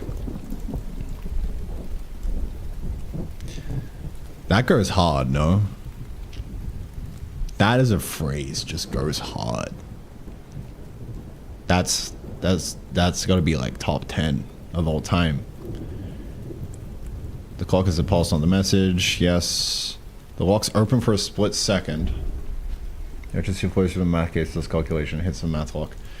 Are there any programs I can grab to visualize this and grab a clock and try create my own logic gates?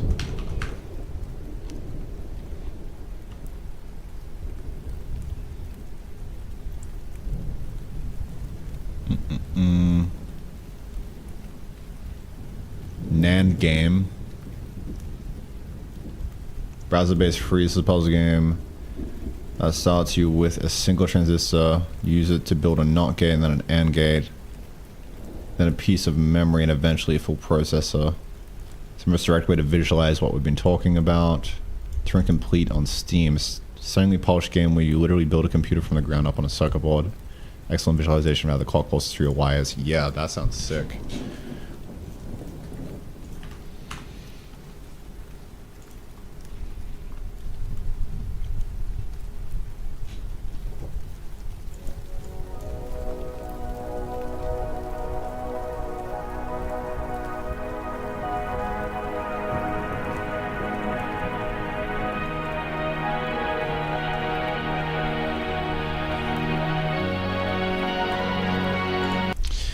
I don't know if we would go so far as to say that it's a stunningly polished game. But you know, professional grade simulator is best for building. These are open world tools used by students and engineers to design real circuits. Yeah, now we're fucking talking, bro. Logism evolution. Don't mind if I do. Oh yeah, we got a fucking GitHub repo. That's how you know it's good.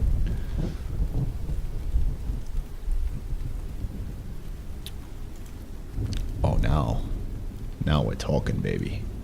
Now we're talking. Yeah. Holy shit. Dude. Dude.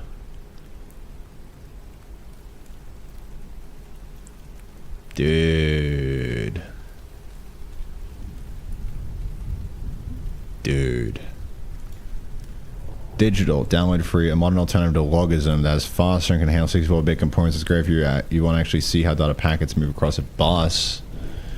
Fuck yeah, bro.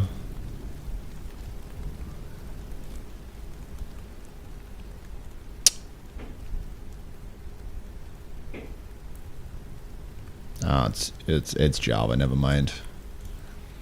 Can't do that on principle. Circuit verse browser based free. Don't want anything that's very capable. On simulator. How we go? How we doing? Circuit verse. Launch simulator. Oh yeah. Yeah. Alright. Now we're cooking, baby. Okay. Do we have dark mode? We have dark mode anywhere? Help. Help. My eyes. Use a manual. Dark mode. Help.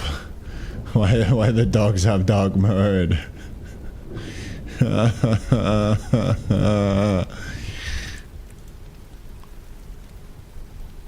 Chad, I think we might be cooked.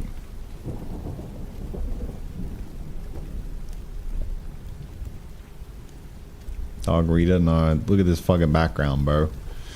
Report an issue, yeah. We don't have fucking dark mode. My eyes are bleeding. Oh well. You can't win them all.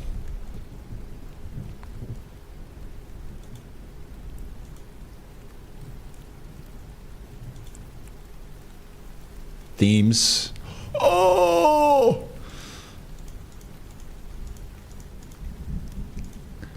Oh yeah. Oh yeah. We can win them all. Never settle. Hashtag never settle. Holy shit. I'm so ready, bro. You kidding me? I've been wanting to do this for ages. Fuck. You guys have no idea how bricked up I am right now, man. Alright.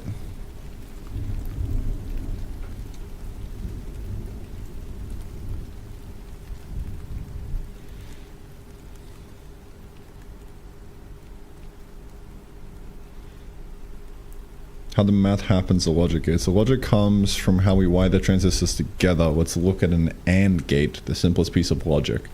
To get a 1 out of this circuit, you need 2 transistors in a row. Transistor A's drain is connected to transistor B's source. Yes. If you only power the gate of A, electricity stops at B. If you only power B, the electricity goes, yeah, okay. Only if A and B are switched on does the power reach the end, result 1. Combining the pulse and the logic. Yeah, but how do we store that 1? It's just going to flick off the moment.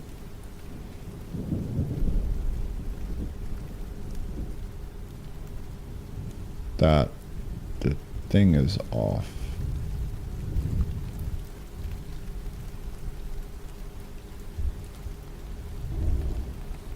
Combining the pulse and the logic. Now combine these two ideas. The clocks ticks. It releases a bunch of 1s and 0s into a maze of and or not gates. The electricity zips through the mazes. This is the actual math. The result reaches the next lock just before the next clock tick. The clock ticks again, capturing that result and moving into the next stage.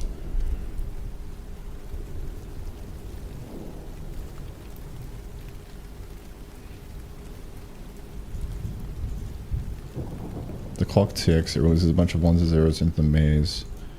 She zips through the maze. Result reaches the next lock just before the next clock tick.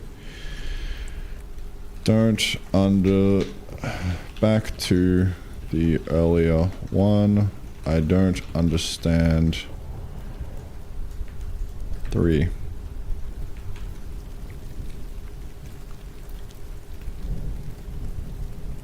How do you actually remember the result and like store it somewhere?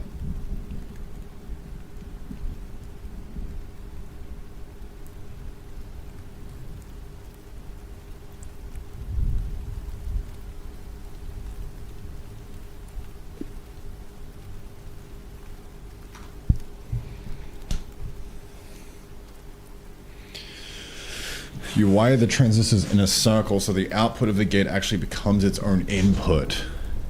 Dude. Dude. This creates a latch. Here's how it works without losing the 1 and 0, the infinite loop. Imagine 2 transistors wired so that if the first one turns on, it sends power to the gate of the second one. That second one that sends power back to the gate of the first one. Once you kickstart this loop with the pulse of electricity, they keep each other on forever, even after you stop the initial pulse. Gentlemen.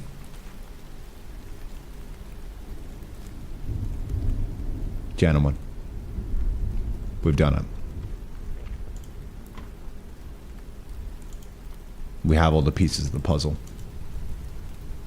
We've mined the silicon. We've turned it into a fucking wafer.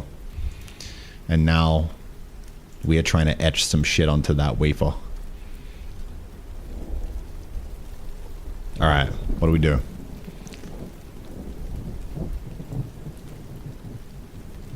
Tell me how to use this. Holy shit, bro. You just loop it in on itself and then it remembers. The electricity is trapped inside a circle. Holy shit. That is fucking insane.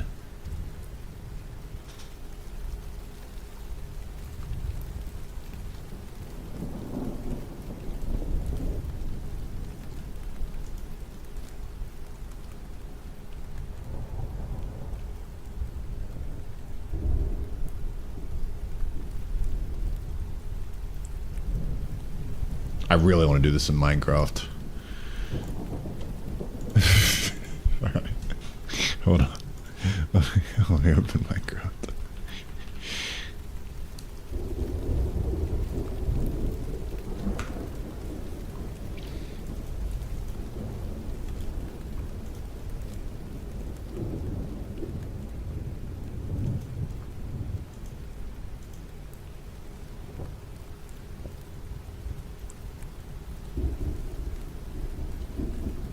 Dude, this is wild.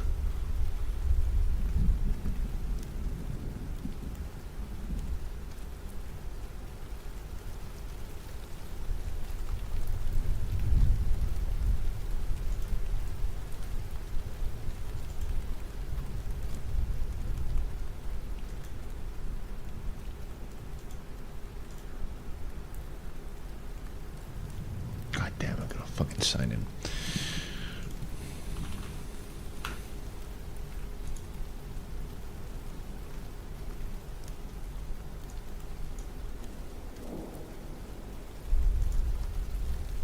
We've created infinite power.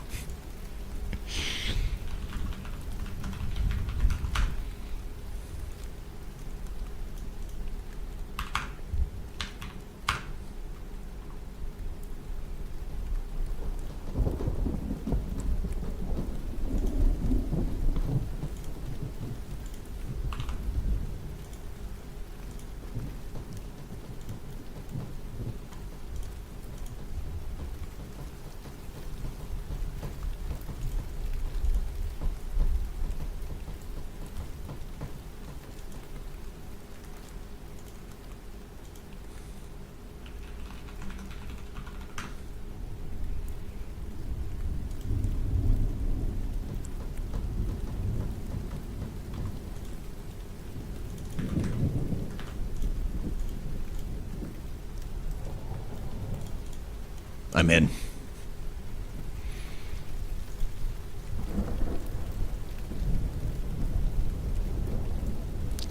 I actually hate how there's like 3 different fucking layers of accounts that are happening right now. Just let me play fucking Minecraft. Oh my god, bro. I hate Microsoft. I love that Notch is a billionaire, but I fucking hate Microsoft. Oh my god. Fellas, if I ever make a game that becomes the #1 game in the world and it pops off so hard that I get offered $3 billion in order for someone to buy it, I'm not gonna take it. I'm not. Mark my words.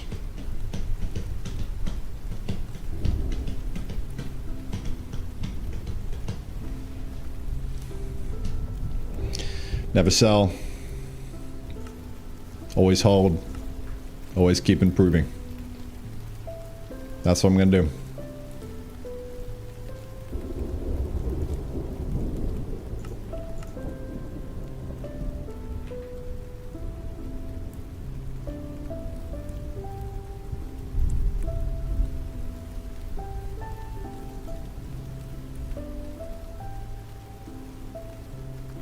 But like genuinely, in that situation, I'm not selling. I would be so fucking bored if I sold. If I sold the game studio, I would just go and make another one. So like, what's the point of selling to begin with, right? I don't know. I guess we'll see what happens when that time actually comes. In a decade or so.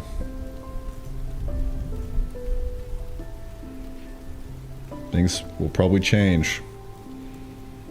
But I don't know. That's like my gut check right now, dude.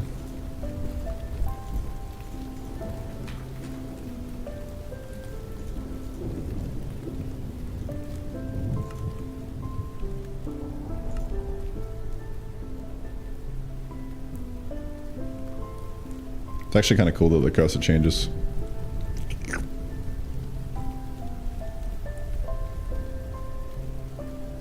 Into one of the grabby things.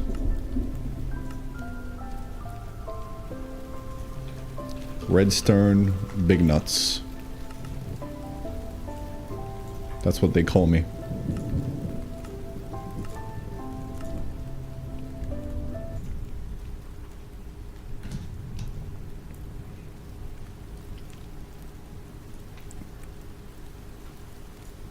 Much wasn't working on Minecraft at the time he sold. That makes sense.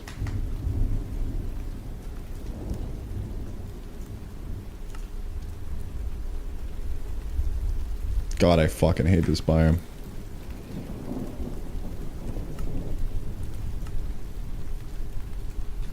Redstone Big Nuts 2, the sequel.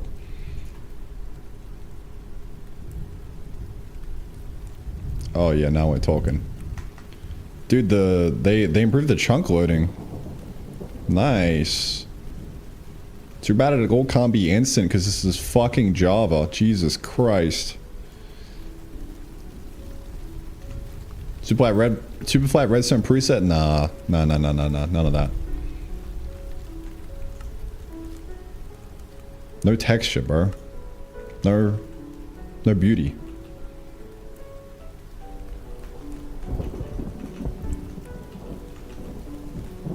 Alright. Alright, fellas. We're gonna make a fucking computer from scratch.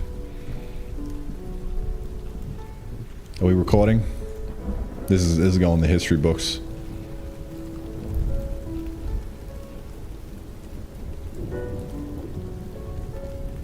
I just came back from Thailand, big rant. So do you just like sit in aircon room? Because I can't imagine programming 35 degree weather. Dude, I'm always airconned up, bro. I got a fucking air purifier cranking. The AQI outside right now is 150. It's horrible.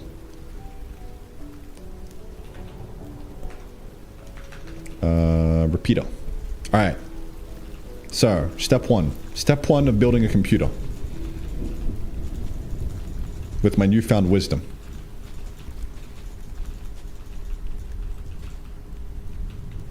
We need a clock.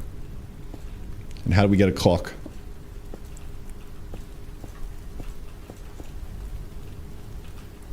Bang. We have a clock. This right here is a crystal. You imagine it vibrating at 3.5 gigahertz, alright? Now, how do we do stuff with this? Wait. Hold.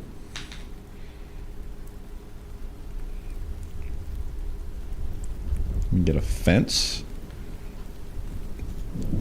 And a pig egg. Or maybe a sheep egg.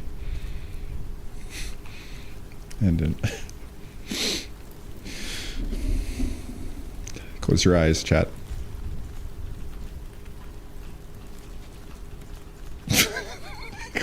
Close your eyes. Close your eyes.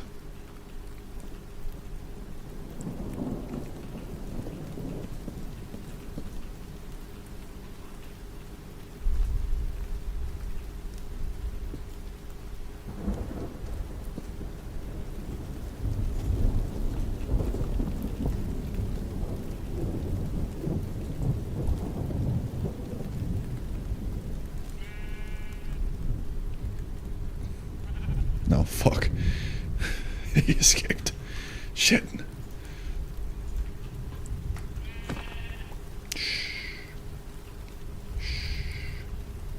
Need a boat? True, true, true, true, true.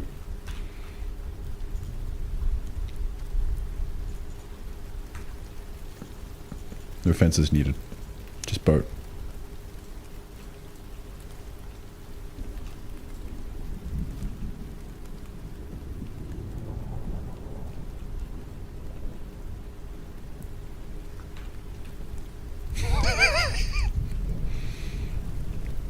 Beep, beep, beep, beep.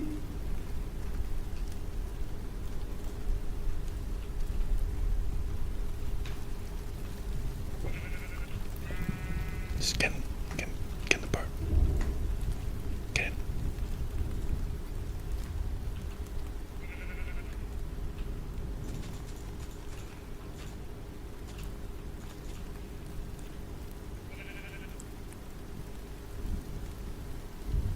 Need to rethink this.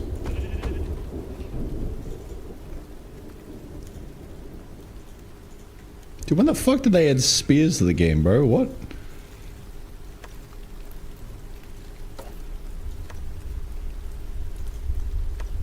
Can I throw it?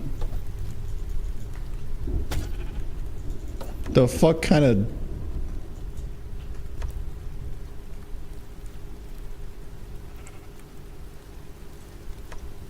What kind of spear can't be thrown, dude?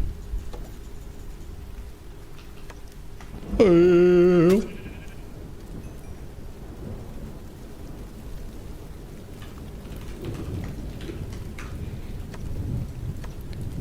Oh. Oh. Oh. No, you can't throw it, bro. You just stab him with it. Dude, that's so fucking cringe, man. I want to throw my spear like caveman. Hello? Oh, man.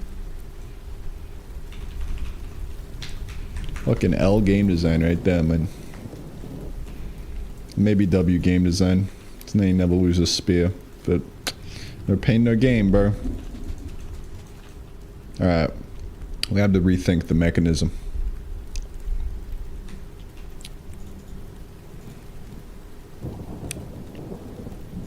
Hmm.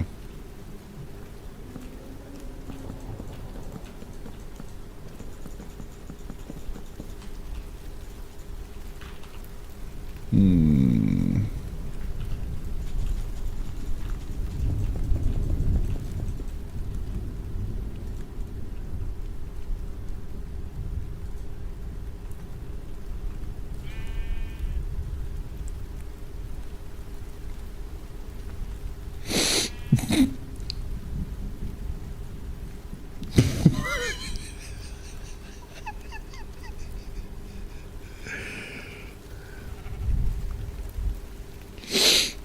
Okay.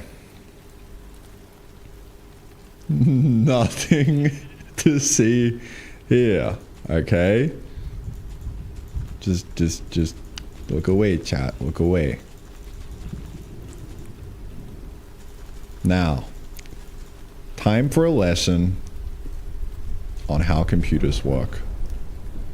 Let's see. Time to apply the knowledge. So, crystal. We're gonna grab like a nice little output over here. I'm not linking this up to anything in particular. Okay.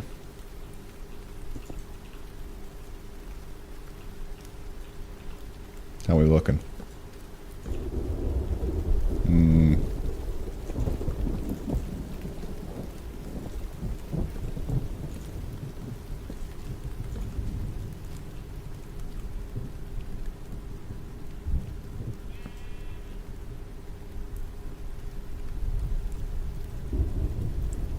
It's kind of... Okay. Oh, it's because my sound isn't up high.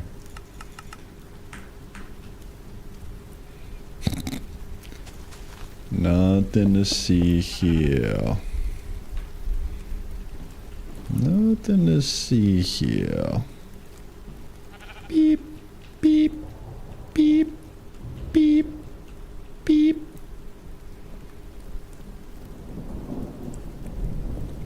I'll line that up nicely. Beep, beep. Okay, okay.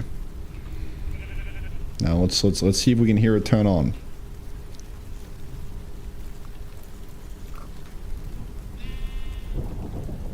Fuck, where'd my torch go? Let's see.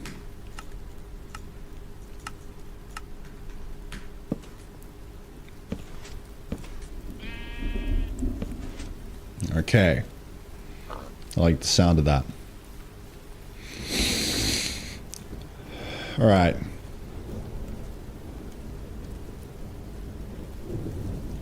So, what we can do, I think, let's clear out some space.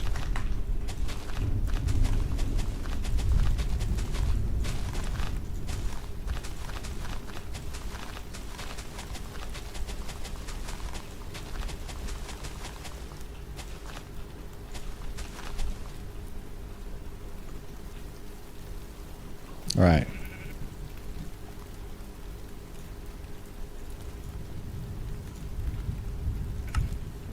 Here's what we do.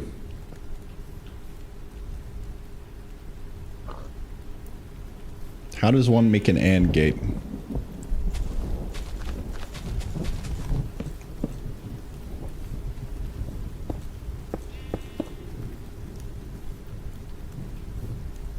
Why did no turning off do?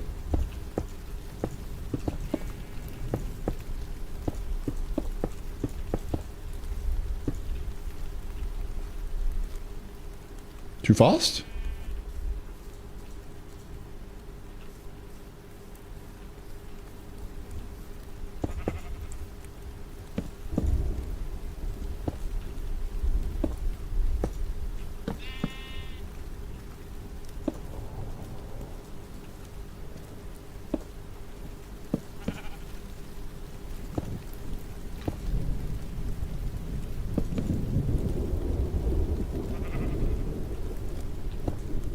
There we go.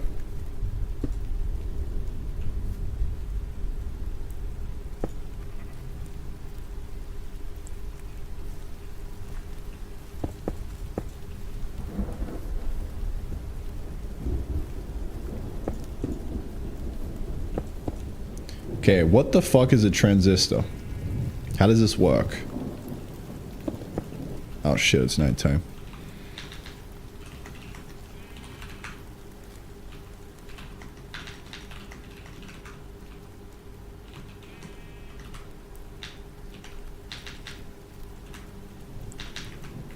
Dude, what's the fucking daylight cycle?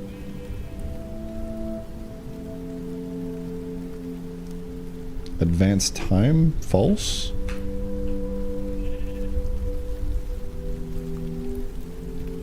Did they change the name of the fucking command?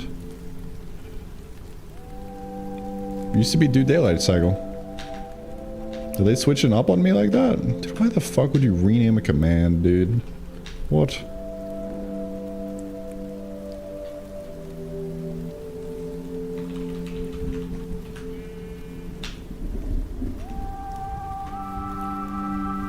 Okay.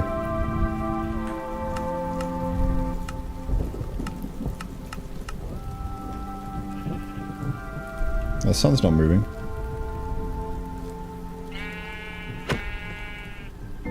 Things are normal.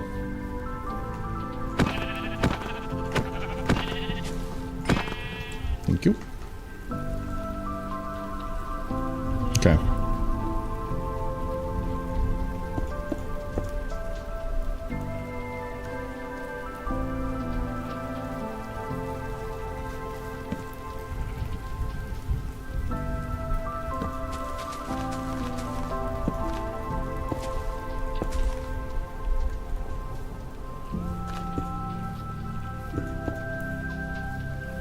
So, this is the wall power, okay? This is coming in from the wall. You're plugging your computer into the wall, it goes, right?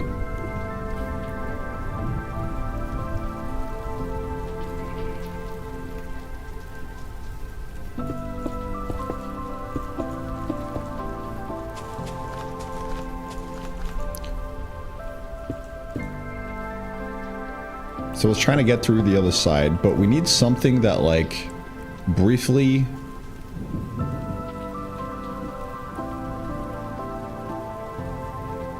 like, shuts it off, right? This is the whole gate. This thing comes in, and when this is powered, it should be allowed to go through. When it's not powered, it should stop. How do we do this?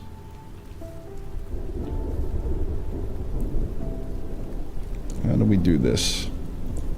No cheating. How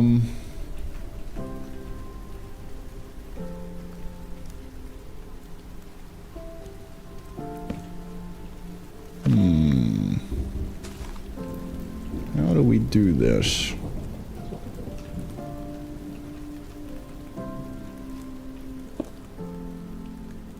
I wonder.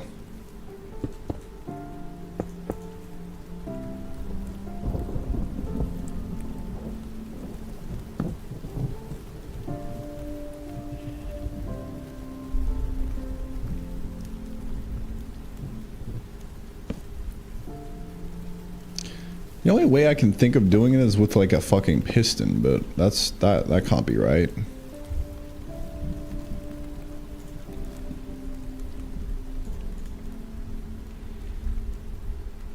I instead have Minecraft open. I'm gonna try and do this.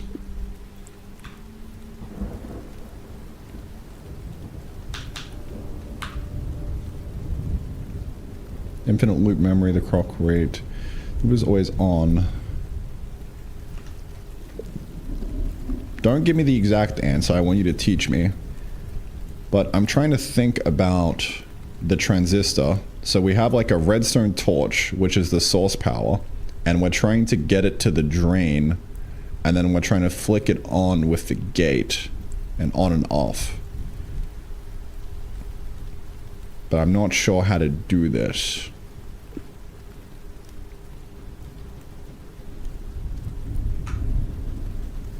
Maybe we don't even need the transistor. There's one giant gotcha in the Minecraft redstone. Torches are inverters, not gates. A real silicon transistor, power to the gate turns the switch on. In Minecraft, power to a block with a torch on it turns it off. Step 1, build the silicon, the inverter. To understand how to control power, you need to see the logic of the block plus torch. Place a solid block, stick a redstone torch on the side of it. Yes, it's on by default. Run a line of redstone dust away from the torch as your drain.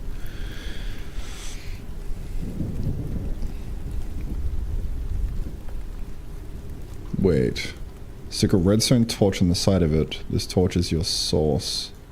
It is on by default. A redstone line away from the torch is your drain. And then run a line of redstone dust into the back of the block. This is your gate. Wait. Like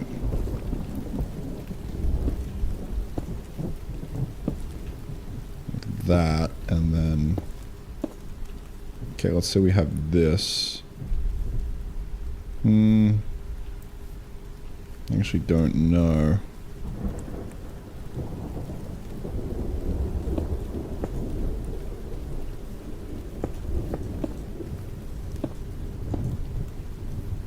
No, I'm not sure. Stick a redstone torch to the side of it. This torch is your source. It's on by default. Oh wait, the torch is the source? Wait. This guy is on. And then this flicks it off. Maybe. But where's the gate? Wait, the drain is this.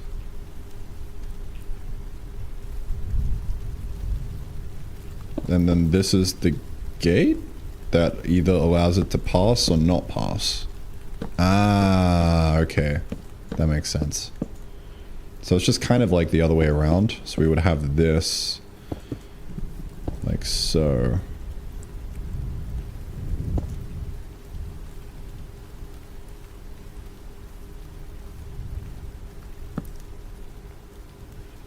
Maybe. I'm confused. What did I just do?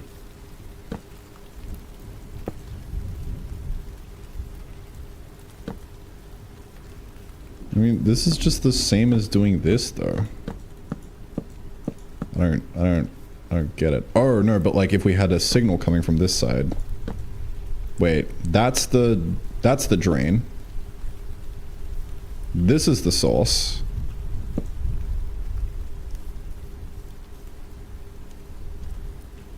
But now that doesn't do anything.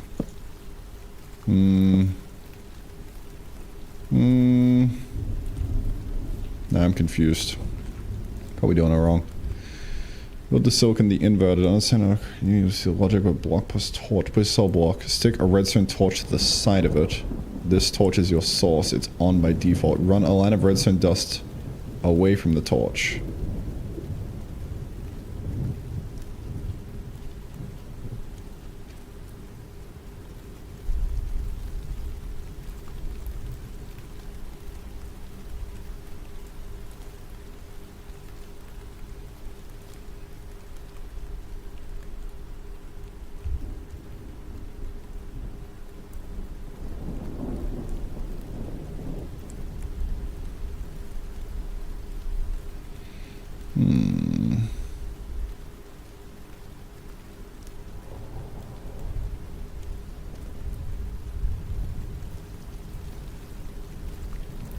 Redstone torch on the side of it. Making it act like a silicon transistor of the M-type. Since the torch is the opposite of a transistor, it's an off switch. You need to flip it back to make it act like the N-type bridge we discussed. How can you wire two of these block plus torch setups together so that you input lever the gate? Oh, right. Let's get a lever. So that's the gate. But I'm trying to think of like how this even works. Like maybe it's like that.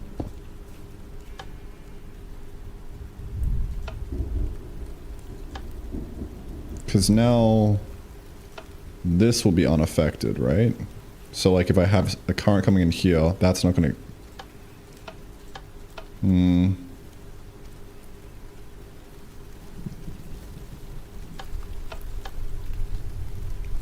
I guess that's the infinite loop, right? Maybe?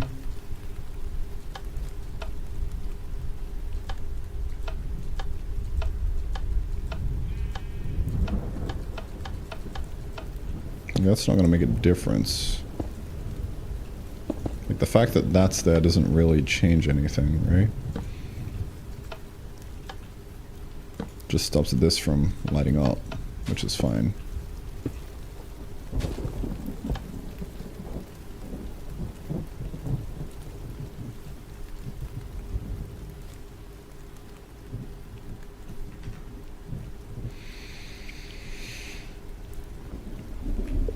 I'm not sure how this works. I have the redstone torch and I know how to invert it and turn it off.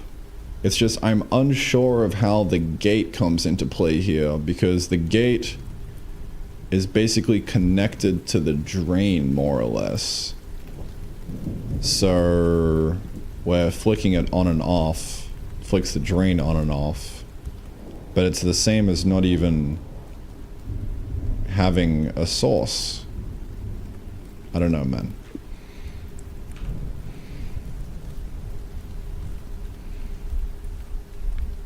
Silicon logic as Minecraft gets confusing. The real the gate and the source are separate inputs of electricity. In Minecraft, the torch is both the power source and the switch combined. To make it act like a CPU, you have a separate power from control. Silicon setup in Minecraft. Think of it this way. The source is a big battery, a redstone block or lever that's always on. The gate is your flicker. That's kind of cheating though, no? The road, the silicon. Place a redstone repeater on the ground. The back of the repeater is your source block. Click a lever here and turn it on. The front of your repeater is your drain. Put a redstone lamp here. Right now the road is open. The lamp is on. The gate, the flick. Run a different line of redstone dust into the side of that repeater. Place the second lever at the end of the side line.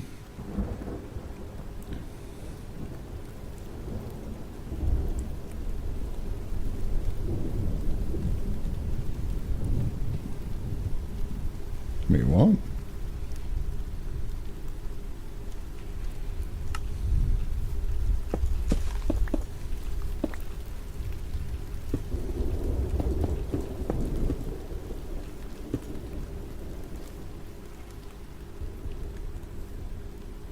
What do you mean?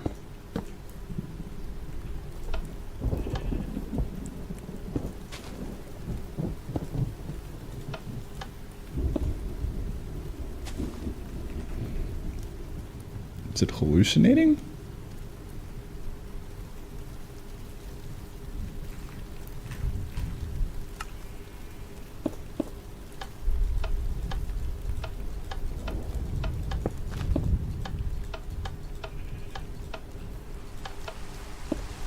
Now it's raining. This is sad.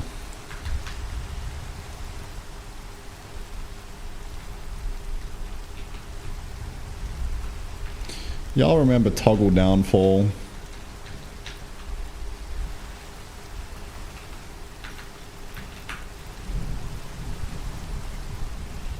Bring me back Toggle Downfall, man.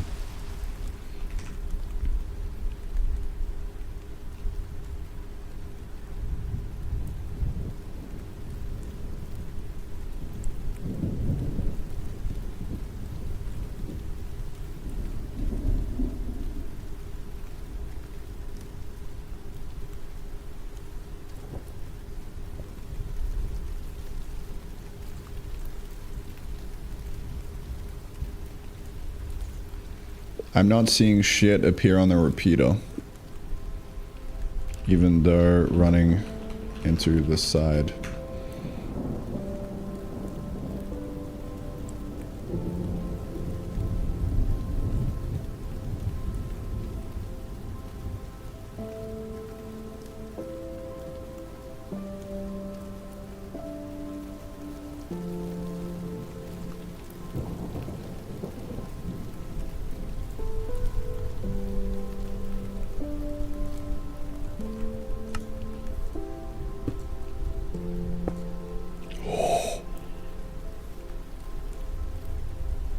Wait.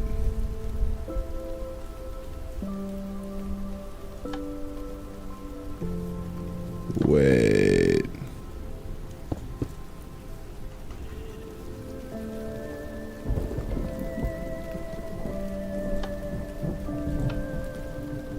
Oh shit.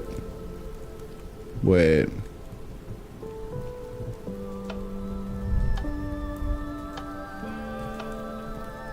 Wait a minute.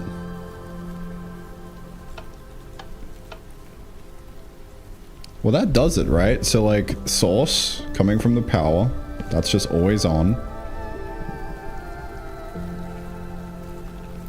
And now you can kind of just open it. Right? Wait, this has to be inverted, right?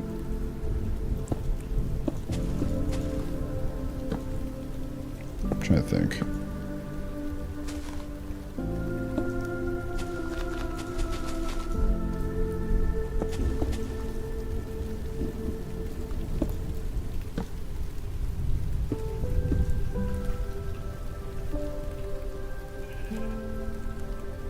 This is like the power.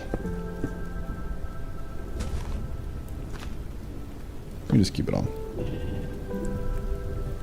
So now if we open up the gate, that's not doing shit. Wait. No, I'm doing it wrong. This just locks it. I'm confused why. Okay. The lockers work. The lock is working.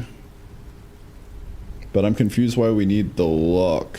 And I'm failing to understand how this is a transistor.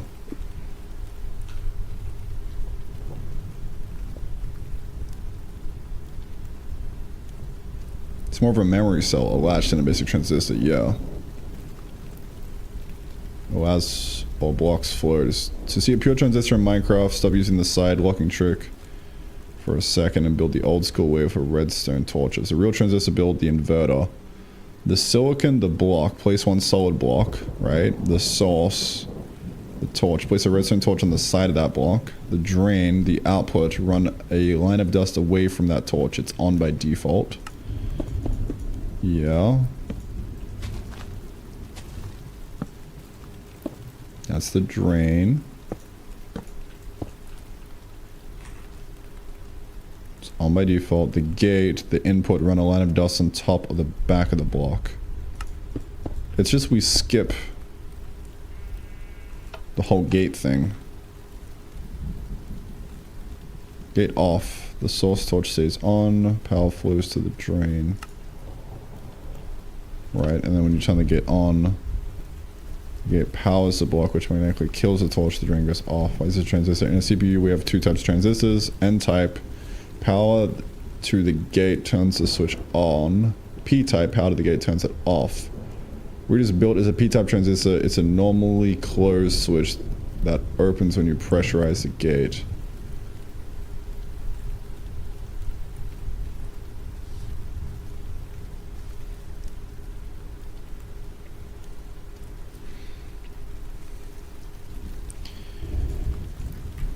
This kind of isn't like a transistor though, because we don't need any kind of source power, right?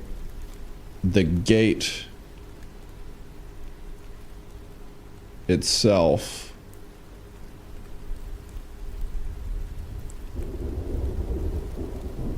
is the source power.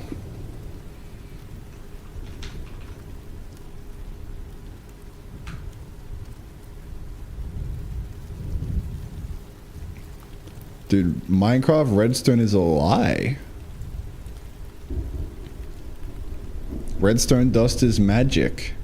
In Minecraft, the signal and the power are the exact same thing. In the real world, in a CPU, they are strictly separate. And that is why we need silicon. Silicon isn't even needed here, bro. You kidding me?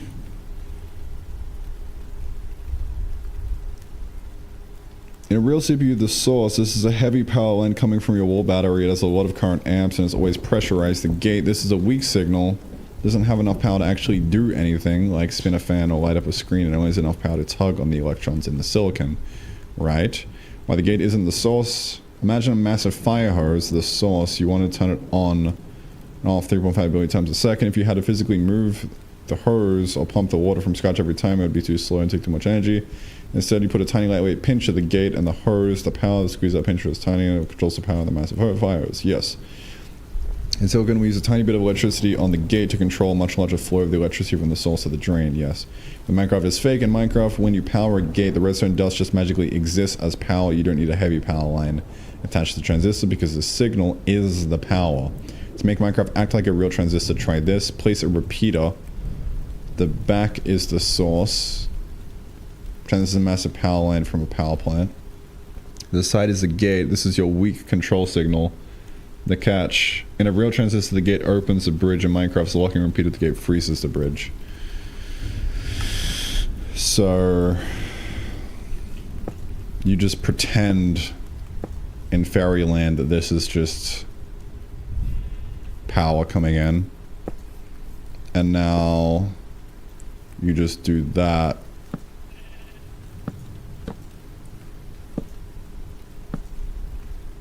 Wait, hold up. That's fine. That comes all the way through. Now this is just the other way around. Nope. I'm fucking something up. The back is the source. Pretend it's a massive power line from a power plant. The side is the gate. This is your weak signal control. The catch. In a row transistor, the gate opens the bridge in Minecraft. So lock and repeat. The gate freezes the bridge.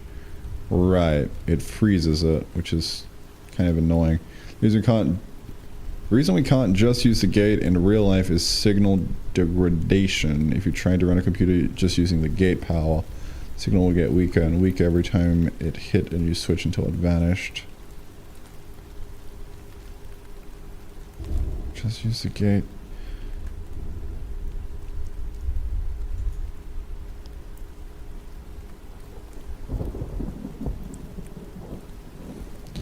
I don't understand how 4 has anything to do with this. Also, I have a gate. I have a lock on the redstone, but I fail repeater, but I fail to see how this is still a transistor or is useful. The lock isn't a transistor, it's actually a D-latch, a memory cell. It's too smart for what we're trying to do right. Really, it boils down to like the whole thing is too smart because like we have infinite power out of a redstone torch, right?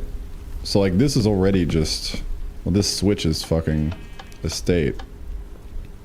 The thing that I'm trying to figure out is like how can we like just manually flip the switch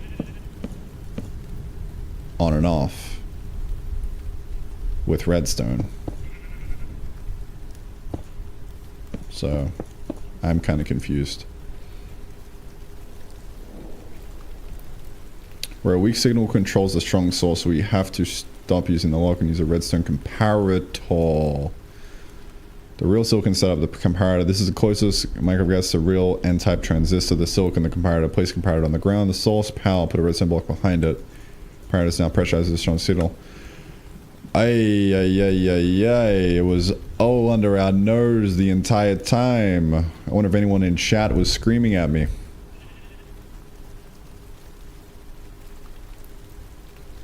No comparators. There we go. Someone said comparator.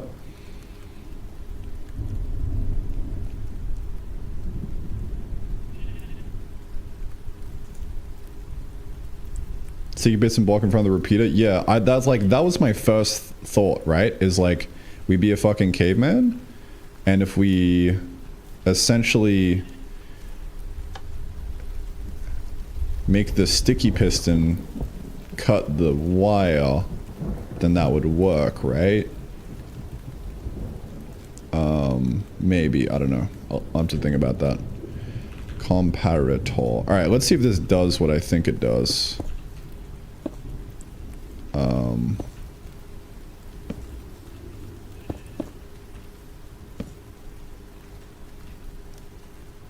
God, I'm running out of fucking inventory space.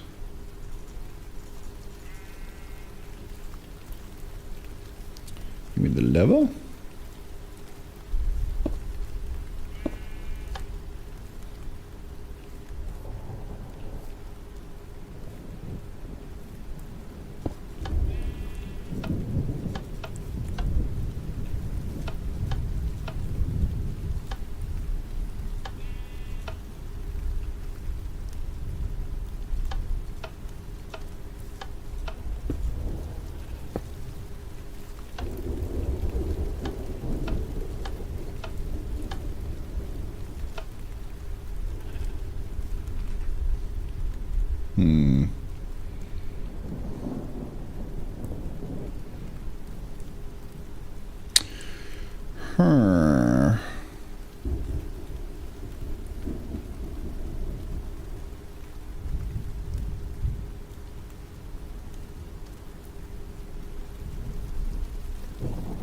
What you working on? I'm working on some fucking some stuff right now.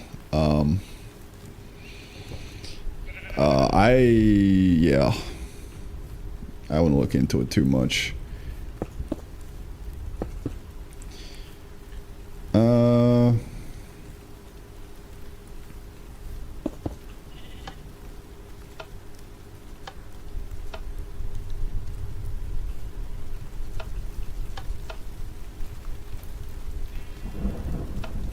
Alright, I don't know what this means.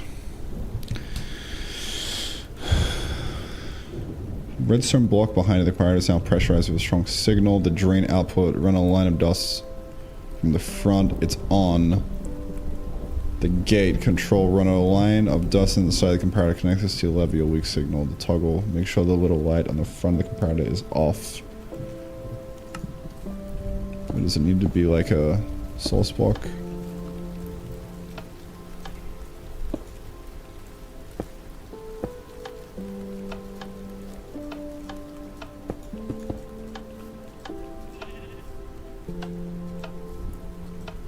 It's inverted though, no?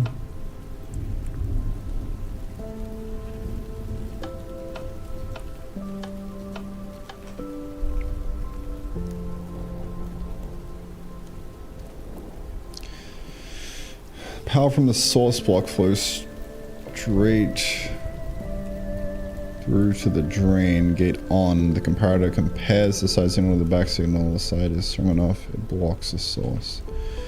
Or...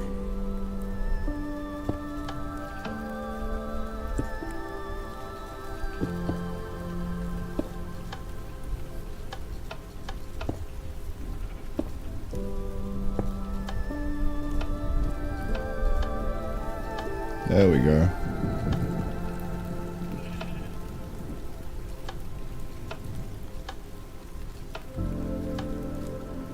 There we go.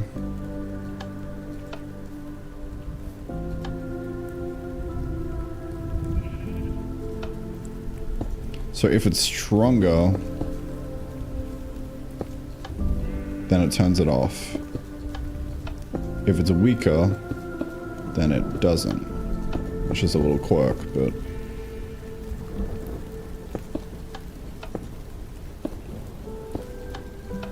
okay. That makes sense.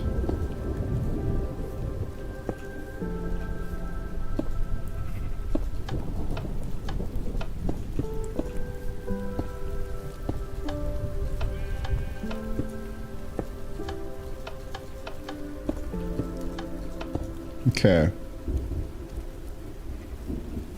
Wait. It's still not the same because, like...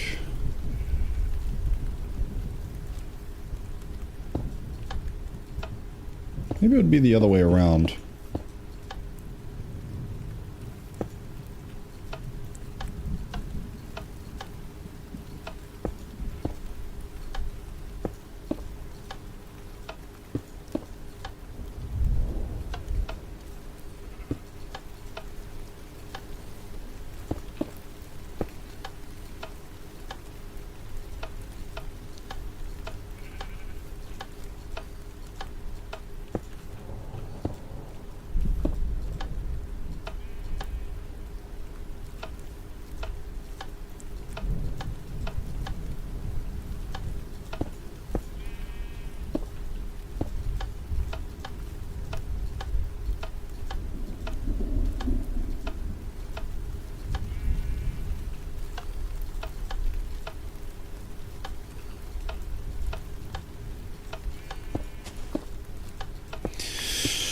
God, I can't fucking understand this, bro. This is gonna break me.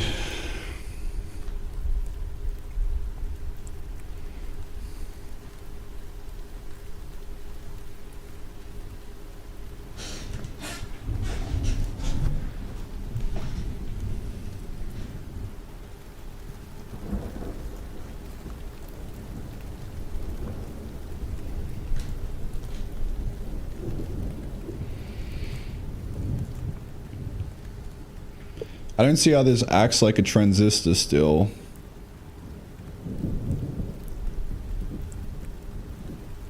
The gate is killing the flow, it's not turning it on. Is that just because Minecraft Redstone is inverted?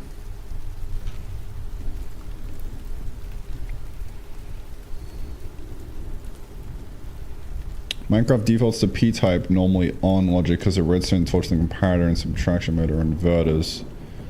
In the real world, we have two flavors of silicon transistors. To build a CPU, we actually need both. The P-type, the Minecraft way, Gate off. Power flow switches on. Gate on. Blocked.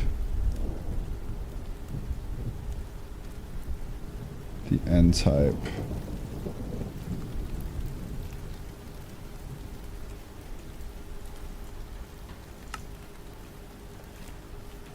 I understand what the comparator is doing. It's just comparing signals. But like, what I'm trying to do is make it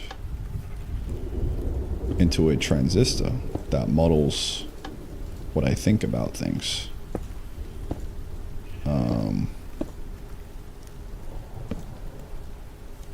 So that's always flowing. And now...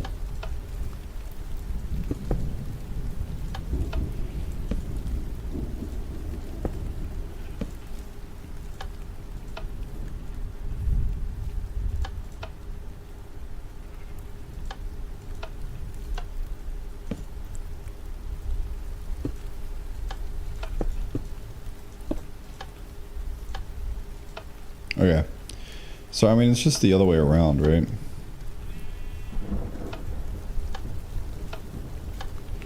So now my next question, if we turn this off, what happens? It's just off. I don't really see why we need a transistor for a comparator for this, though.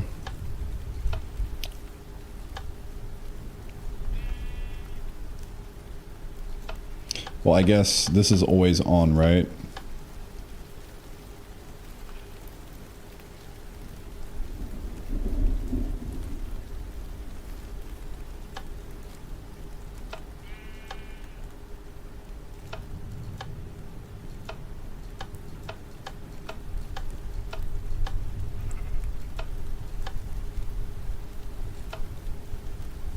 I think I get it. It's just kind of in reverse, so it's really tricky to think about.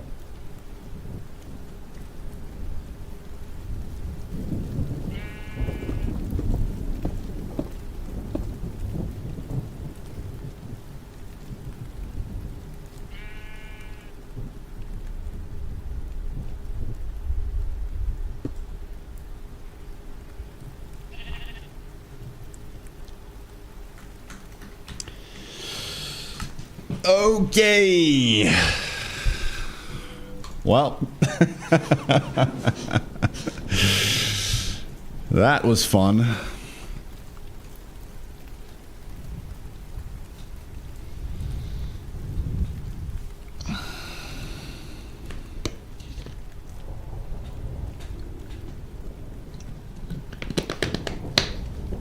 So basically, Minecraft Redstone is a fucking lie.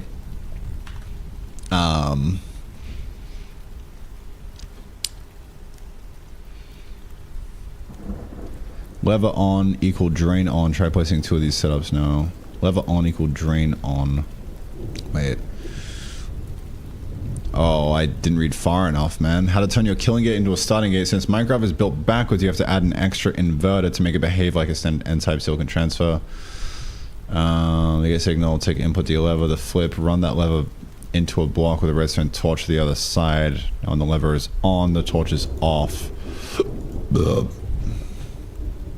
Action run the wire that torch to the side of the comparator. The result, flick the lever on, the torch is off. The blocking signal to the comparator disappears. The source flows to the drain. Bam, you build an N-type transistor, power the gate. Yeah, with like a bunch of fuckery.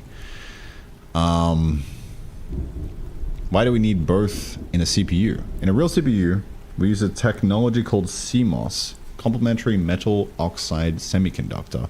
Complementary means we use one N-type and one P-type together like a pair of seesaws. When one opens, the other closes. This ensures the power only flows when the switch is actually changing states. If we only use one type, the CPU would leak electricity and melt instantly from the heat. Really? Interesting.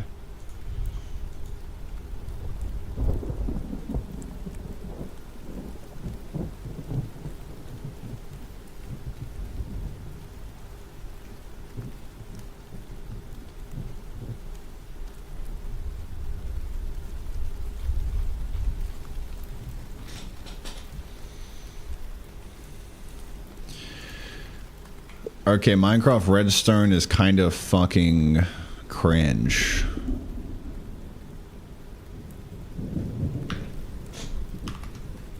I want real world.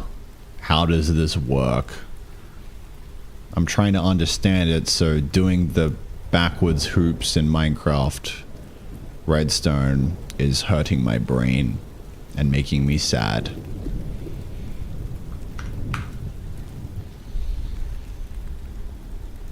To get Minecraft, its logic is built on magic dust that doesn't obey physics. Let's get back to actual silicon. Yes, please. God. Alright, turns out Minecraft is a lie. It's fucking lying to us, guys. It's lying. It's not real.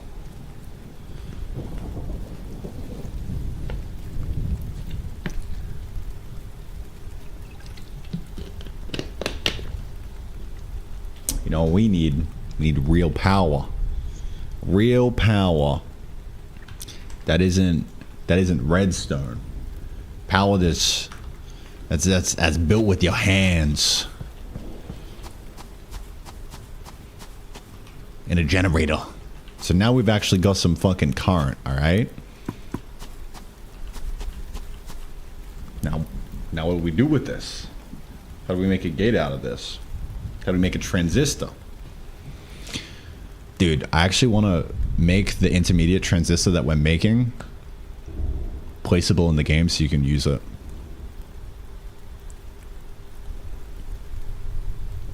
How wild would that be?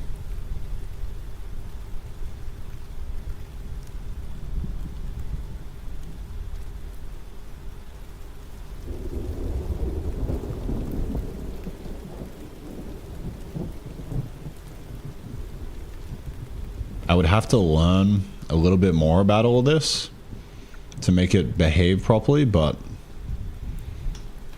hey, that's what we're here for. Circuit verse, come to Papa. We're gonna do this shit.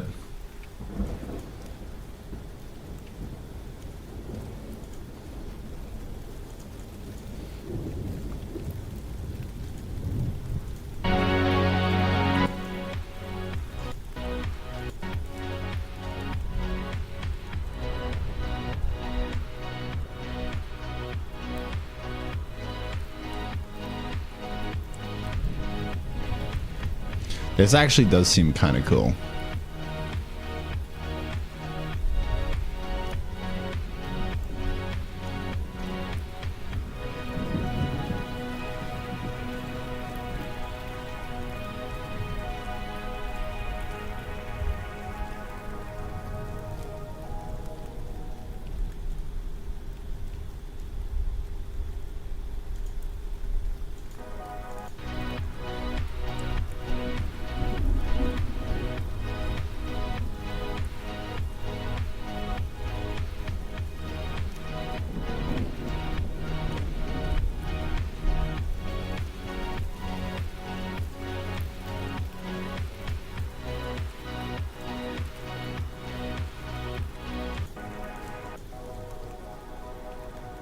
I actually do kind of want to play it.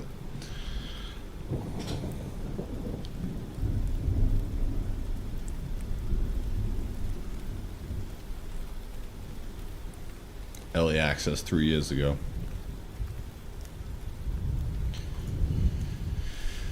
Yeah, I'm gonna do it in Circuitverse instead because this feels better to me. This feels more real, you know? We aren't here playing games. Also, I'm gonna table the exploring our computers work. I don't wanna cheat, you know? I don't wanna cheat by skipping ahead.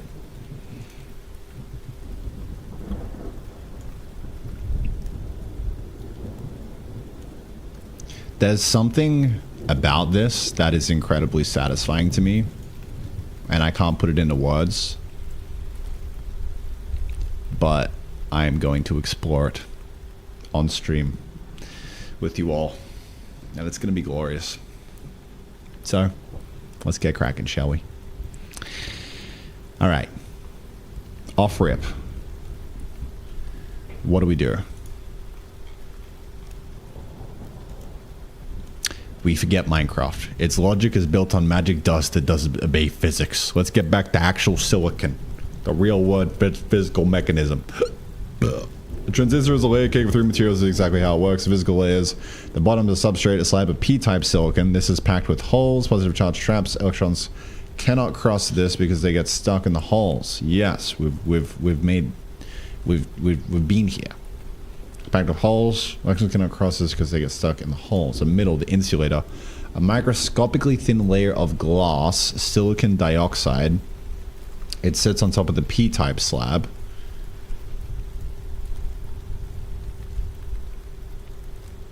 The top, a piece of metal sitting on top of the glass. The gate. Right, the gate is the piece of metal that we power in order to make the bottom P-type flip into N-type. Let's see.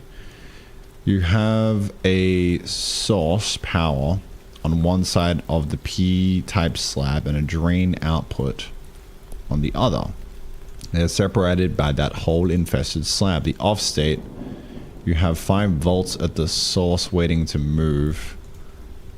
The off state, you have 5 volts at the source waiting to move. But it looks at the P-type slab and sees a billion hole traps.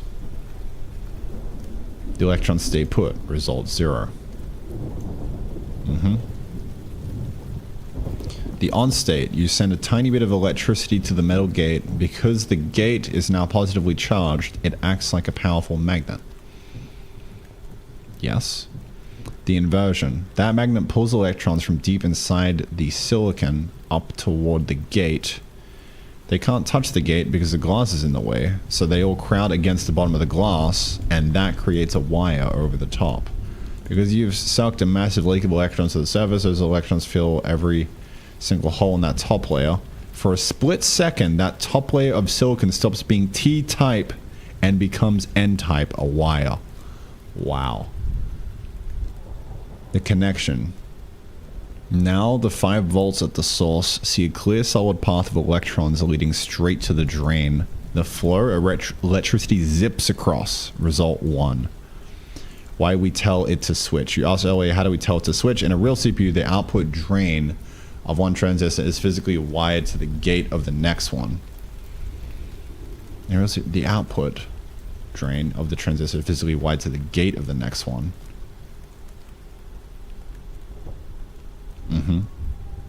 Transistor A turns on. Its drain sends power to the gate of transistor B. Transistor B then magnetically opens its own bridge. This is how logic flows. It's a chain reaction of magnets opening and closing bridges.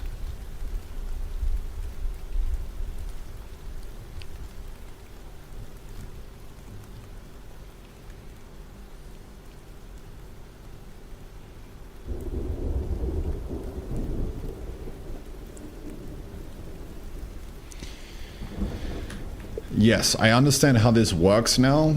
Now what I want to do is explore how logic properly works and we can remember things. I am using circuit verse.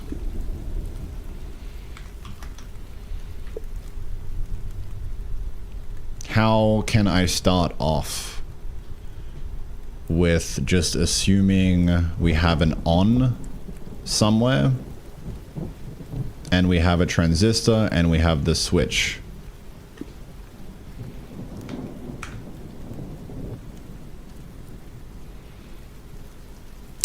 Here we go. In circuit verse, you don't have to worry about the backward logic of Minecraft. There's a component called an NMOS transistor that works exactly like the real world silicon we discussed. Power to the gate equals switched on. To see the logic happen, let's build the 2 most important foundations, the AND gate, the brain, and the latch, the memory. Fuck yeah, bro. Fuck yeah. Search for MOSFET or transistor. Okay, let's do it.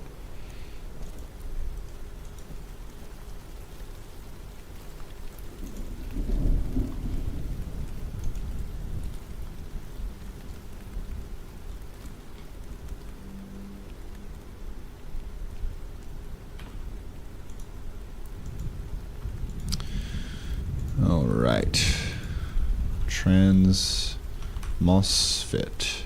Is this a MOSFET? No, that's most significant bit. How do I...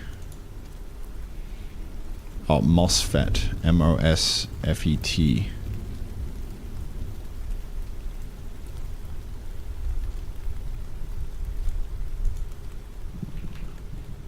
I mean, it's a circuit element, so... Anyway. Let's figure this out. What do we got? Power source. Grab a consistent high or a 1-bit input and connect it to the bottom pin of transistor A. I can't find the transistor or MOSFET thing to add in.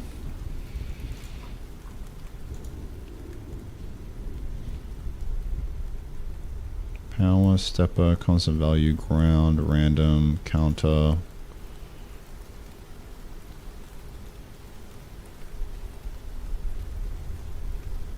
It's output. Gates. No.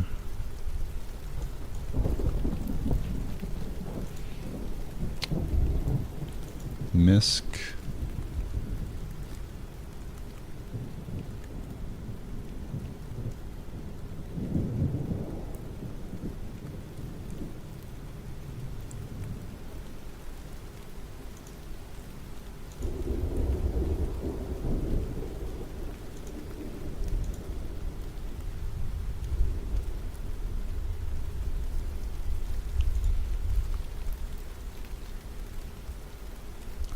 Located in the MISC.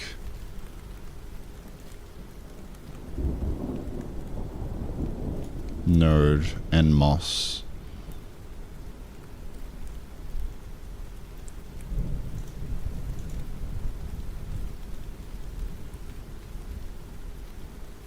Huh? I don't see anything.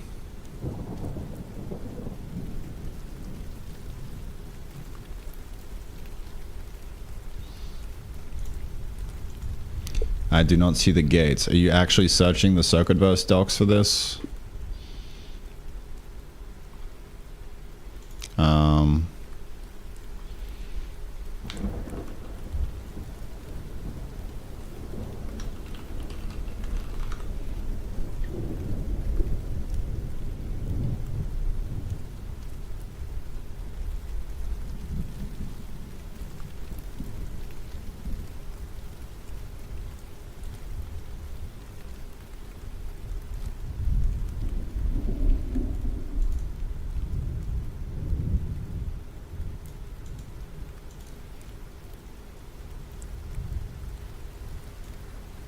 Looks like a vertical line of a T-junction on this side.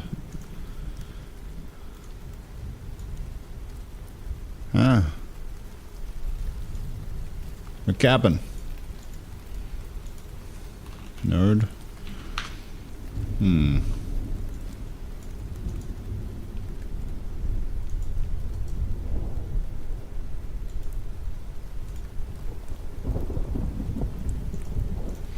Circuit verse how to place a transistor.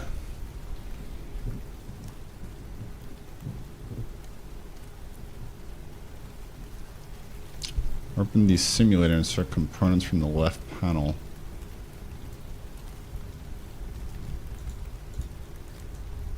We might be cooked, boys.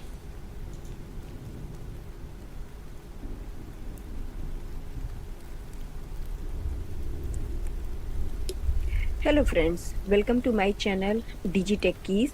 Oh, Today video is on Circuit Verse. Circuit Verse is an online simulation tool for digital circuit simulation. It is the best tool to design digital circuits and also for computers. Click it and you can place it here. Now this AND gate is having only 2 inputs, so if you want to increase the inputs, now this is the main. It's like actually just fucking hallucinating right now. You are capping. The node MNOS transistors are indeed located in the MISC category. You are capping. You are fucking capping. God damn it.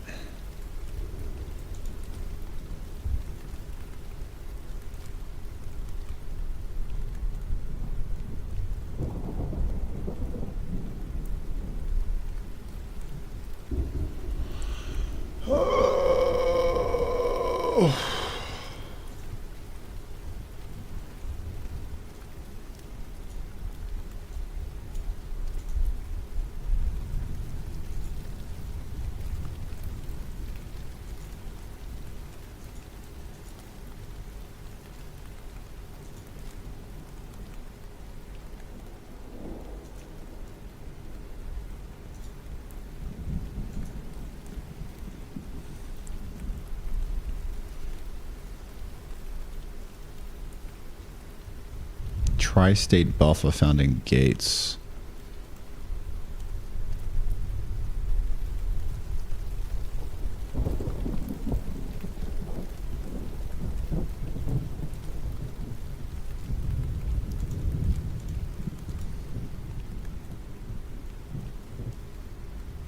There's just a bunch of fucking gates, bro.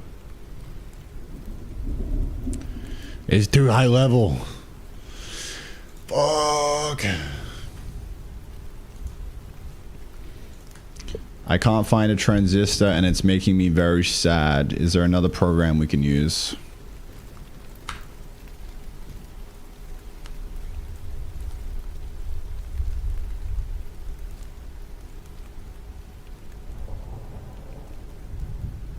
Give me the fucking atoms, bro.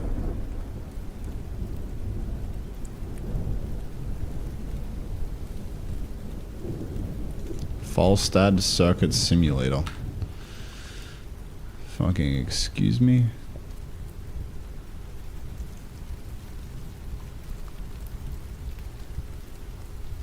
Oh yeah, now we're talking. Hello?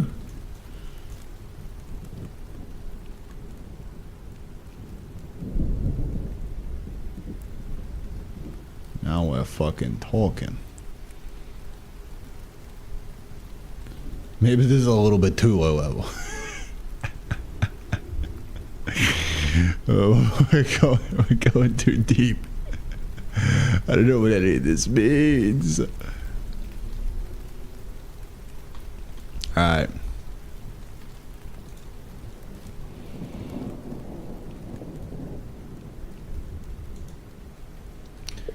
Wasteland is too deep. Is there a sweet spot? I just want a goddamn transistor. That's too hard to ask, man. Wasteland is for electrical engineers and Minecraft is for wizards. You want the Lego version. Logically. Okay.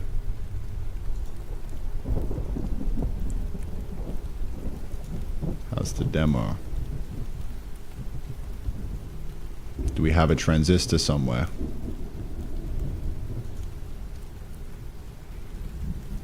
Do we have a transistor? I don't know.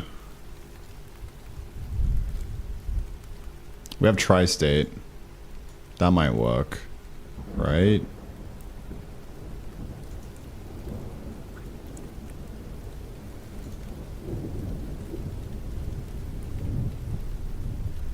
Grab the N-channel MOSFET. I don't know if we look in the controls section. Ah yes, just grab the N... whatever the fuck. It's actually just hallucinating so hard.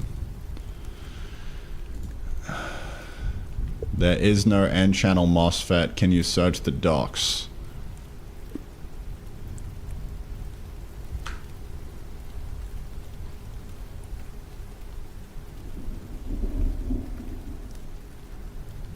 Logically, it's a high-level simulator. I mean, when you got the finished buildings, the gates don't fucking kill me. Oh my god. Circuit JS Wasteland.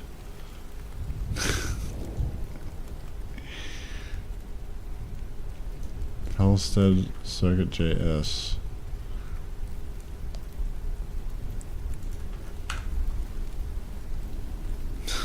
I'm deep in the mines right now, bro. Oh my god. Here we go. MOSFETs and MOSFET. Yes! Now we're fucking talking, bro. Okay, this is gonna be way too hard to figure out. But like, maybe. Interesting. So that's the gate, right? And then if we just do a little pluggy into the gate, it flows. Oh my god, this is sick, bro. Okay. Now we're talking. Turns out Wasteland was actually the play, gents. Okay. This is huge. This is fucking huge. Oh my god. This is so sick. Holy shit. We're gonna build a fucking computer just out of this. It's gonna be atrocious. And we're gonna become electrical engineers along the way. Who's ready? Who's fucking ready?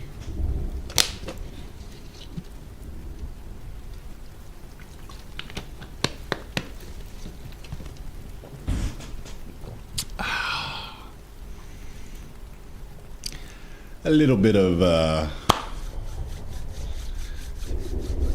little bit of shenanigans going on tonight. Little bit of shenanigans. How we doing, boys? What was Rainy trying to do? Getting the goal? To be fair, I've been reading chat, so I don't blame you. It started out with us mining sand in the wasteland. And then thinking about, you know what? How do we actually turn this sand into a computer? How does one make a CPU from scratch? And then we went down the pipeline of how silicon processing gets into silicon wafer. And then we're like, okay, well, but then like, how do you build it into the CPU? And like, what even is a CPU? So then we went down that rabbit hole of like, okay, well, like, what's a transistor? Right?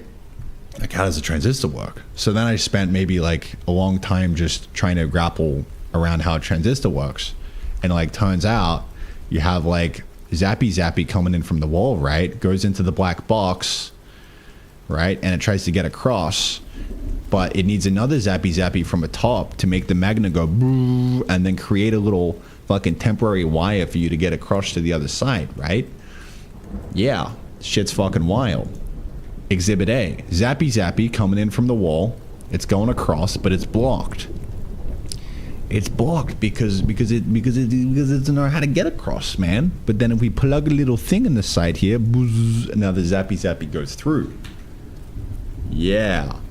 So then I went down a rabbit hole of trying to get this in Minecraft, but it turns out Minecraft is like just like a great big fucking lie, because you know redstone is just infinite power and it's always on. So then it's like, okay, well they have to think about the whole thing backwards in it.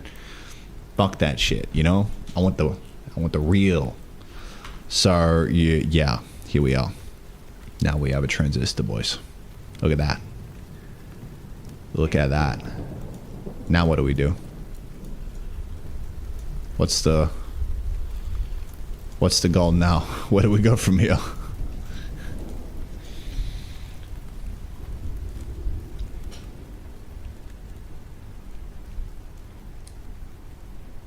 Okay. I have an idea. How do we store state? This is the next thing. We know how to flip a transistor on and off. How do we store state? Is this easy to use? Can I just like copy paste it across? I don't think I can. We're literally getting like wires. This is wild. Hello?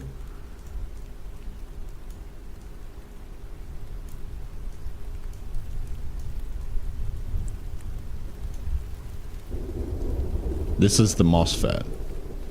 And MOSFET. Okay. Draw active components, add MOSFET and channel. Is your real world silicon transistor. The source, ground, go to draw, input source, add ground, click and drag from the bottom pan, new transistor in place. Okay. Yes. In a CPU, the top pin isn't just a battery, it's the output of the previous math problem. In file state, you actually see the pressure of the electricity waiting across the bridge. Now, do you want to see the circle of memory? Fuck yeah, I do. Go to circuit, submenu, sequential logic, RS flip-flop. You'll see two gates feeding into each other in a loop. Notice how the yellow dots keep circling even when you aren't touching anything.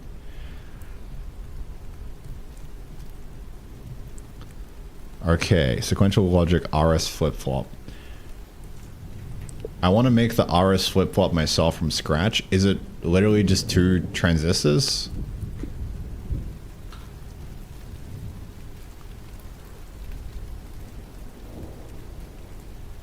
An SR or RS? In the real world of 2026, an SR flip-flop or latch is literally just 2 transistors. Specifically 2 inverters, transistors acting as NOT gates wired into a circle so they feed each other. You need to understand how they hold each other. The loop concept. Think of 2 people standing in a circle. Person A says, if I see you sit down, I will stand up. Person B says, if you stand up, I will sit down. Once they're in this state, they will stay that way forever. That is 1 bit of memory.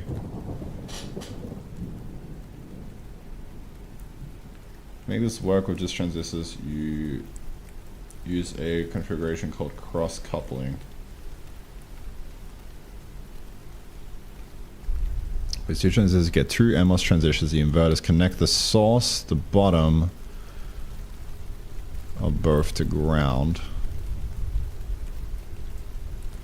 Connect the drain, top to the voltage source. Be through a resistor that prevents a short circuit. Oh. Right, I was wondering how to prevent the short circuit. Because, like, if we loop shit together, then, like... Uh-oh. Maybe? I don't know. Cross-coupling the magic. Take a wire from the drain top of transistor 1 and connect it to the gate side of transistor 2.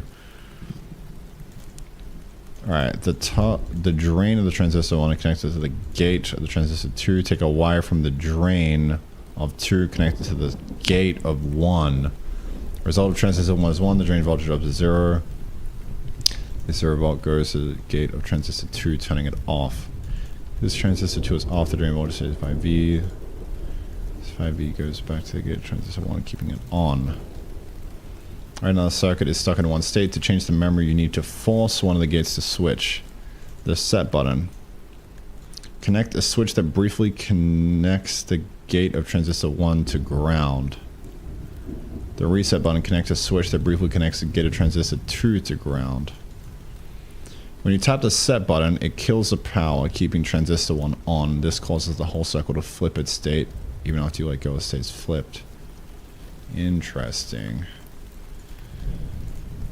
Okay, let's see. I wish I could copy. Can I copy? Copy, paste. How do I paste?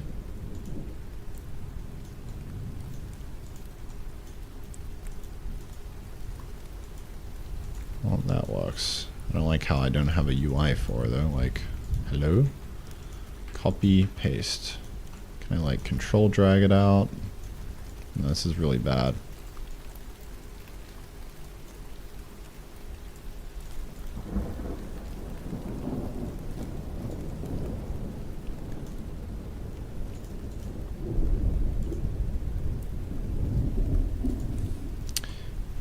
Is there a better circuit simulator? The UX is kind of shit. I can't like easily copy and drag things around.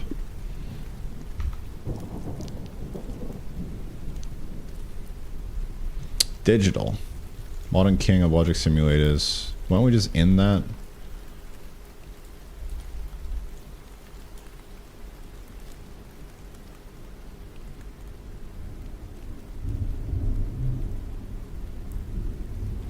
But now, does digital have... Does digital actually have transistor level NMOS?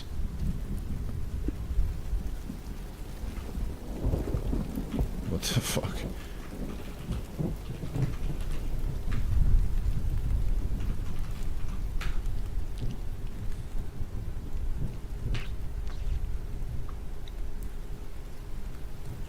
Okay, this might be better then.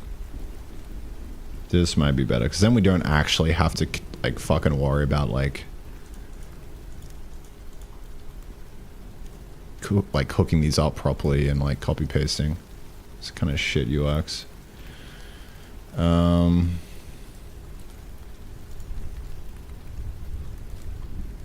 Cool. Sounds good.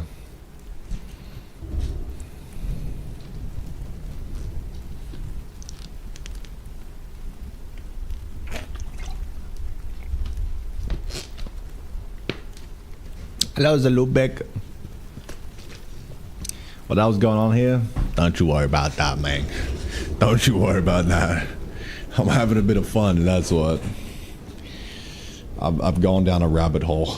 I've fallen deep in the well.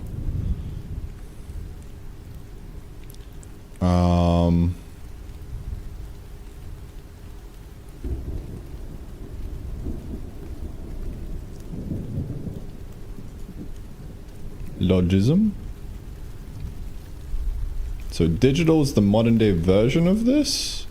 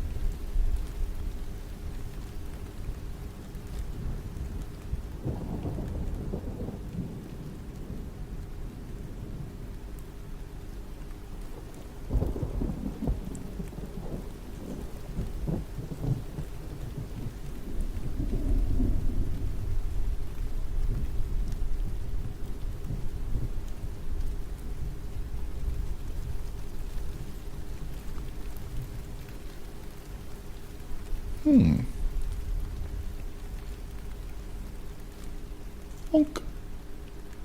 I'll hit a big download button.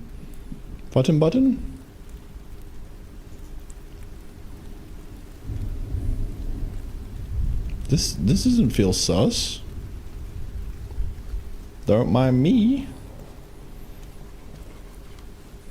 Just gonna run an executable that I found on my machine.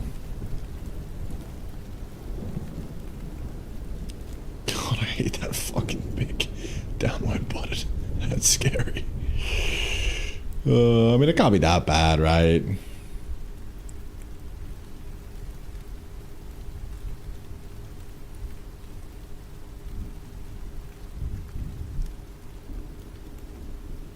We need Java.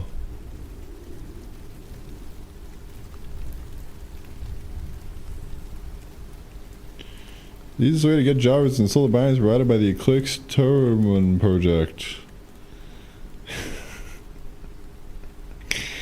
Oh god.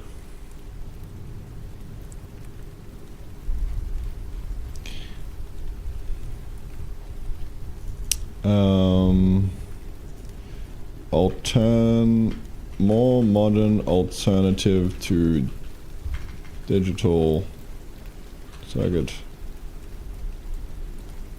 sim thing.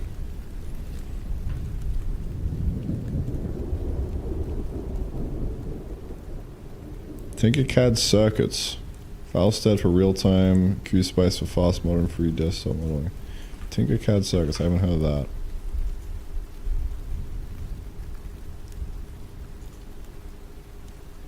God fucking damn it.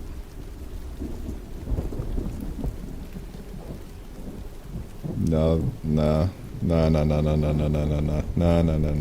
of that. Ugh. QSpice. What is an evolution? We were looking at this earlier. This seems more recent. Okay, fuck it. We bulber. Downloads.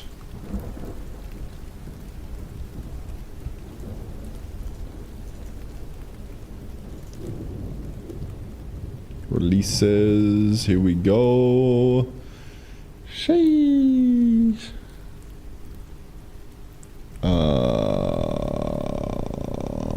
Where do the the Windows be at though? MSI? Maybe?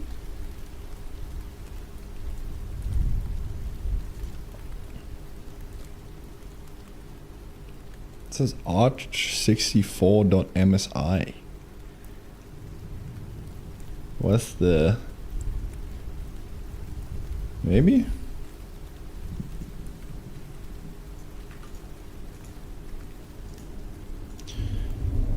I'm gonna try Logism Evolution on Windows. Which one do I get? AMD 64 is a technical name for 64-bit Intel or AMD processors, which is what I'm for. Oh, that's for ARM chips? I'm confused why it's called AMD 64. That makes me think it's an AMD processor. What's up with that?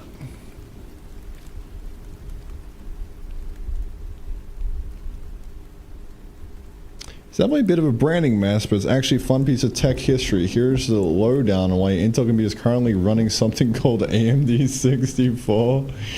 AMD did it first in the early 2000s, where Intel and AMD were racing to make a 64-bit chip. Intel tried to reinvent the wheel with a totally new architecture called Itanium IA64. It was fast, but it couldn't run old 32-bit apps natively, so it flopped. Right.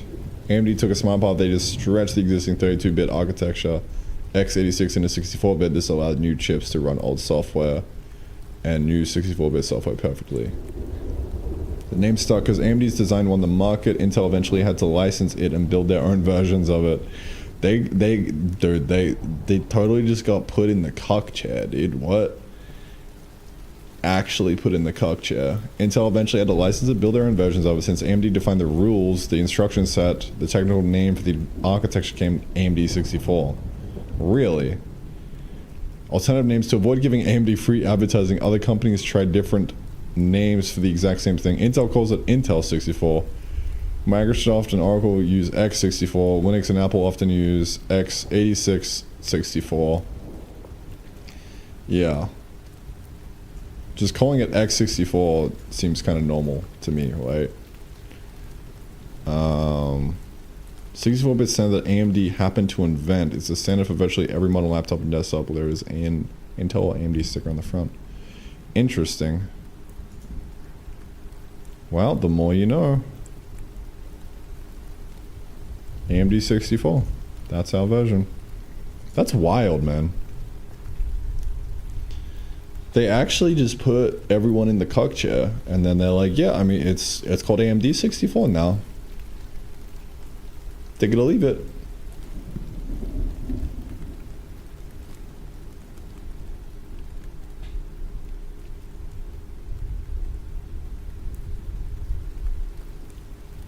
What functionalities do you need from the software? I need to have a, what's just a transistor. That's what I want. A raw transistor, and I want to build everything from just a transistor. I want to understand like how everything works. And go higher and higher level as I go. But the whole goal, everything just from transistors, and understand how transistors work.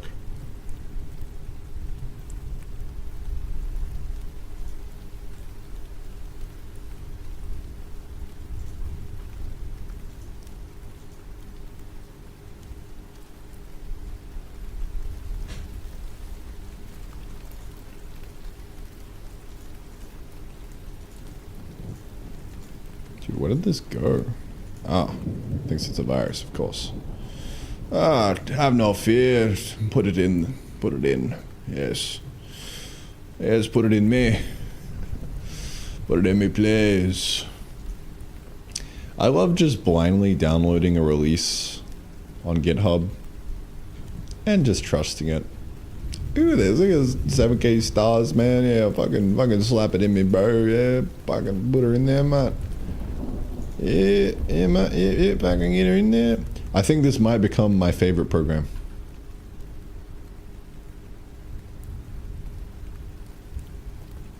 big rabbit hole. Good luck.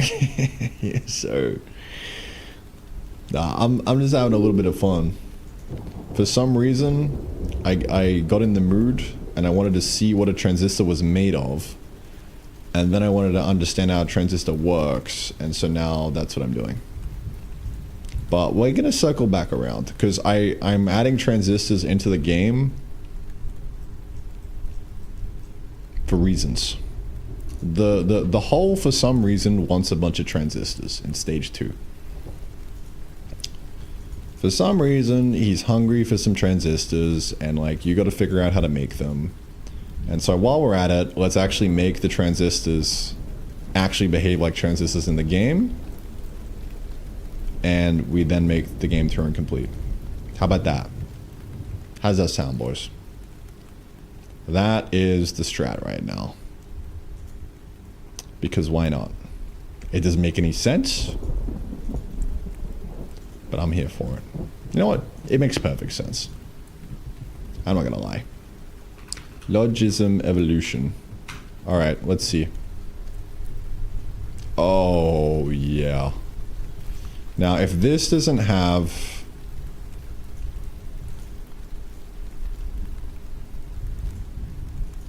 a transistor, I'm going to be very, very sad.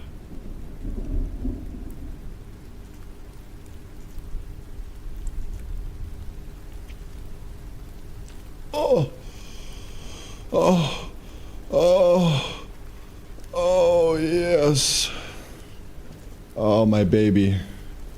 Oh my god. It's glorious.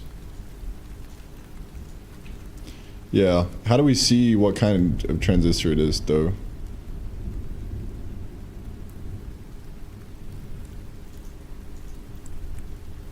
And can I do dark mode? It's alright. I'm totally happy to blast my eyeballs with this. As long as you give me transistors. I'm an easy man. I'm an easy man. Window. Holy shit. Yeah. There we go. That's about as good as it's gonna get. Oh.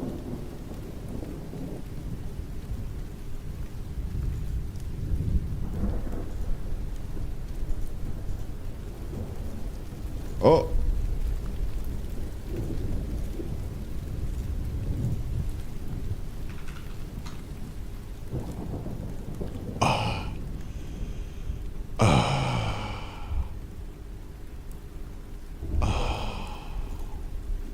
It's beautiful. It's glorious.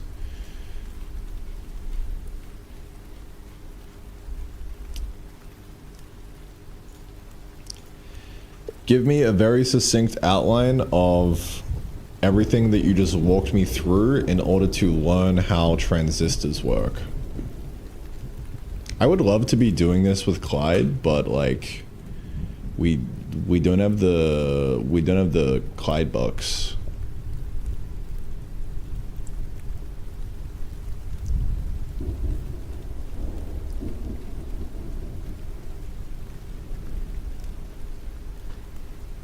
Like, man, it would be good. Clyde would be teaching me so hard about transistors right now, man. That's right. We'll have to make do with Gemini.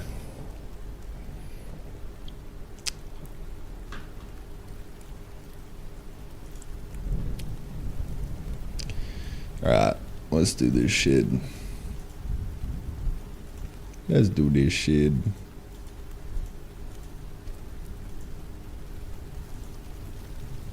Wow. Look at all these things. Look at all these delicious things. My God. Isn't it glorious?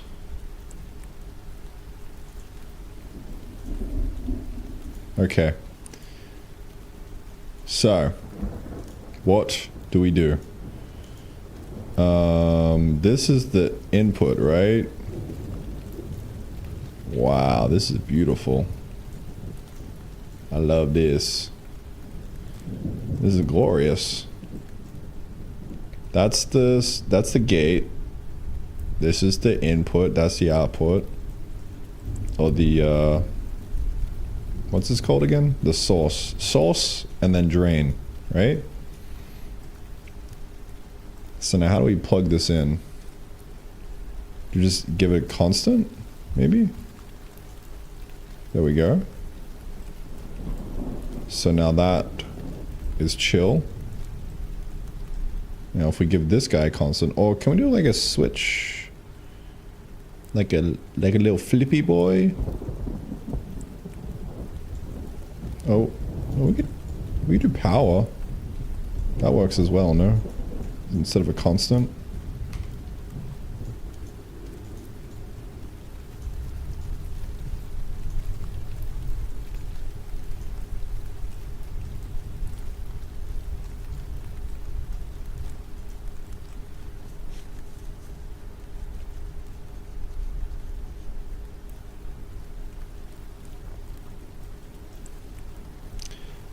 Skunks, you don't gotta worry about it, bro.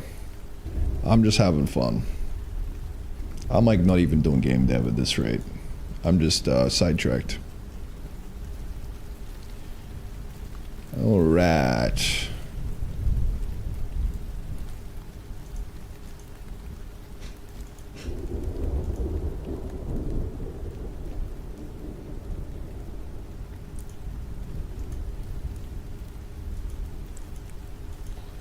Don't gotta be such a Debbie Downer, dude. Come on.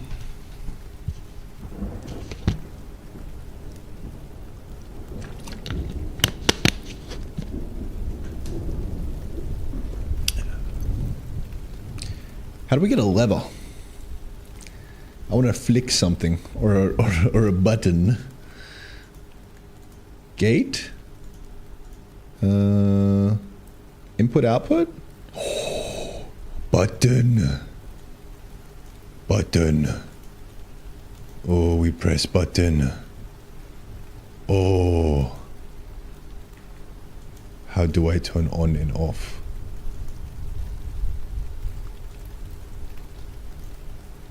I don't know. Maybe we make lever.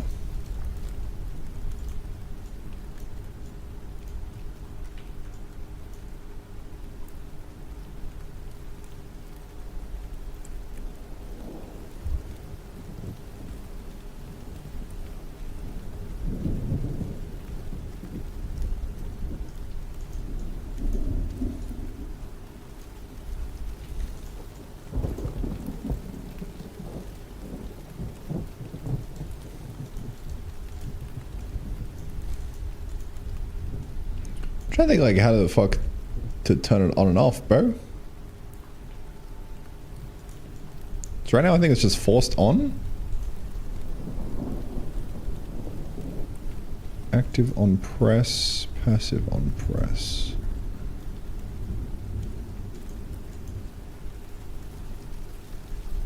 Cursor to hand? Okay. Control 1. Control 2. Interesting. Simulation tab top left.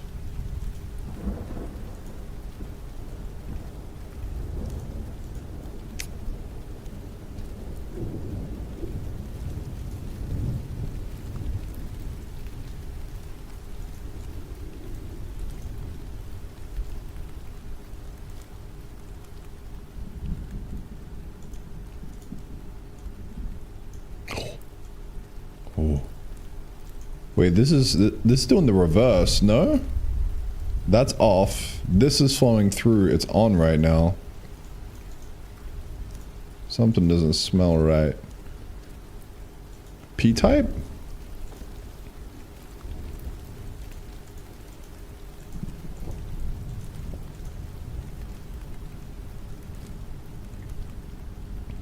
All right, let's try and get like an LED or something. Bang. Okay. It's doing the opposite of what I think it should be doing right now. So there's something weird. Like that's power, right? Power is going through. Is it actually the reverse?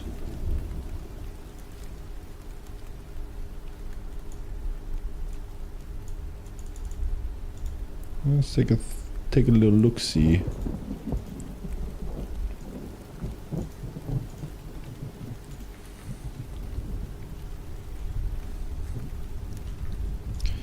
I have a transistor and it's hooked up to power, but it seems to be going all the way through the drain even though I don't have the switch on. Am I just thinking about this wrong?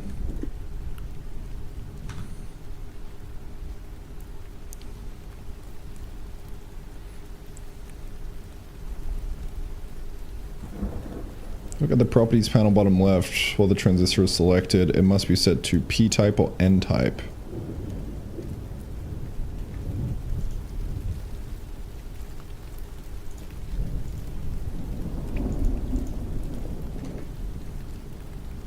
P-type default. These are normally closed. They allow power until you turn the gate on. They allow power through until you turn the gate on. Oh, wait.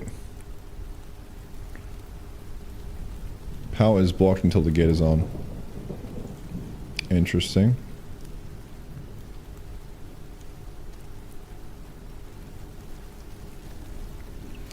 I'm just misunderstanding P-type versus N-type then. Maybe.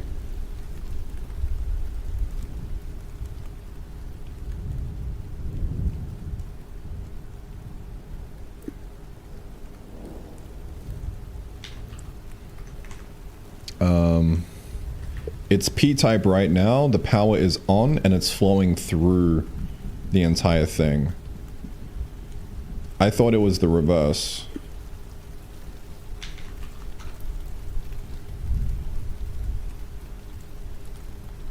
Huh. Real world and in logarithm, the names refer to what type of charge makes the bridge. N-type negative, the logic needs high power to turn on.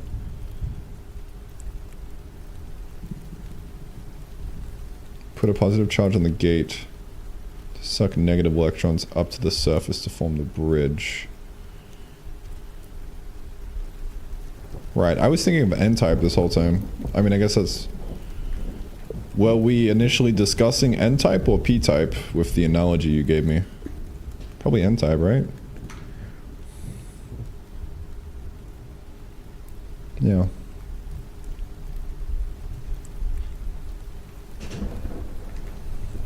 So this should be N. And then now when we click the button, it should flow through. Or not. Okay.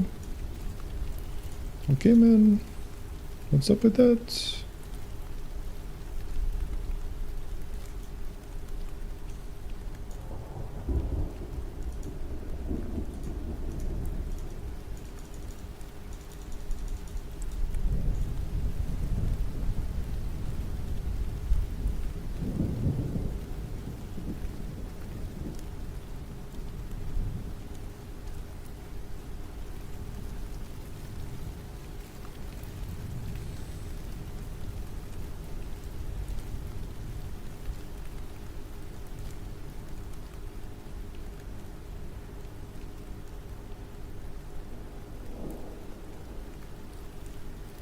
Alright, if the bridge is closed, then it means power is going through. Which, I mean, I guess makes sense.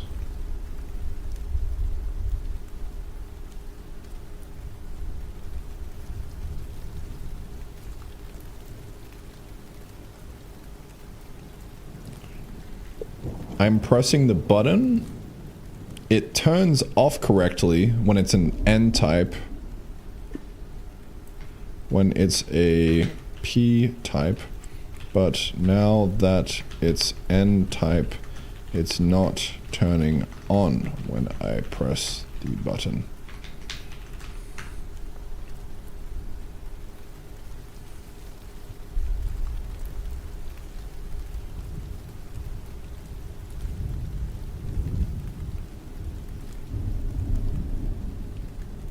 Fighting state trap and organism it has because is more realistic than Minecraft. Real silicon M-type current transistor is a pull-down switch. It's great at connecting things to ground, but it struggles to push high signal through to an LED because of the way the physics of the bridge works. Fix this illustrator. To make an M-type transistor work like a simple light switch in logism, you have to wire it upside down compared to how you'd think. The source connect to the ground. The drain connect this to your LED. The LED other side. Huh?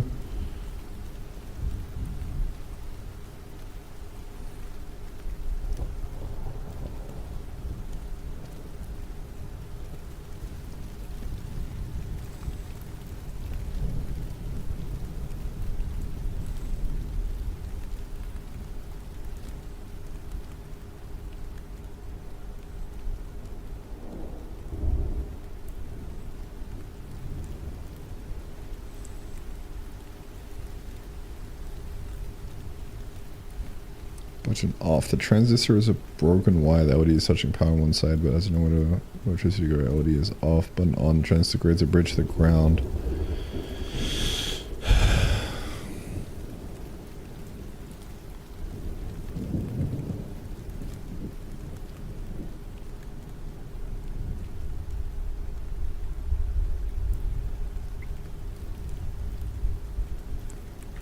I don't understand what you mean by this.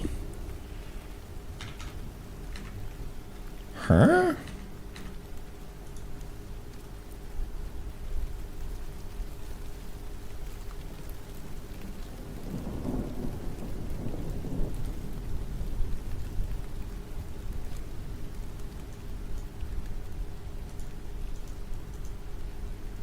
I confuse.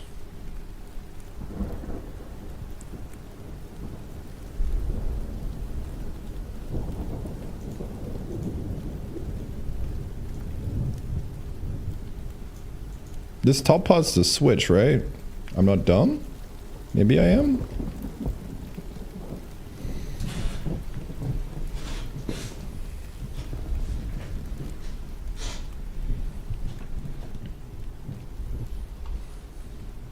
Switch the button and LED? But like, why though?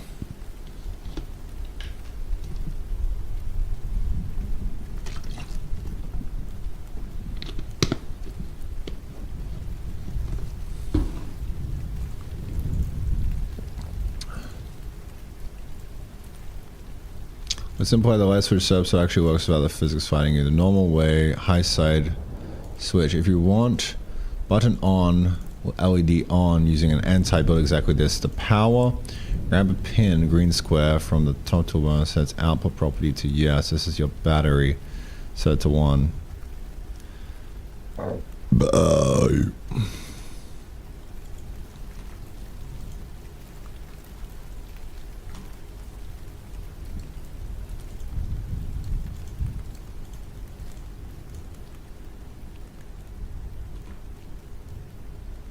Transistor, place an N-type transistor. Yes. Connect your battery 1 to the top pin. What do you mean by top pin and bottom pin?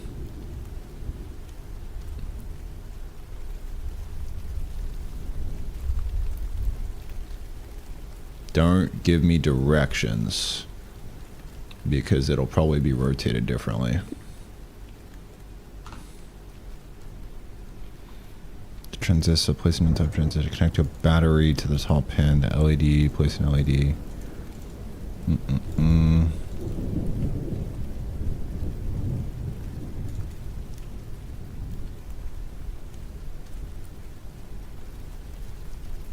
The other side of the LED to a ground, wiring the ground, the gate, the switch. Place another pin, green square, connect to the side pin of the transistor.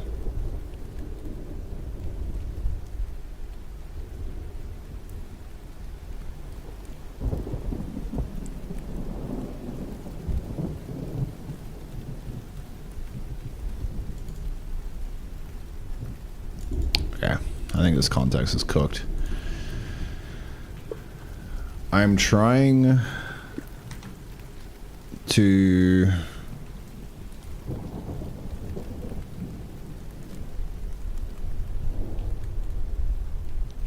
have a N-type transistor. I have an N-type transistor in logism evolution. I'm trying to learn how it works. I have power going into the source, and out from the drain I have a button. No. Now from the drain I have an LED. I have a button hooked up to the gate, but it no worky. Help me fix, please.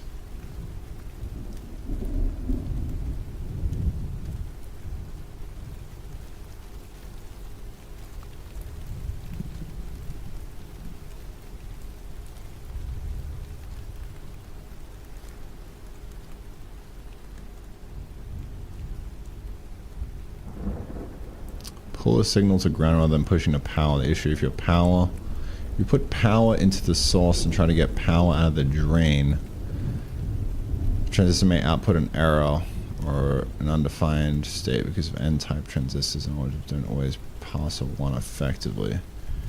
Use the transistor to connect your LED to ground instead. Connect one side of the LED to power. Connect the other side of the LED to the drain. Connect the source to ground.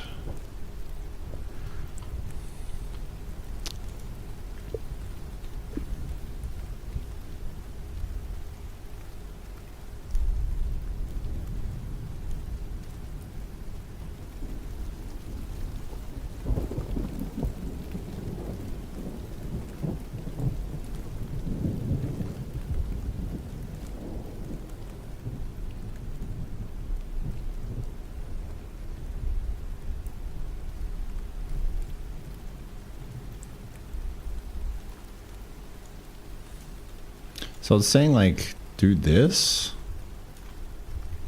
but like no, I don't know if it is actually saying that. It might be capping.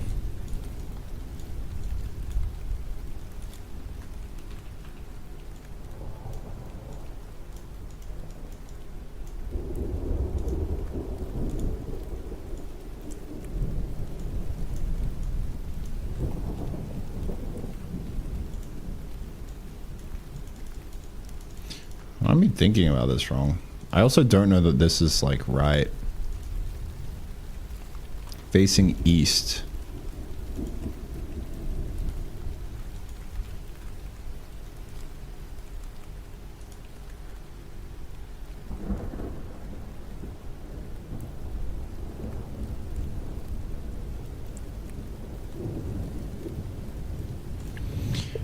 I'm just trying to make it so that when I press a button, the LED turns on.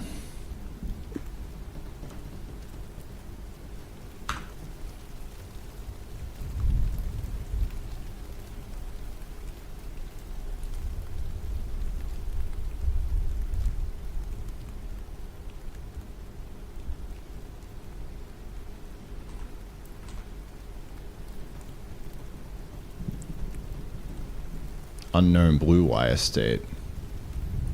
Ah.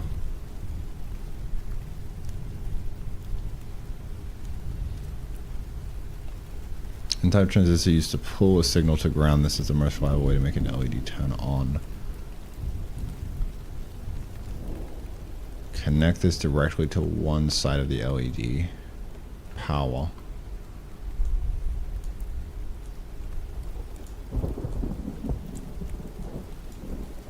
God.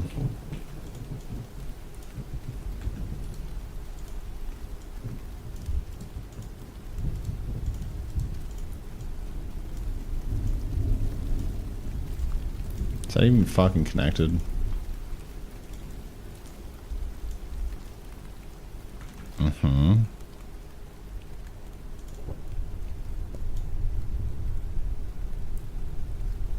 Connect the other side of the LED to the transistor's drain. Source, connect the transistor's source to ground. Oh, connect the transistor's source to ground. How do I connect it to ground? And how do I get power in?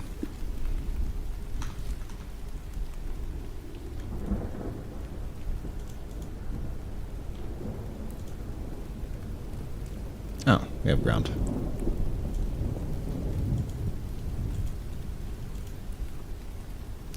What do ground be, though? Is it quite literally the fucking ground? What do you guys think about that? Okay. The source is to ground, but this is going... I don't know. This is real. That's undefined. Okay.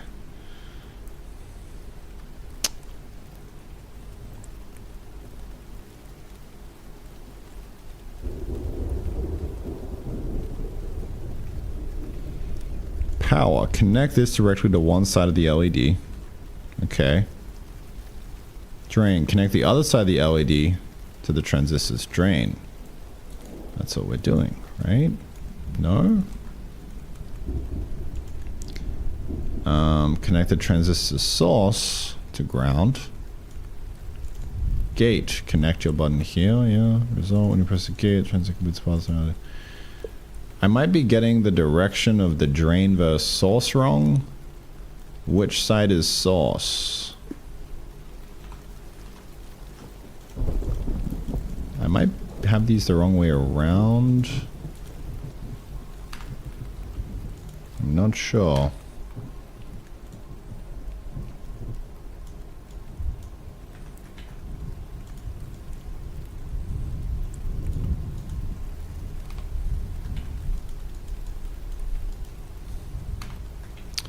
Why fucking disconnect this?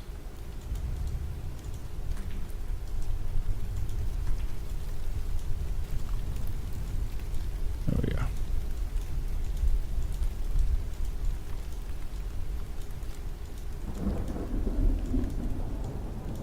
God, this is so fucking hard to use. God damn it. Alright, let's try that again. Transistor. Bang.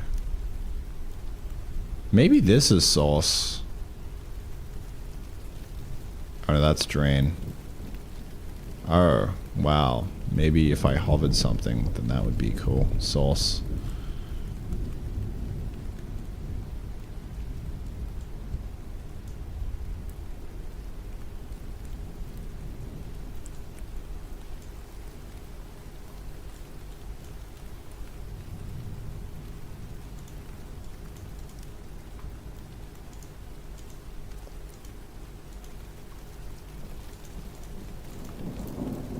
The fact that that's still blue is kind of weird.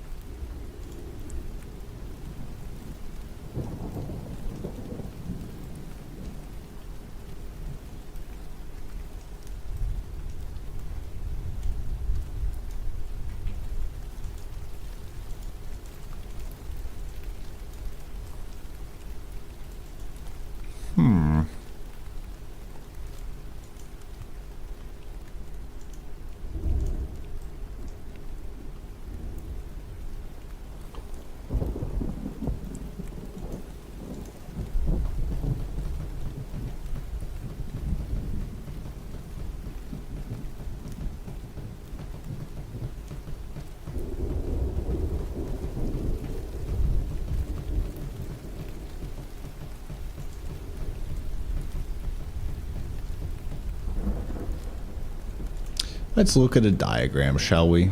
As suggested.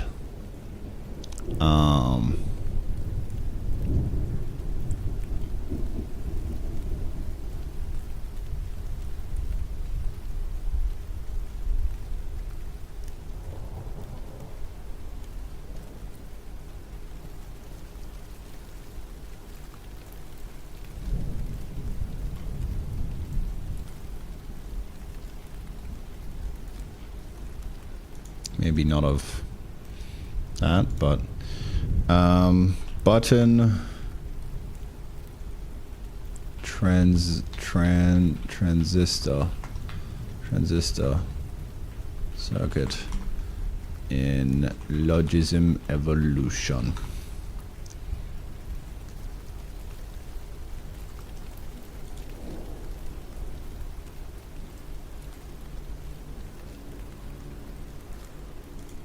Was this the issue?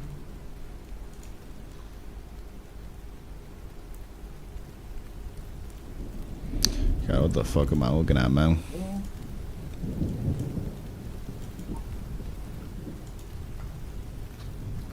So, and Hell yeah. other things that you have learned. Give me some fucking random Unicourse right now. That's why you're asking the question. A lot of power to generate a lot of heat. So it's a good step forward. And then in the other column, I will simply say, are we allowing flow from the source to the drain? And goes here. And then the input pin goes here and also goes here. And then this one has to go over to the other side. So this is where we have a crossover. Alright. Alright. Here's schematic menu for examples. Where do that be though?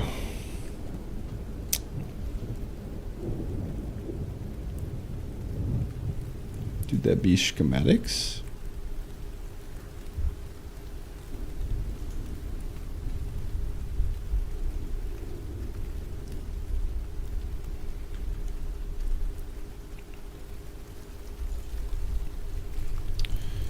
Logism, how to evolution, how to use. Give me some docs. Intro to Logism evolution. The user's guide. Oh yeah, now we're talking. Beginner's tutorial. Sure.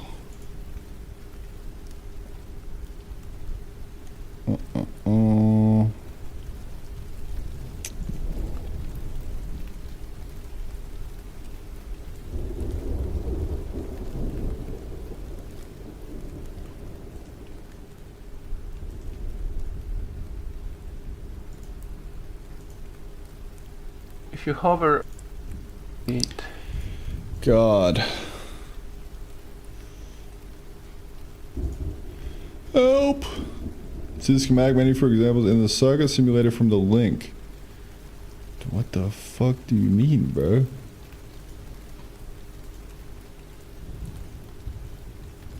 What?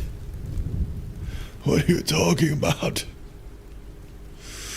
Where? Oh, here? This is Falstead, bro. What? Oh, you mean like find an example in here and use it? Is that what you mean? Index of circuit examples?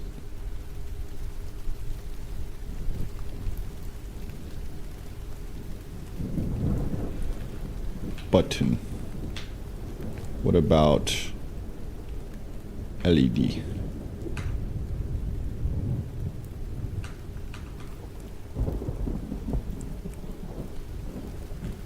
What am I looking for? What am I looking for? I don't know what I'm looking for. That's the problem.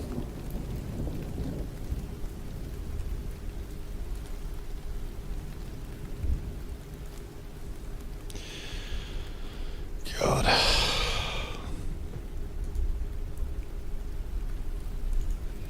Okay, walk me through how everything should be wired up. I have power, ground, a button, and a transistor. What are all the links?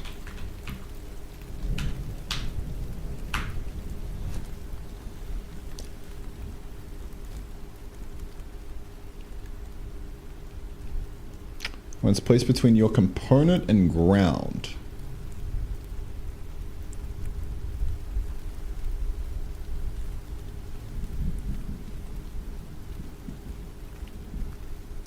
Connect a wire from the power component directly to the top pin.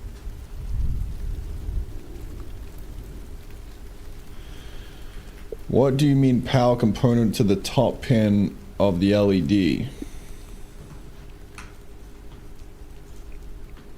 What does this mean? Oh, that's not even connected. Yeah. Yeah. I knew that, bro. How does one even... I thought there were two parts to the LED, no?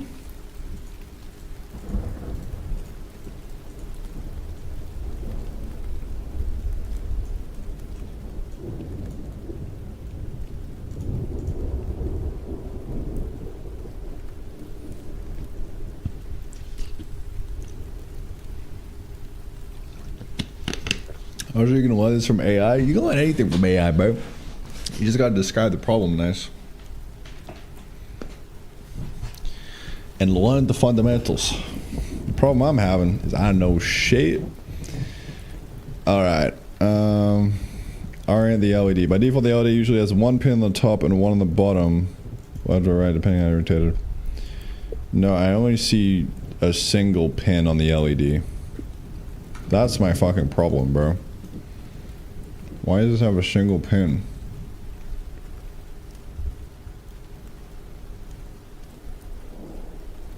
Huh?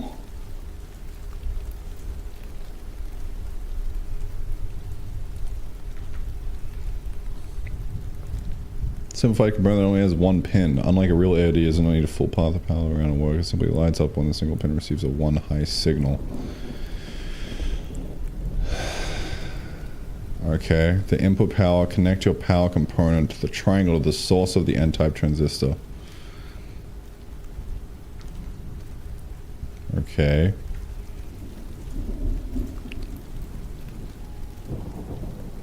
This is the source.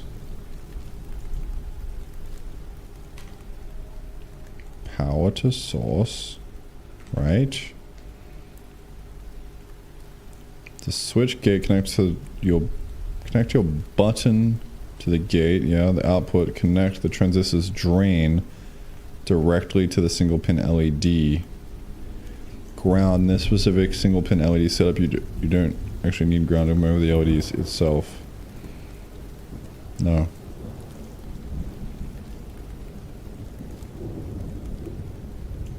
Use a P-type transistor. That's the solution. Okay, alright.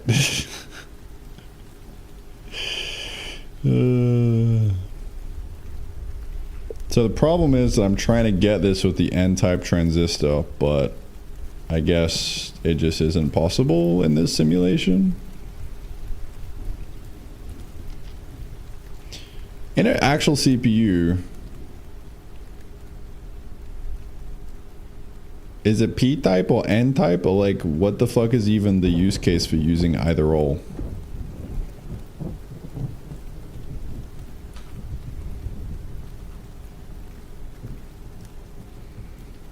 The reason cycle is failing in this sim is that N-types are physically bad at passing power and P-types are physically bad at passing ground. In a real CPU we use both, that's why it's called CMOS, complementary metal oxide semiconductor. They complement each other to cover their weaknesses. What are they actually used for? N-type, the pull down king. The rule, N-types are great at connecting things to ground.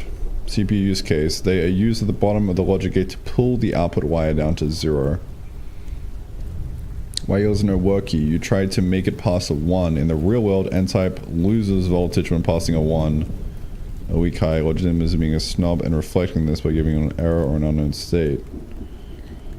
Okay. Interesting.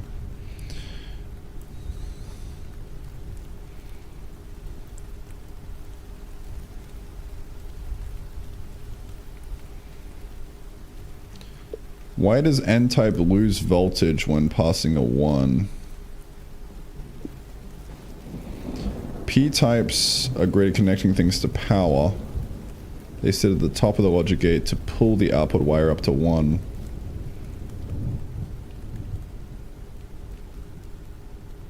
I'll pull the up. Why done at 0? Okay. They turn on when the gate is 0. Real CPU uses them, the NOT gate. If you want to make a simple NOT gate inverter in a CPU, you stack them. Put a P-type on top, connected to power. Put an N-type on the bottom, connected to ground. Tie their drains together, this is your output. Tie their gates together, this is your input. The input is 1, the N-type turns on, connecting the ground. Output to ground. Fixing your logicism is wrong. If you want to see that N-type work with your LED, you have to flip your thinking. Connect the LED pin directly to power. It will stay on. Connect the N-type source to ground. Connect the N-type drain to the LED pin.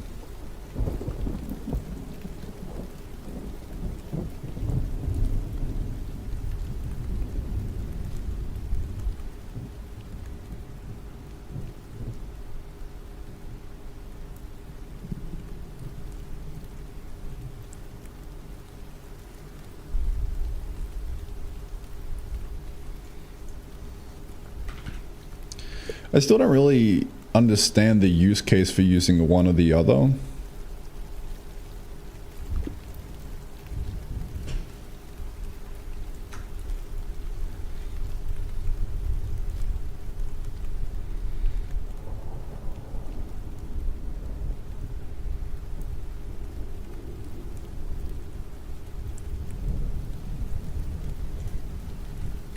Now, stupid question, but what actually is ground?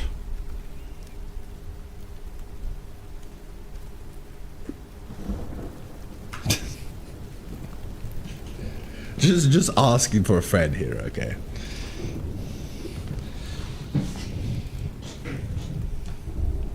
Dude, this is fun. I'm thoroughly enjoying myself.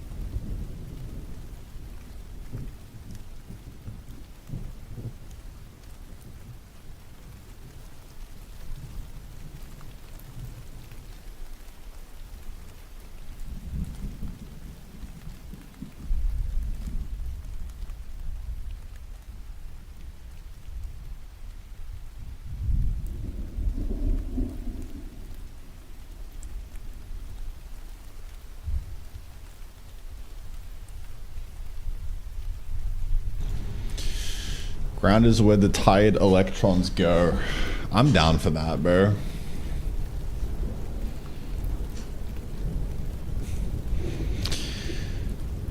Ground is simply the 0 point of a circuit acting as a universal reference for all other voltages. Is a reference point, the C level of circuits. Voltage is a difference in potential between 2 points. To say a pin is 5 volts, you actually mean it's 5 volts higher than some other point. Ground is the point we collectively decide is 0 volts. Analogy. Measuring the height of a mountain, we measure sea level, which we call 0 feet. Ground is just the sea level of your circuit. Okay.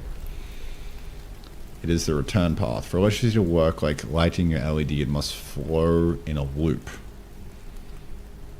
It is the return path. Return path. Interesting.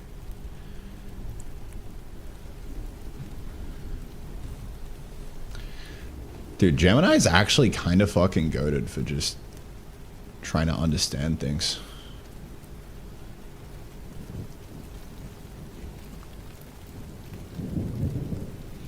Like, it feels kind of better than ChatGPT, maybe.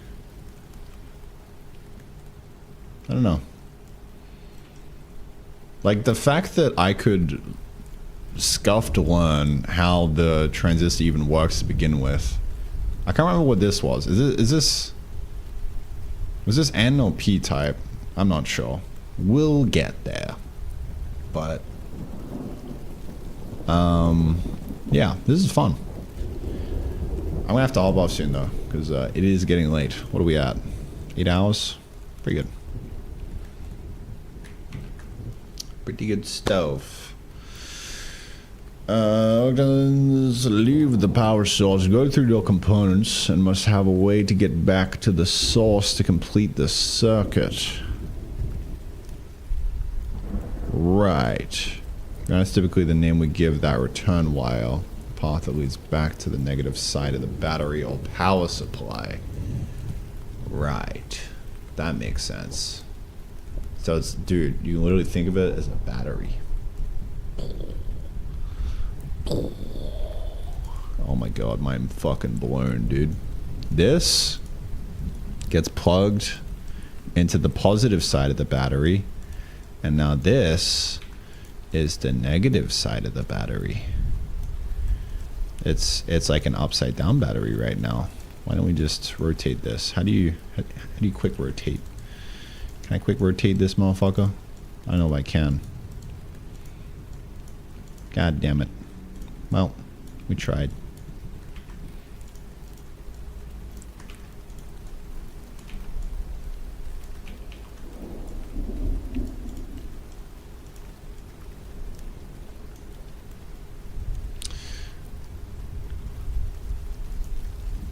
Battery. Yeah. Yeah. This is a battery. Oh yeah. Okay, positive battery goes in. Flows through here. How do we turn the LED on? I don't know. Maybe we do that. And then we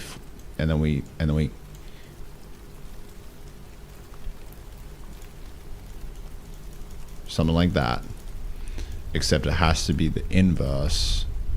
Because this needs to be P-type because it's trying to pass power through? I don't actually know. I just work here, man.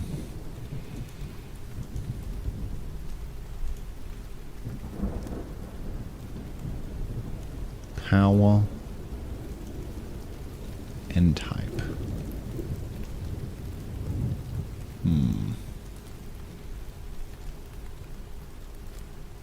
Yep, I don't know. I'll figure it out eventually, though. I'll wrap my thick fucking skull through this.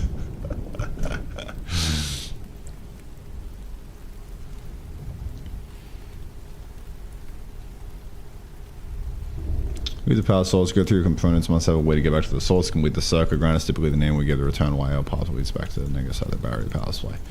Okay.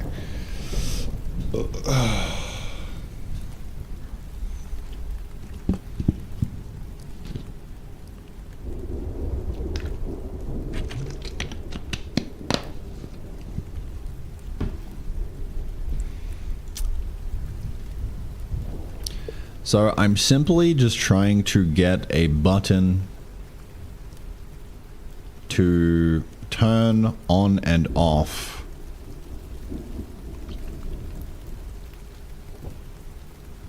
an LED. Now,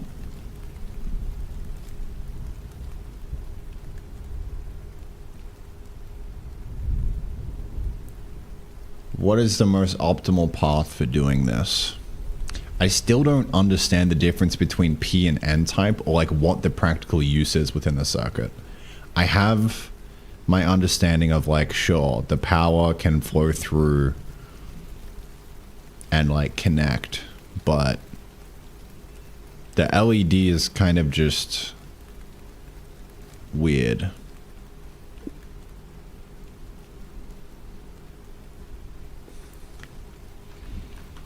I don't know.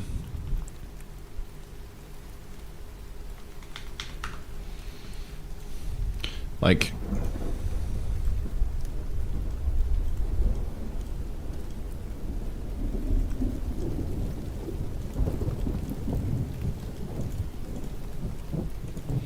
the fact that it says like the LED is like a simplified thing. Active on high, yes.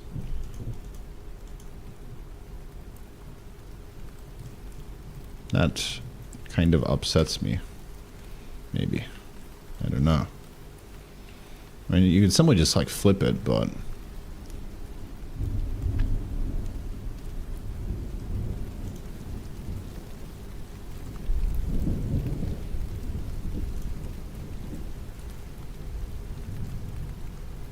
Power, button, LED pin. Honestly, just power to LED pin, no? Fucking forget this noise.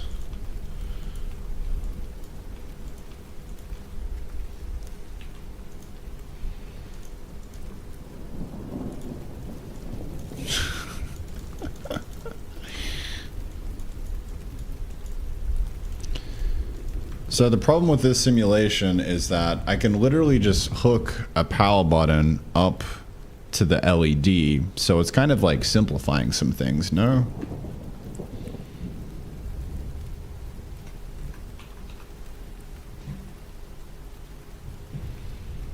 Logic simulator, not a physics simulator. In logism, a wire is just a messenger carrying a state, 1, 0, unknown error. Okay, of course. Doesn't care about volt drops, heat, burning. If you hook a button to an LED, the button says 1. Yeah. It feels like it's cheating. Idealized conversion in the real world, putting a button directly between a big battery and a tiny LED would probably pop the LED. Sure. Ignores that no current flow doesn't actually simulate flowing electricity. Yes. Transistor struggle. The reason your N-type don't work early is that logism does try to enforce one rule. N-types are bad at passing ones. It's the only physical quirk the software really forces you to teach you how CMOS is actually designed. The software really forces on you to teach you how CMOS is actually designed. What even is CMOS?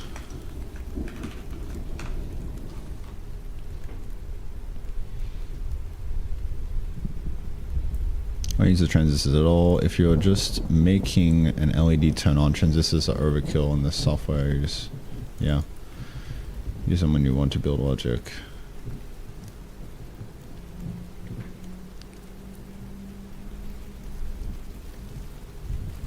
Try making a NOT gate, use a button and turn an LED off. Yeah, that's kind of what I'm thinking.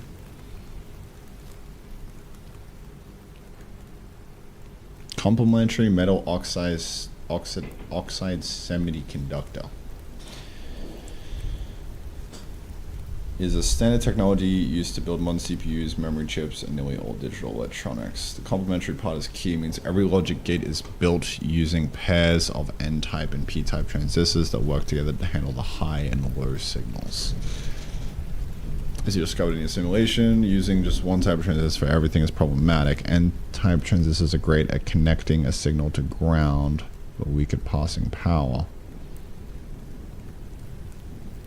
P-type transistors are great at connecting a signal to power, but weak at passing ground. Pairing CMOS and transistor signal is always strong, either perfectly connected to power by P-type, or perfectly connected to ground by an N-type. The most important benefits of CMOS is that it uses virtually no power when it isn't switching.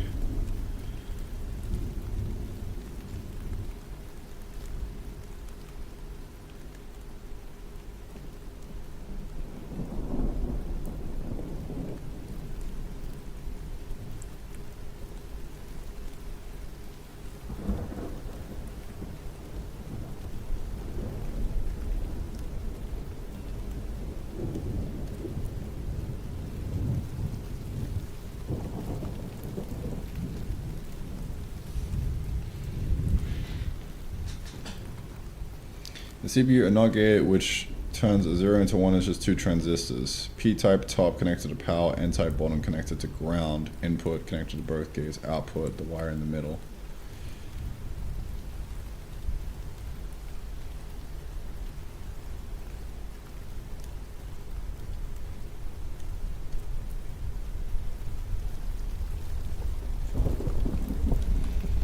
Yes. I think the problem is that I'm thinking about the transistor as like one thing when in reality, it's either a P or an N type.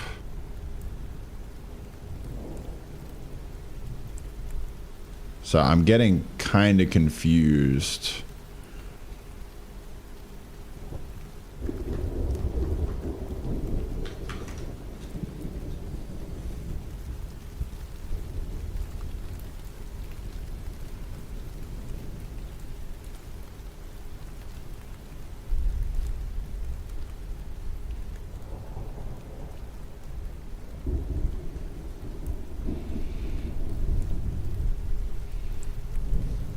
Also, is logism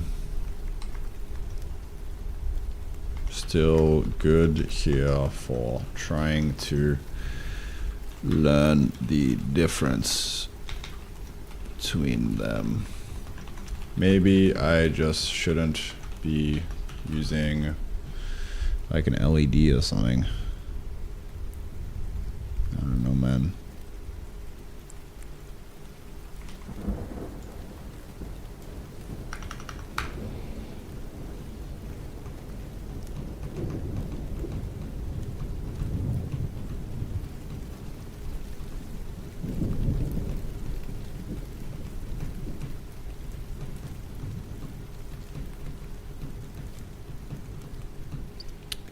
Suppose you to learn that N types and P types aren't interchangeable. In logism, if you try to use an N type where a P type belongs, it will show an error or an unknown blue wire state. That's cool. It won't show you why. It just tells you that's wrong. That's fine by me. To stop the confusion, stop thinking of a transistor as a single component, think of them as two different tools. N type, the ground switch. Gate control turns on when you give it a 1. Best at connecting something to ground. Okay. Power switch turns on when you give it a 0.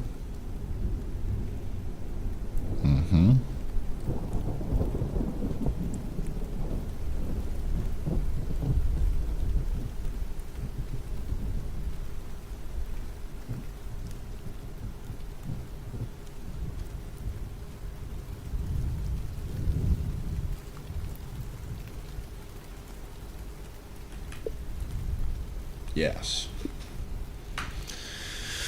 All right.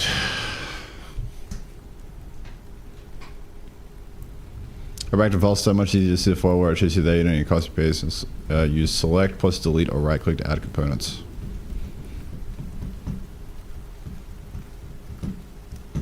Alright, bro. Don't mind if I do.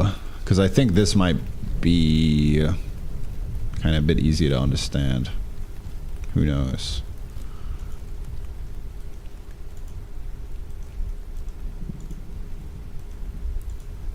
Bit easier to understand in the worst way possible. How about that?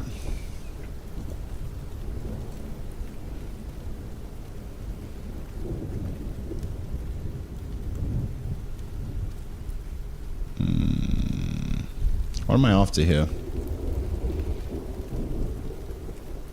MOSFET N or P. Interesting. Ooh. Ooh. It's kind of fucking hard to... Dude, what? God damn it.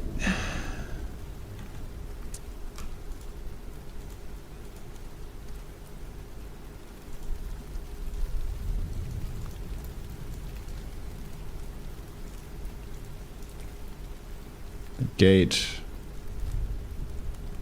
Source drain.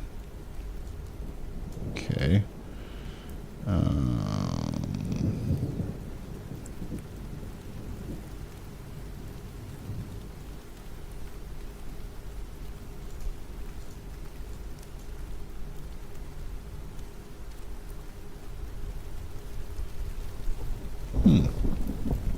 Interesting.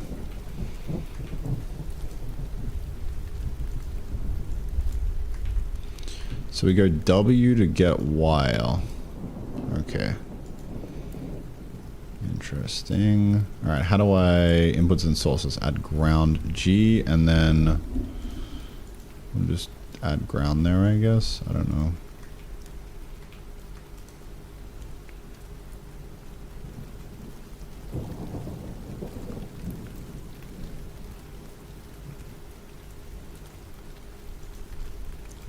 voltage? Plus 5 volts. Okay. So now, God, how do I fucking drag shit around?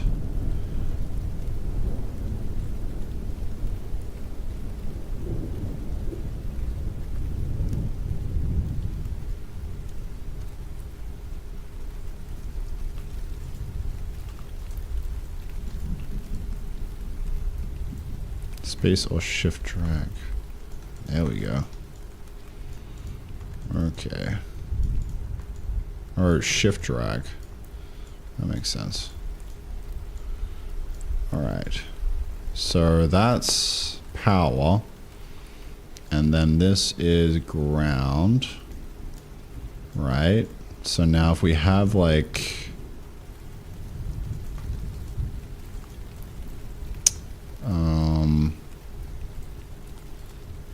we got like a little blinky light.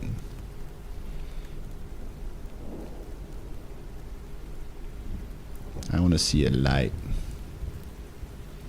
Massive components. No. Can you even add a light in this? Maybe not. Ah, LED. There we go. Of course you can. Of course you can. Here we go. Here's a real fucking LED. God, what am I doing? This is gonna take some getting used to. Wire, bang, bang.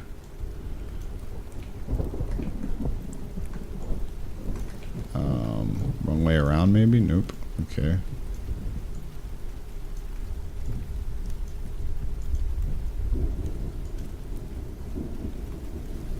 True bad connections.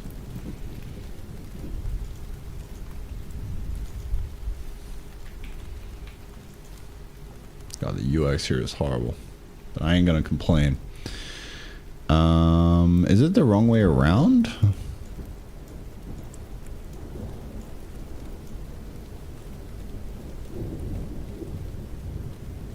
How does one do this?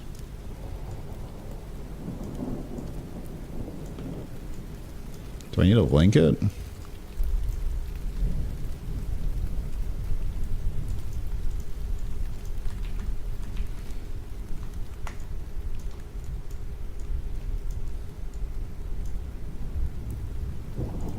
I don't know, man. I don't know what I'm doing. See if we can,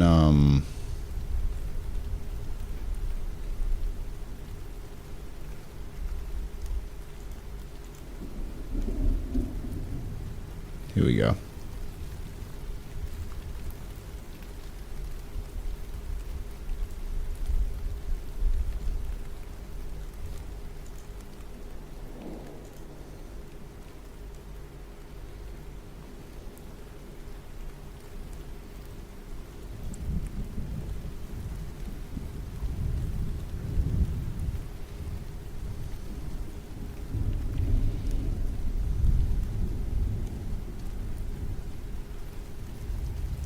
I want to see a light.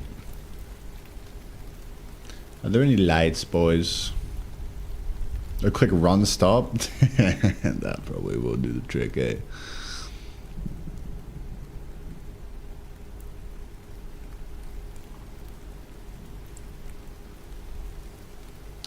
Is there any like pre-built little lighty boy?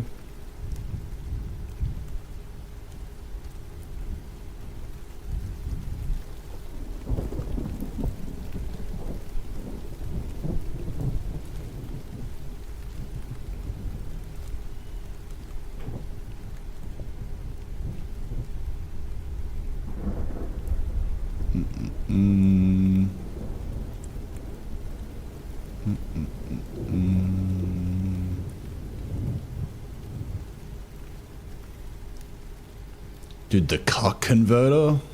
Sheesh. Give me some of that. Light bulb. Yeah, now we're talking, bro. Oh, look at that.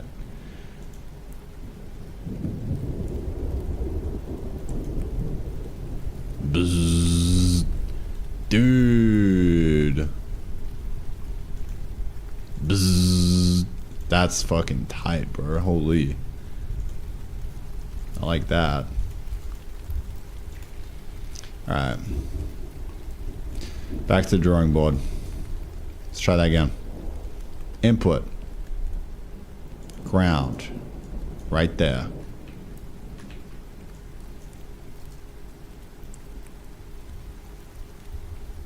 What else we got? What else do we need?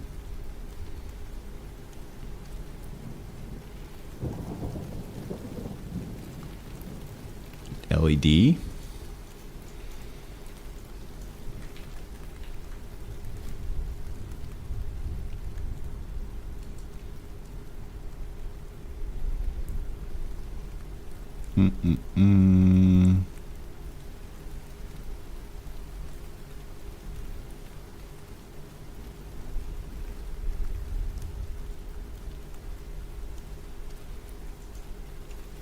Can I just put a voltage source, or do I need something fancy?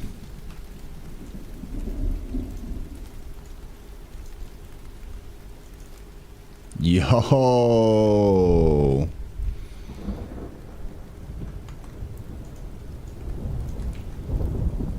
Sheesh.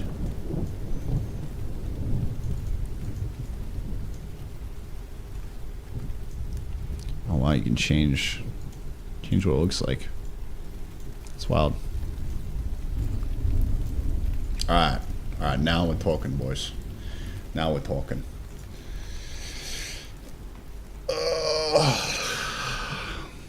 Yo, look at this.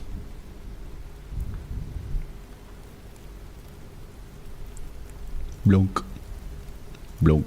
Blunk. Blunk. Alright, this makes sense to me. That goes out the drain.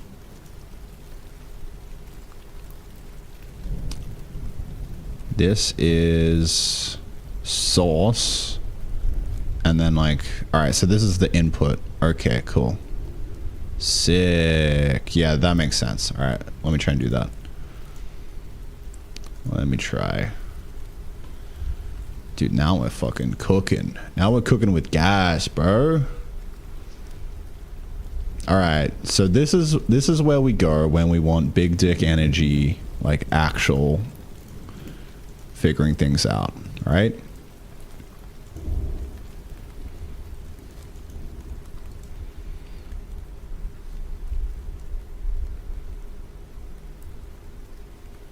We're gonna figure out how the fuck this shit work. Let's do it. Big fucking Ohm's law up in this bitch. Fuck.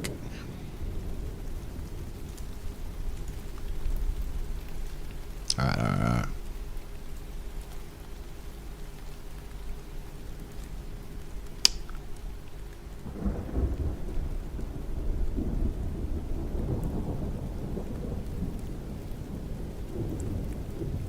Yeah, that's huge that you can just paste the link in and share that. That's fucking insane. Love it. Alright. I don't get good the hotkeys. G, ground. Bang. Alright. How do I get an input? Just hit V, right? Bang. Voltage source. 5 watts.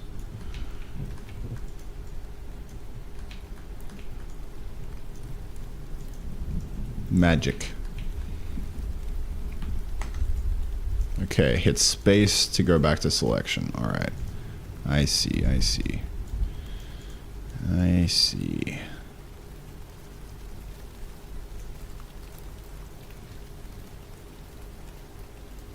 Now let's grab our MOSFET. P or N? I'm not really sure. But my goal is to make a button go click click. That's what my goal is. So source, wire. What's the difference between each of these sides here? Am I supposed to go from the other side?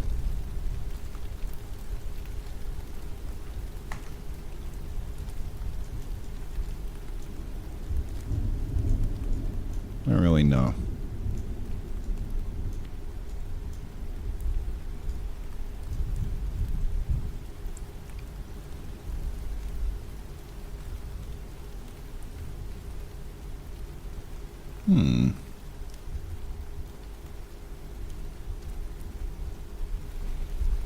That's introduction to computer engineering program. My deal be there from Google. All right.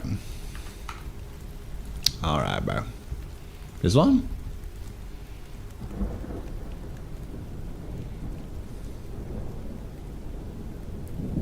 Computers.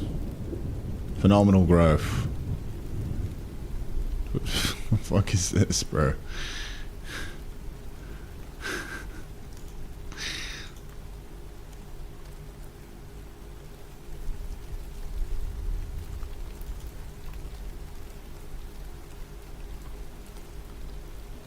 I'll figure it out, bro.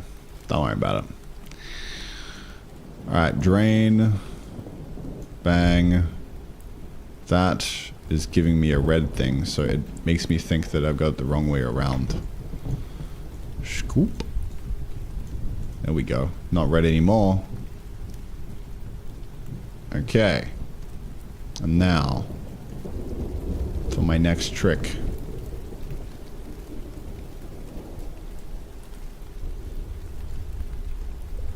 Input. Nope. Passive component.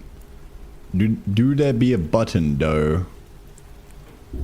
Do there be a button? I want button. We could do a switch. Fine. Blink, blonk. Blink, blonk. It's kind of crazy that like a switch is just like you just break the wire and like that's it. Kind of insane. Voltage source. Oh, it's 2-terminal. Okay. That might be why. I don't understand what 2-terminal means here. Too advanced for me. I'm a simple man. Yeah. Yeah. Yeah. Yeah.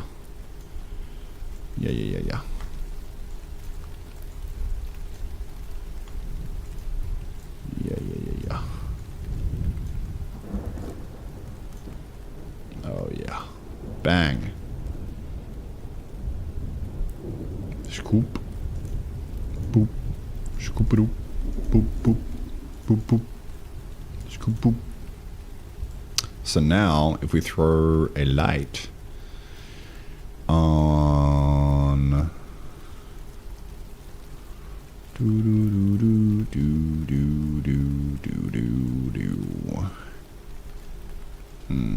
LED.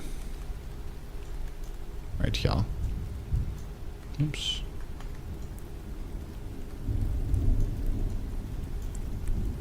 Can I just do that? I don't think I can. I think that's illegal.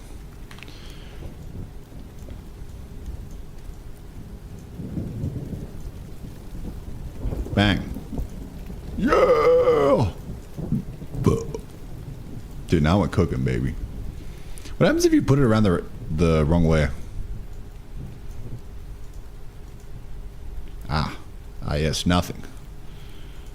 Of course. Would the LED explode? Would he go boom boom? What do you guys think? Cuz votes in chat. The diode only lets voltage one way? Dude, we were talking about diodes earlier. Shit, man. Okay. So this is when it's on, it kind of like stops, which seems kind of weird. P MOSFET. What does MOSFET stand for? What does MOSFET stand for?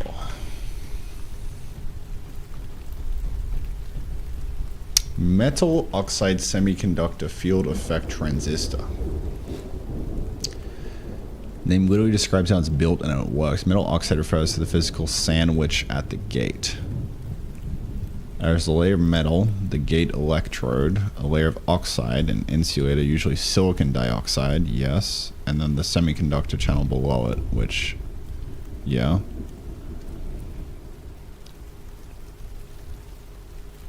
Wait.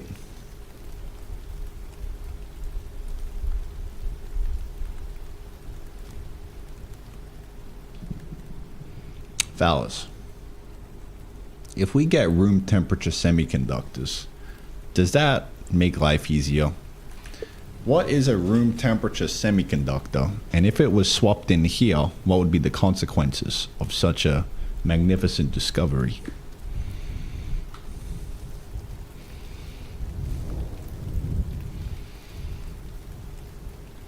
It's actually what we use every day. Silicon and germanium are semiconductors that work perfectly at room temperature. However, the magnificent discovery, you're likely to think of them, is a room temperature semiconductor. Isn't that what I said? Oh, sorry, a room temperature superconductor. Yeah, my bad. While a semiconductor limits and controls current, a superconductor allows electricity to flow with zero resistance. Currently, we can only achieve this state at extreme pressures or burn chilling temperatures near absolute zero, right? If we swapped a room temperature superconductor into your circuit and the world at large, it would change everything. No more heat. CPUs and smartphones get hot because of electrical resistance friction. A superconductor computer would generate almost zero heat, meaning no more fans or cooling systems. Sheesh. Phallus. You know, maybe some late game tech. You know what I'm saying?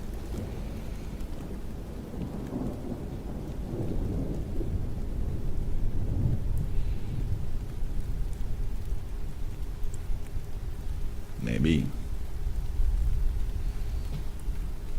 Infinite battery life, almost. Energy is currently lost as heat whenever electricity moves through a wire. Superconducting wires would allow for lossless power transmission, making batteries in the power grid significantly more efficient.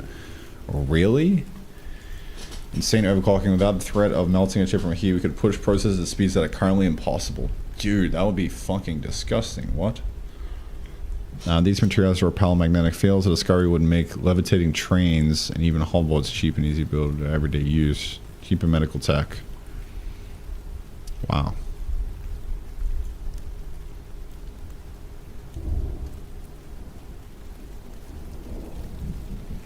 Wait, so a superconductor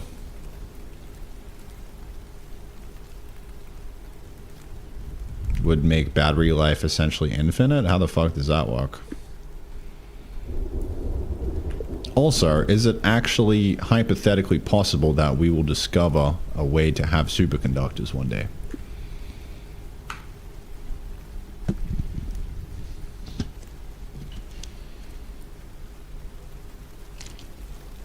Perfect storage, right? Eternal loop, superconducting magnetic energy storage in a normal battery chemistry pushes electrons through wires. Those wires have resistance, atomic friction. This friction turns electricity into heat, which is why your phone gets warm and the battery drains even if you aren't doing much. With the superconductor, if you coil a superconducting wire into a loop and start the current flowing, it will never stop. Because there's zero friction, electrons just keep spinning forever. You could charge a coil in the summer, discharge it in the winter without losing a single electron. Interesting. No voltage sag. Hell yeah, bro. I'm all about that no sag.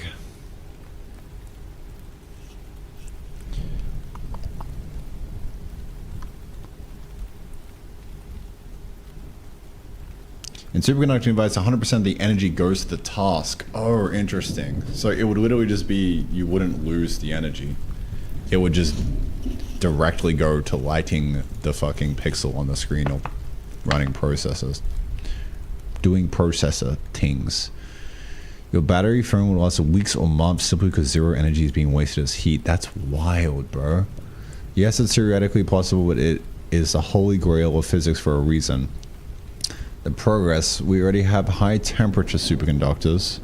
High temperature in physics means like -140 degree. That's still incredibly cold. The breakthrough, scientists have achieved room temperature superconductivity in the labs, but only under extreme pressure. Basically, the pressure found at the center of the Earth. Swag. The goal, we're looking for a material that works at ambient pressure and a room temperature. LK9599 drama. Lemon Creek claimed they found a lead-based material that was a room temp superconductor. I feel like I remember this. And it's so wild because if true, it would be the biggest innovation since fire. Biggest invention since fire. Turned out to be an error in their measurements, but it proved the entire scientific world is hunting for this. Yeah, I think I remember this.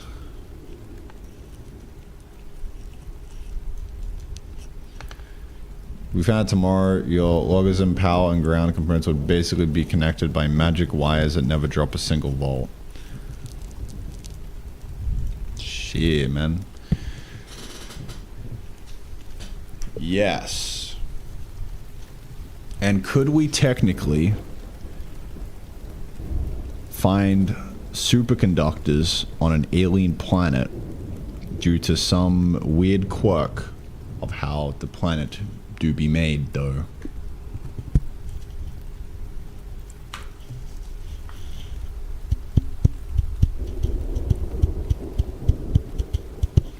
We already found superconducting materials in meteorites, and some planets could theoretically be giant superconducting machines due to their extreme internal conditions.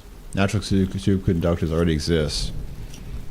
Scientists have identified superconducting alloys, specifically indium, tin, and lead, inside meteorites. Interesting. Came superconducting at temperatures near... Oh, right. Nah, I mean room temp, though. Nah, I mean room temperature.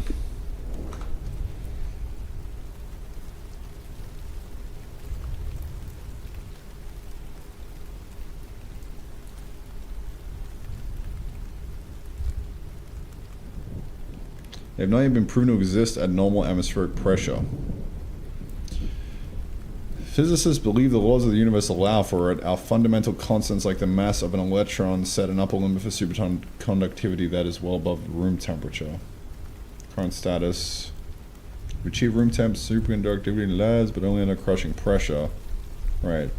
Finding a material that stays superconducting at ambient pressure and room temperature. Right.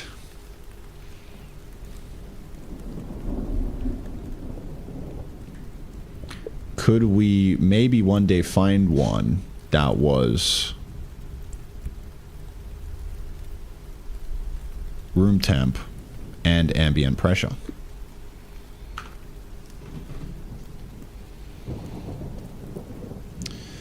Yes.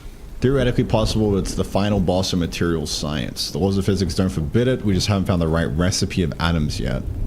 Interesting. Dude, this is fucking fascinating. To stay superconducting, let's just have to pair up a couple pairs and glide through material without hitting anything. Issue at room temperature, atoms are vibrating violently because of heat. Solution, we need a material with atoms that are bonded so tightly, like in a diamond or arranged so perfectly that the heat vibrations could actually help the electrons stay put instead of scattering them. Chemical pressure. Right. AI and materials genome. We used to find materials by Cook and Look, mixing stuff together and hoping. Now we use AI and supercomputers to simulate millions of atomic combinations. We can now predict how a material will behave before we build it in the lab. This is how we discovered superhydrides, which are currently our best lead for high temp superconductivity. Wow.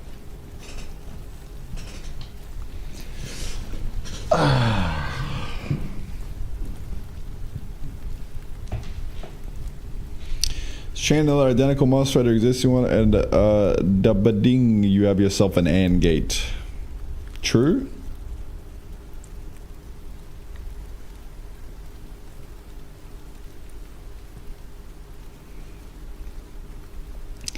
True that.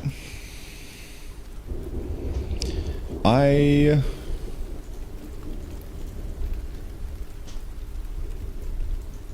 still don't understand the difference between a positive and a negative MOSFET. Let's figure this out, shall we? Can I copy and paste? Oh my god, I can. This is huge. This is huge. I actually fucking love this program now. Now that I like kind of know the hotkeys and I'm kind of working through it, it's actually very, very cute. in a manly kind of way, you know? So, let's swap this puppy out for...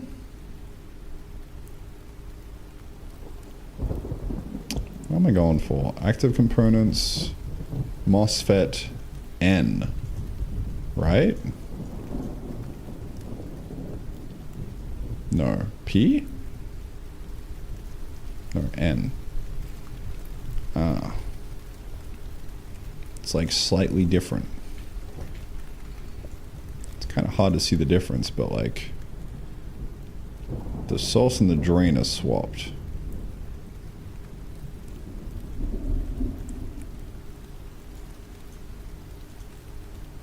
Bang. Okay. So now the drain be doing like that, and then the source be doing like that, and now that be flowing though. And now when we hook a brother up, interesting. I now understand why this is a problem.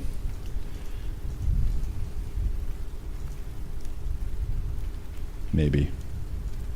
Not quite sure, but I think I might understand. Can I rotate this? Flip Y. There we go. So, source and drain. And then flip X. Thank you. Okay. Interesting. I mean, same shit, different smell, no?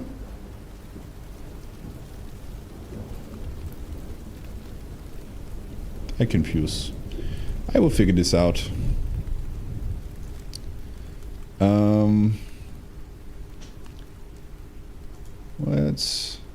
Let's do it.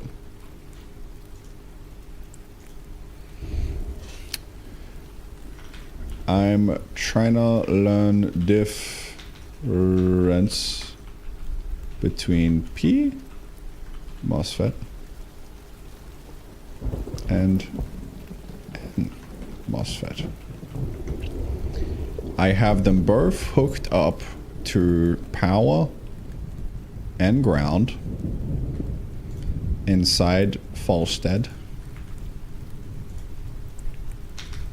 Inside Falstead, and I have a I have power going into the, and for the P one, right? P. I have power going into the gate,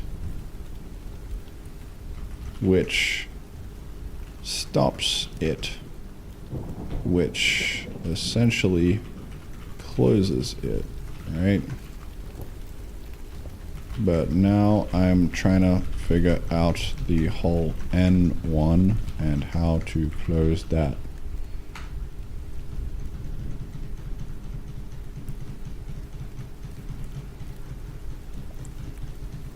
People saying it's a pretty picture. All right. Let me try and find the fucking PDF. If there's a pretty picture, I'm all for the pretty picture. But like, there is like a million of these PDFs. Is this the one? Cause like there's quite a few.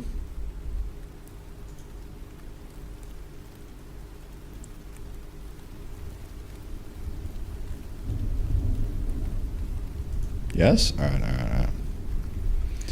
Alright, what we got? Simple switch circuit. Here we go.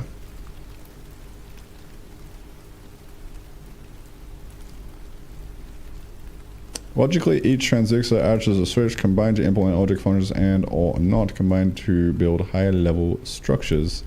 Yes, combined to build processor. Simple switch. Now we're talking.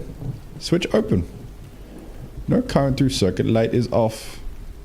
Yes, we have battery. Bink. Switch open. Light off. Switch closed. Short circuit across switch. Current flows. Light is on. This is actually very, very easy. N-type MOS transistor. Why MOS and why not MOSFET? I wonder. You need to connect the gate to ground. While PMOSFET turns off when the gate is high at power level, the NMOSFET is its opposite. Here is how they differ in your simulation.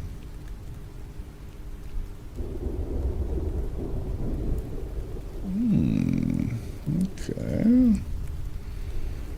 It has positive voltage, short circuit between 1 and 2. Dude, how did we get here?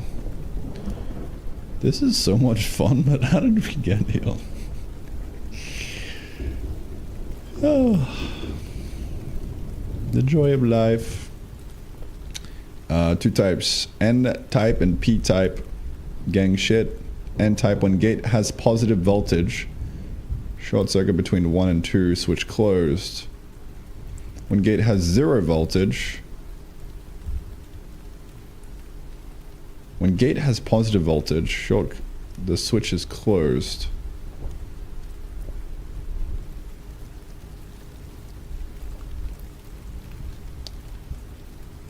Closed, therefore it flows? Wait, when gate has positive voltage, wait, which one did I just make? Did I just make the P or the N? Or I just made the P. Okay.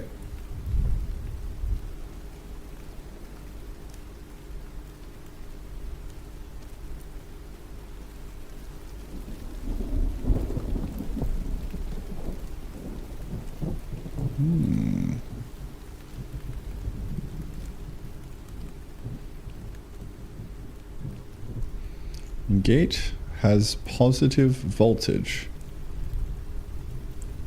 Short circuit between 1 and 2. Switch closed. When gate has positive voltage, this will close up, therefore leading the whole thing to chill. When gate has 0 voltage, open circuit between 1 and 2, switch open. Wait, if it's open when there's 0, terminal 2 must be connected to ground. Oh. Oh. Wait. I already knew that. Okay. N-type.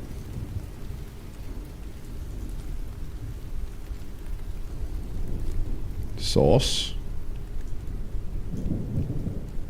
Why is this running though? That shouldn't be running.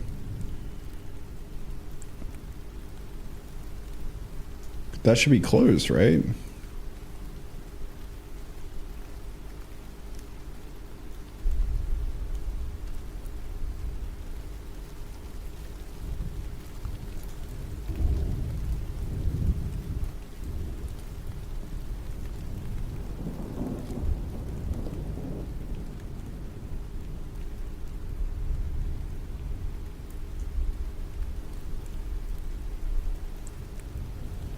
That seems silly.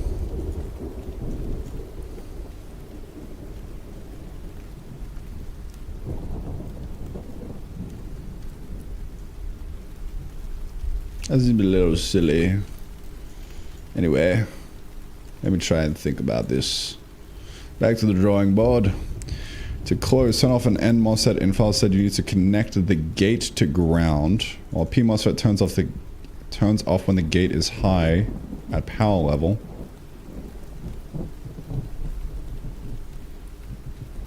And MOSFET is the opposite.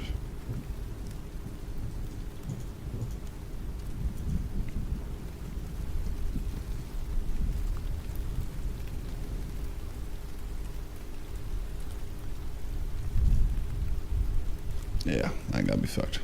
I'm not reading that. Okay. So P offset turns off when the gate is high. P offset, we can kind of think of it as like a powered MOSFET. MOSFET. Power. P for power. P stands for power. Right? The big P. Check on the PDF where is the ground and where is the voltage compared with your schematic. Alright, I will, sir. I will. Thank you for the hint.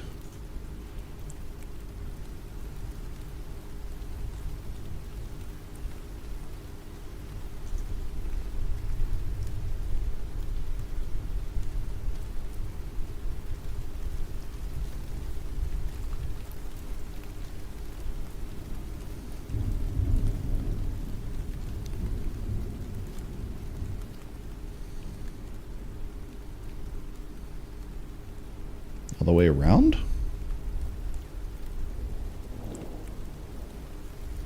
I also don't like the pointy arrow.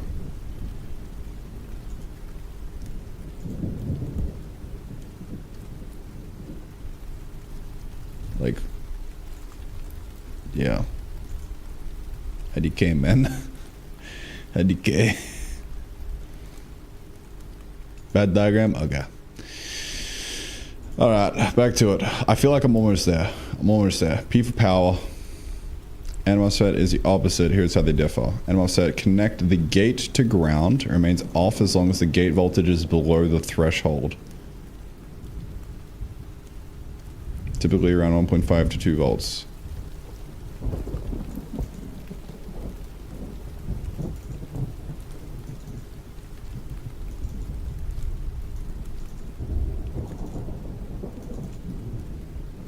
Mm-hmm.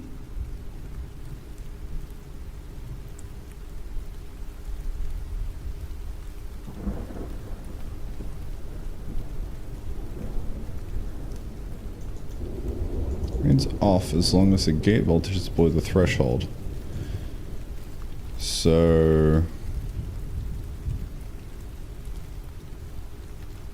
to drain, if we do that, and then this to ground. The gate goes to ground, and then the S to this, and then this to this. Yeah. No.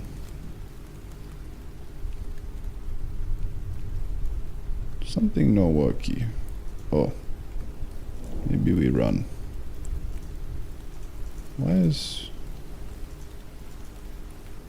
No.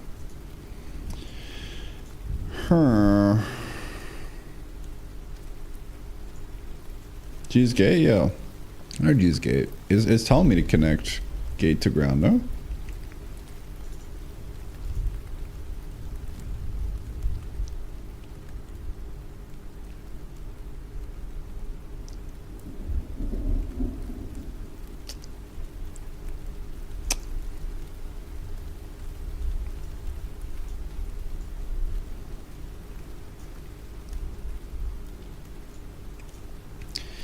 It's too hard, man.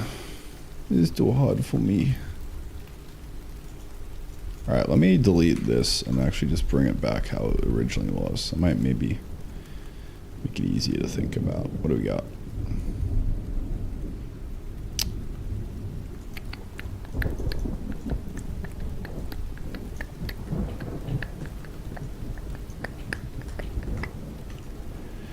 Alright. Well, I'm going to cheat, and I'm going to look at what the Lubeck said earlier. Bonk. Where even was this? Here it is. All right.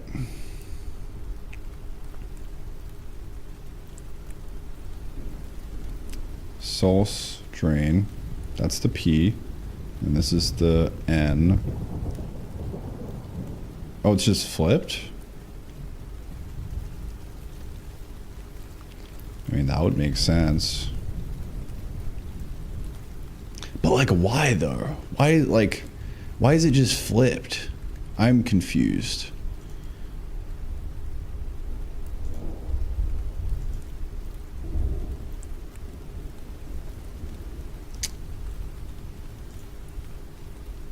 Why does that work? Why is it that simple?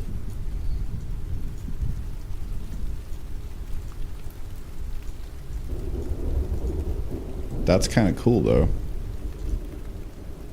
We now have transistors. I want to understand why this works though.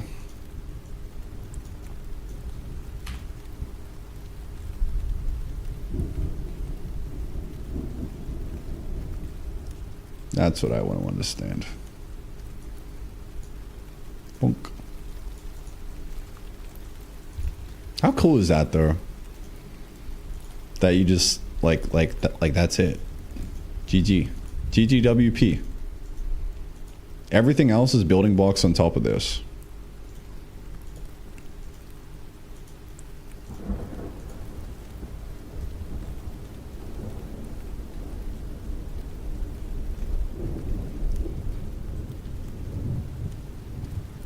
Gate is the magnet?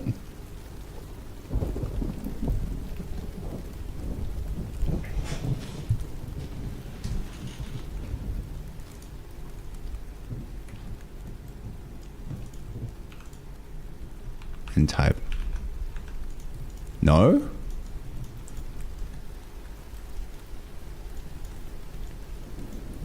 No?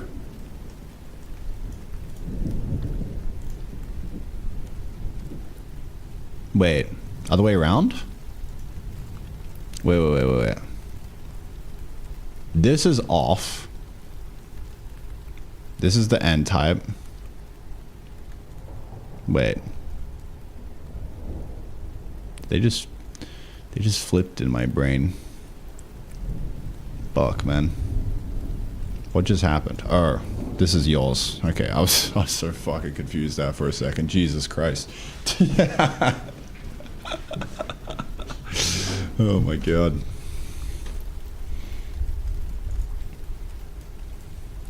Okay, N-type, gate.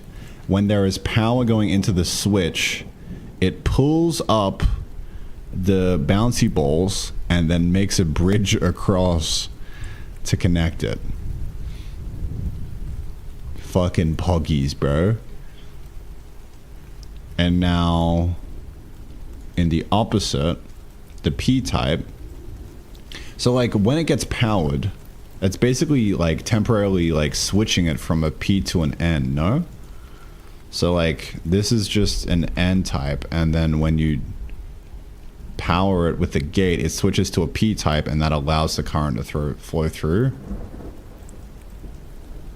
And now when you have a P-type, by default it's flowing through, but when you send current to it, it actually destroys the bridge instead of building the bridge. And so by default, if we copy this across, the P-type is more like a magnet going down this way. I actually don't know. Maybe the magnet breaks down here. But it turns off the magnet or something. I don't know. And then the bridge is broken when it's powered. Something like that. I don't know, man.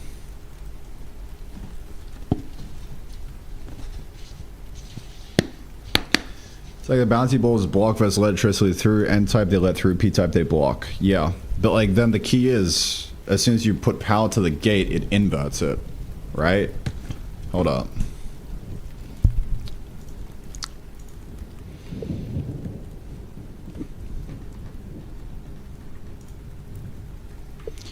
Now, if you had a P-type, by default, it lets current through, but then when you power the gate, it stops the current and it flips it into an N-type. And then the reverse is true for the other one by default, no?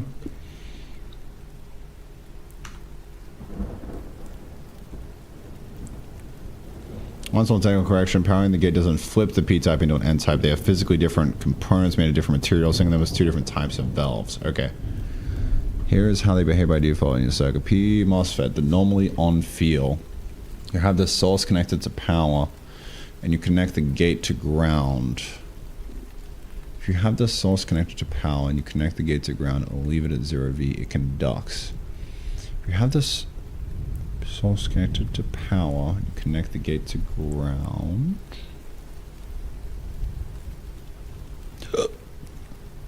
or when it means connect the gate to ground, it just means leave it off.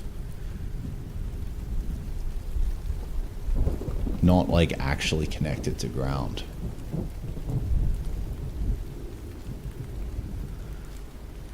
When you mean connect the gate to ground, does that just mean leaving it off? Because in the P-type, we're still connecting the drain to ground to complete the circuit, right?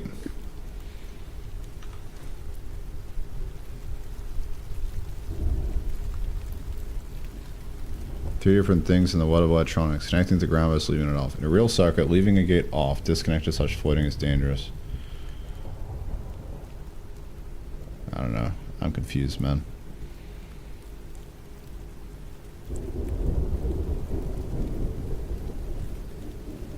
You don't physically connect the gate to ground. No, I meant earlier when you were saying that.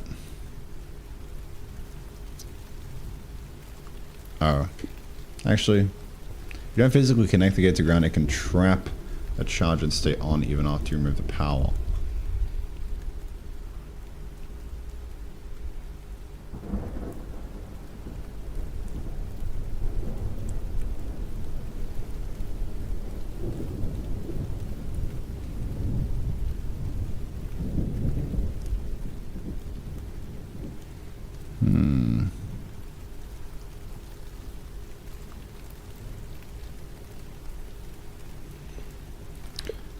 In Felsted, I'm using a switch.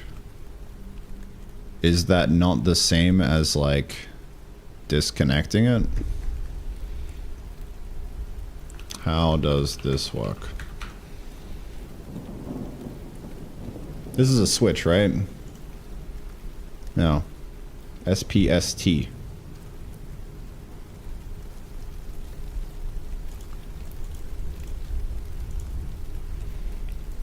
Exactly like disconnecting wire, and that's actually the problem. When you open a switch connected to a MOSFET gate, the gate becomes floating.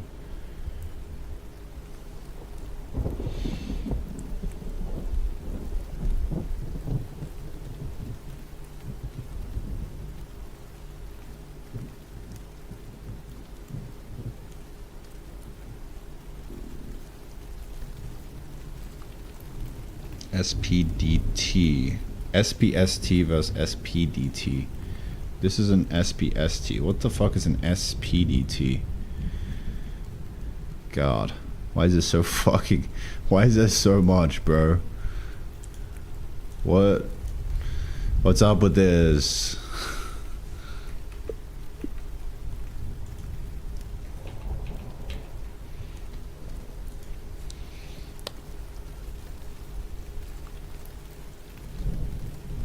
You open a switch connected to the MOSFET gate, the gate becomes floating in a real world circuit. This causes the MOSFET to crazy. It remembers the last charge I had. If I set my TV by default, but it's not solely off. Use an SPDT switch. Instead of a simple on-off switch, use a single pole double throw switch. The middle pin connect to the MOSFET gate. Top pin connect to power. Bottom pin connect to ground.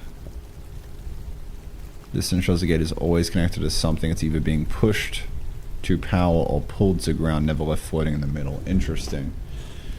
The easier way, use a logic input. In Fastest menu, look for inputs and sources, add a logic input. This acts like a smart button. When you click it, it toggles between high power and low ground.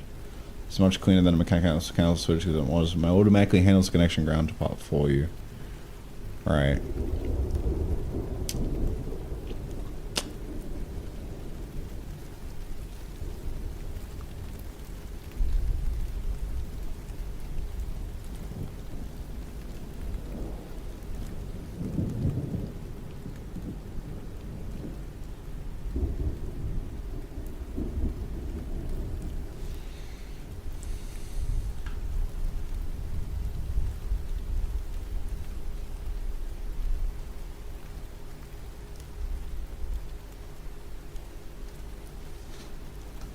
What is CMOS again?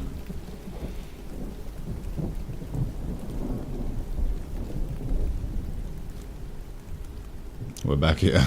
Alright, my brain is officially cooked. Brain is officially cooked. We're so close. When you build a CMOS inverter, you can connect one NMOS and PMOS gate to the same logic. So you can put it fault perfectly. Now, how do we do logic?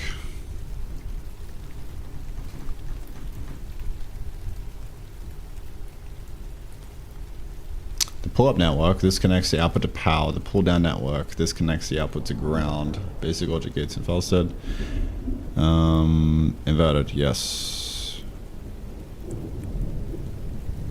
Not gate. This is a simple circuit. It uses one P-type on top and one N-type on the bottom. Alright, let me see if I can, like, think about this. One P-type on top, one N-type on the bottom. I actually don't know.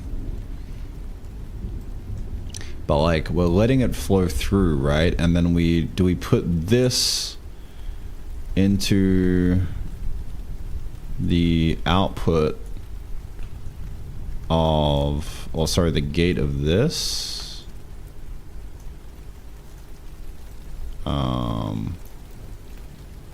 I don't know.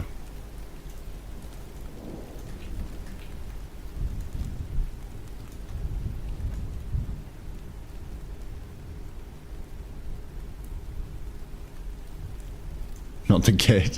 What do you mean, bro? Why not?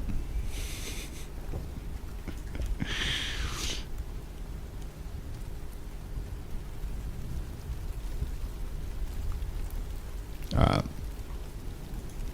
What we got? The input is high, the N-type turns on. I'm just trying to do a simple NOT gate.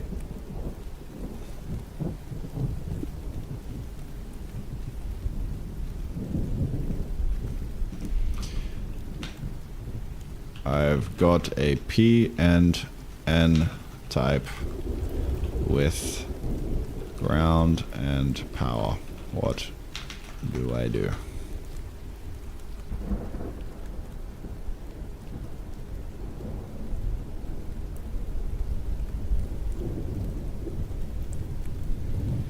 Ways of making a tug of war between two transistors. A setup, vertical stack. Place the PMOS set on top.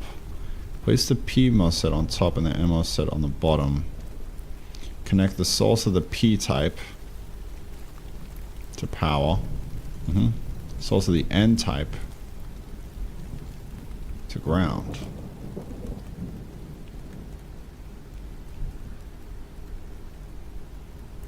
My groundo.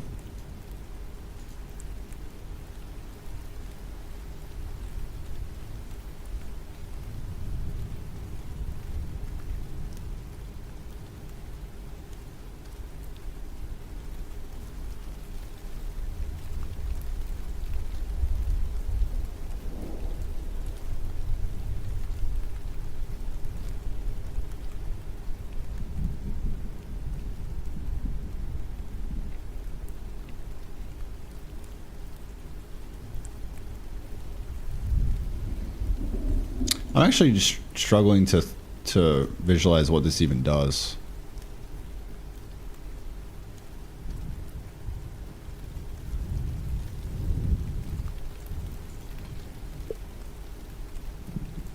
What is this even meant to do? My brain is so fucking cooked at this stage. Hold up, let me undo everything, and then I'm gonna save this glorious W.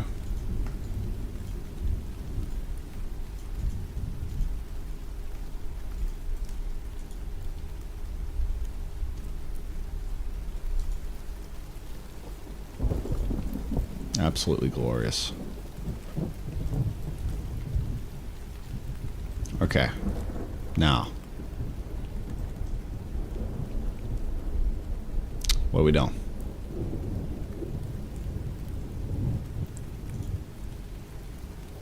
Is an opposite maker. Its job is to flip a binary signal. You send it a 1 high. Yeah, but what's the actual input and output here? Is it literally the source of the p-type? And then the final output is the drain of the N, or what? Single inputs and outputs as information rather than continuous pipe of flowing water. Input the instruction. The input is the voltage applied to the gates. In the circuit, the gates, the P and the N are tied together.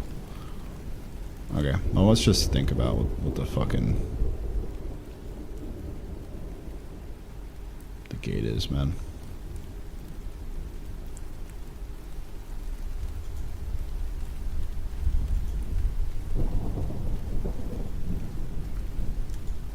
The fuck? Okay.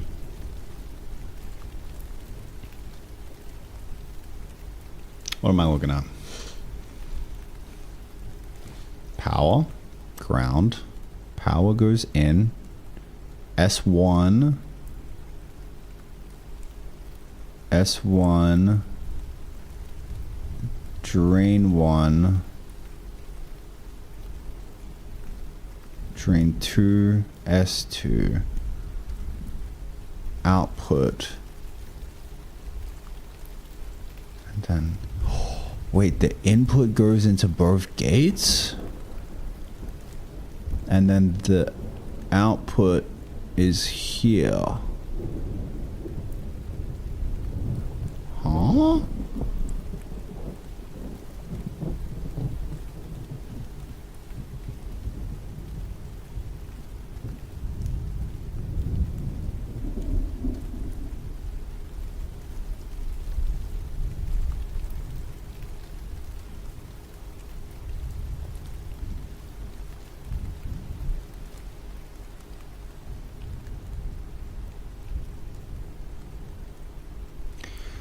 So we're actually kind of like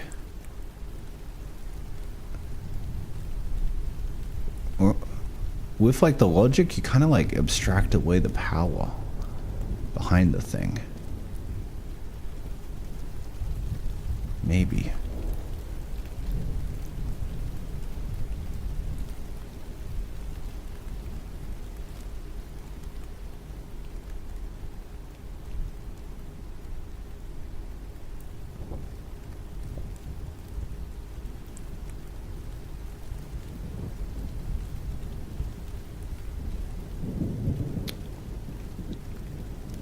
PN G1 G2.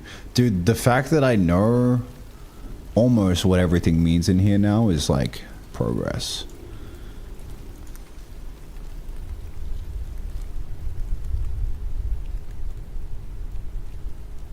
I don't know what Q1 and Q2 is.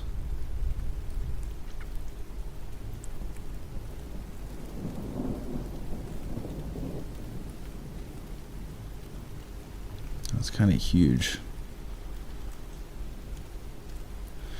All right, let's think. So let's take a look at this. fuck? Where the fuck was that? My god. It's over.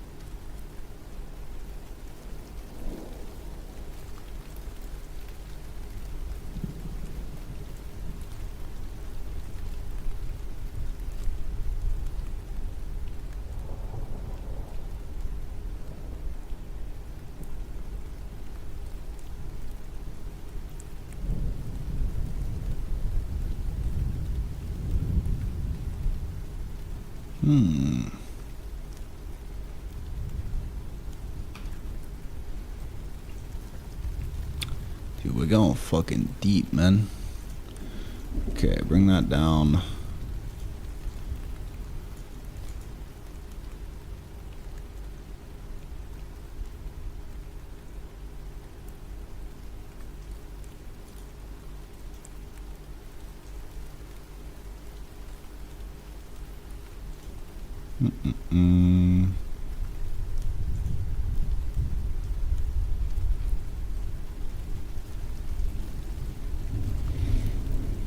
Okay, what we doing? This goes into source 1.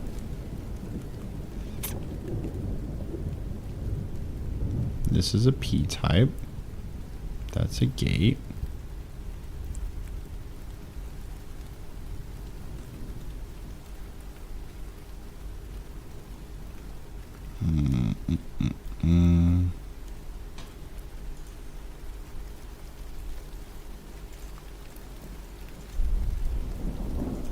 Okay, let's thinky.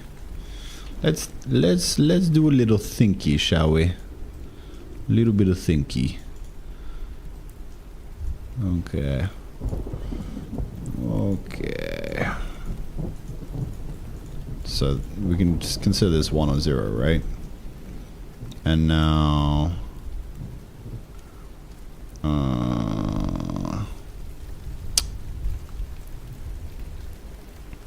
S1, D1,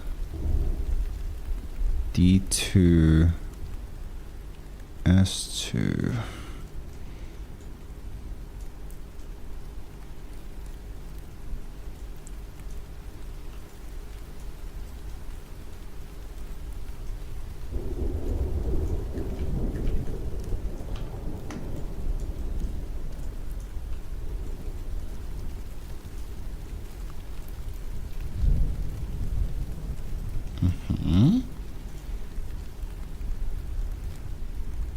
And now both gates are the input, and then the D1 and D2 are the output.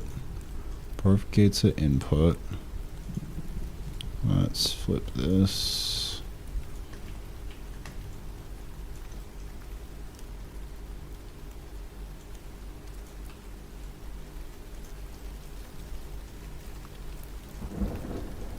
And then this is output.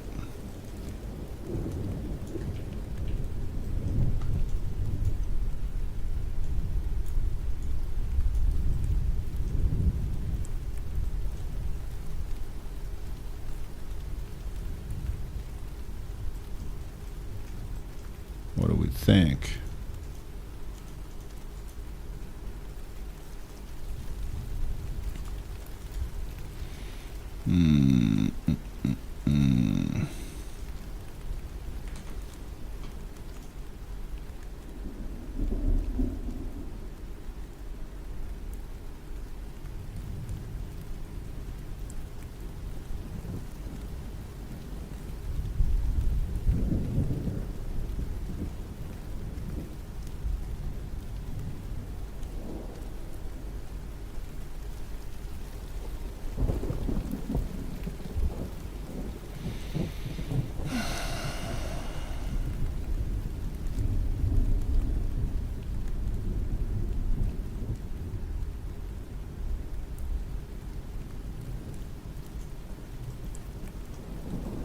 needs to be grounded. True.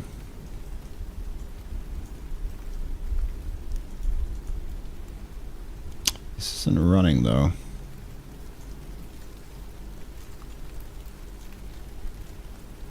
Oh. Look at that.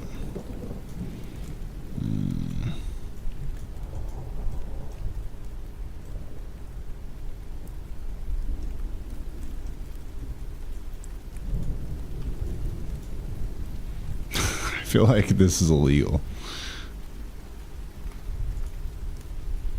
Oh, there we go. Right? Did I do it?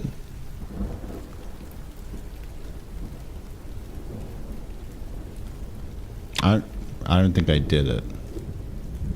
It's doing what I expected to do, but I don't know if this is right.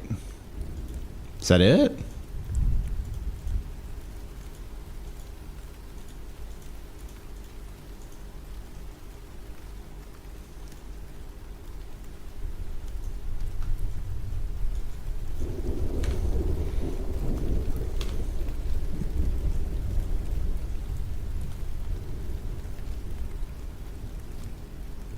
I feel like that should be flowing, no?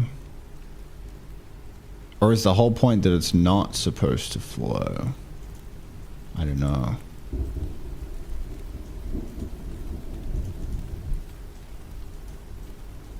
Is that legit? Yay or nay? What do we think, boys?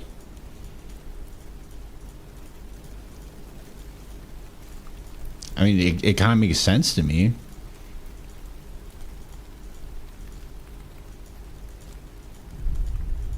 Both gates need a switch? Why would both gates need switch? Why would both gates need switch, man? You know what I'm gonna do? I'll paste this in and see what Gemini thinks. What do you think about this? Yeah, bro, that's good. You nailed it.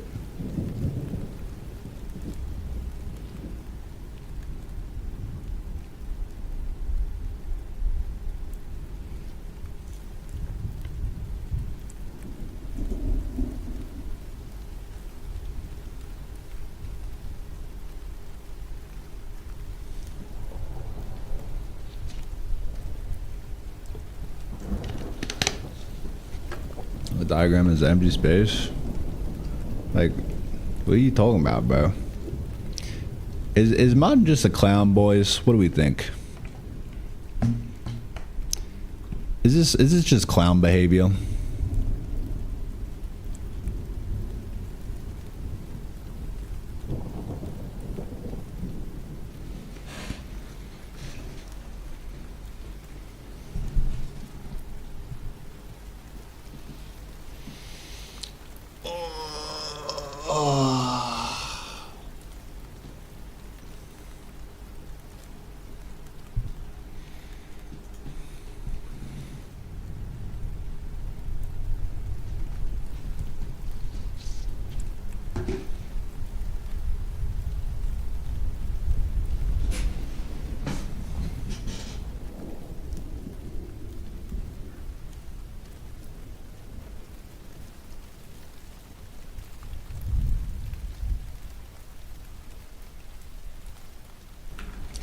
I'm just trying to make a NOT gate, bro.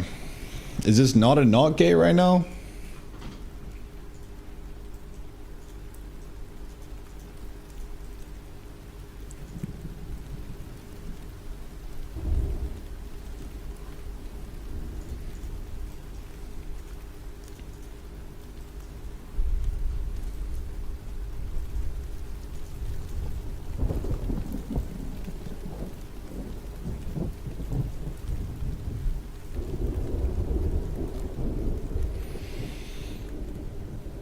Okay, is one input, one output, just inverse the value?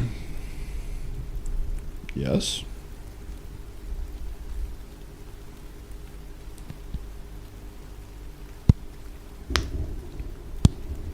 Of course.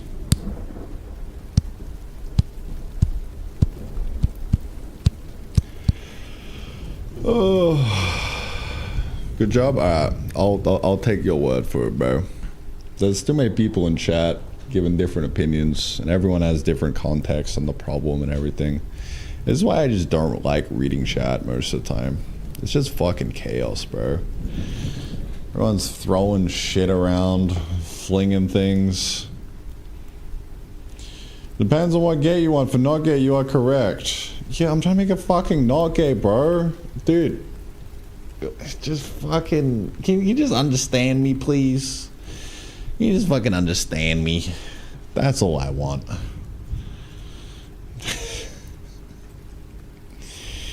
Alright. That's... Honestly, that's the main problem with chat. It's just context. Because, like... It makes sense. I am my own human with my own brain, thinking things, doing things. Some people will pick up on what I'm trying to do. Others will not. And I will communicate poorly or kind of good sometimes. Who knows, right? But, God, it's fucking annoying.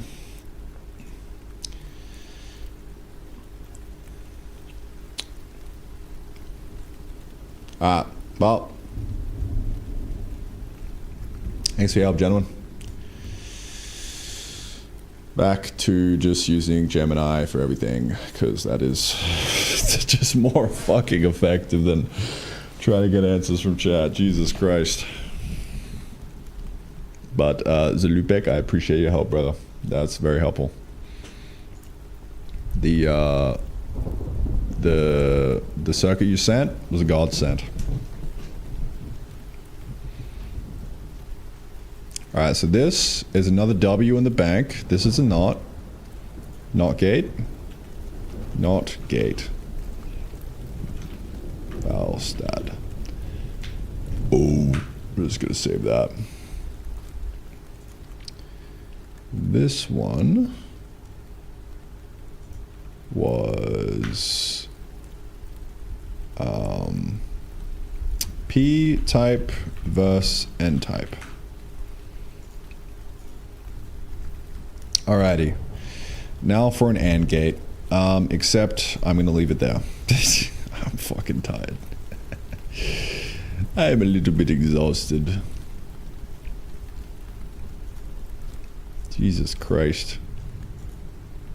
It's kind of like interesting though. I literally want to like just keep doing this until I figure out what the actual thing looks like, and then you know you can go a little bit higher level and start just using this.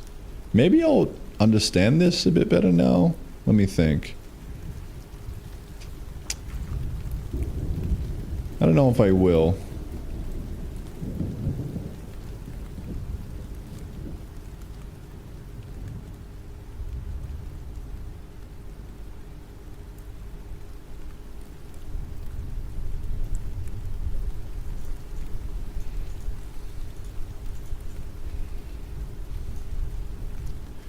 That's an N type. If I grab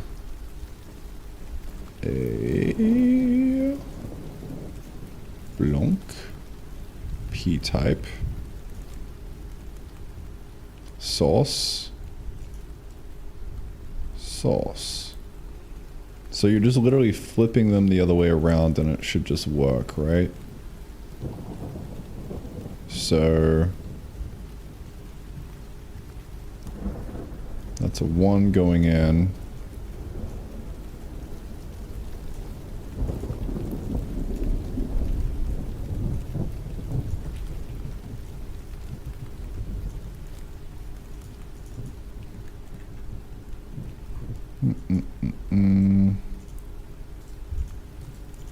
This is actually just kind of worse now.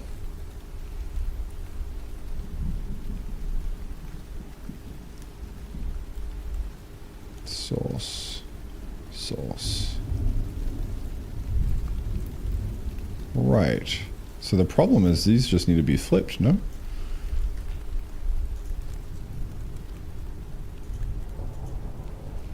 Is that literally the problem I was having?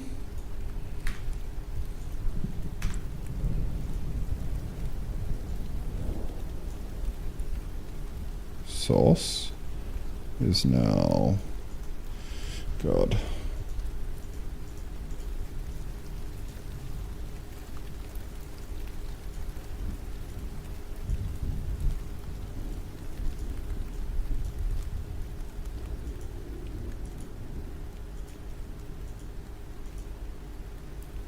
It might just be too simplified still.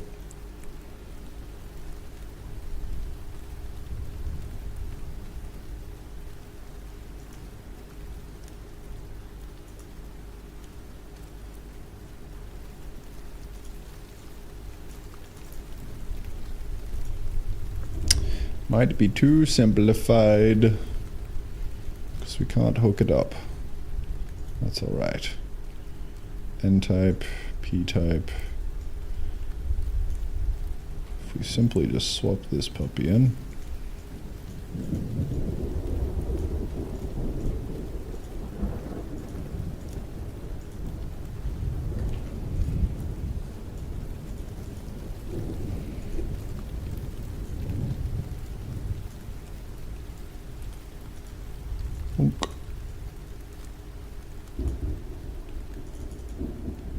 Yeah, I don't know. I don't know what I'm trying to do.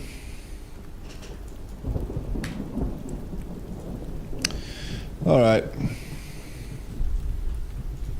Isn't that glorious? My God. There's something incredibly satisfying about this.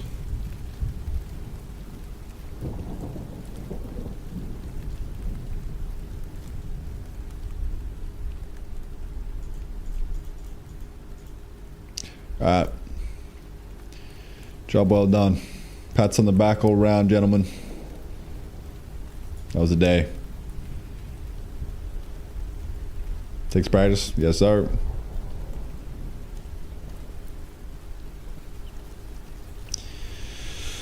Alright, boys. I'll catch y'all on the flip. I'll be back here tomorrow with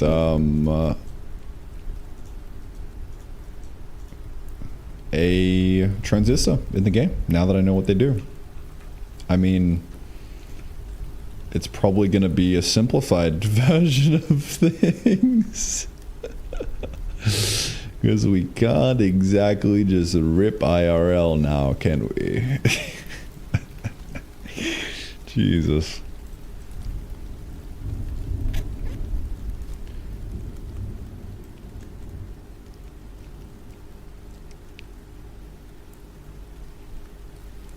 I'm actually curious, like, how the abstraction will work.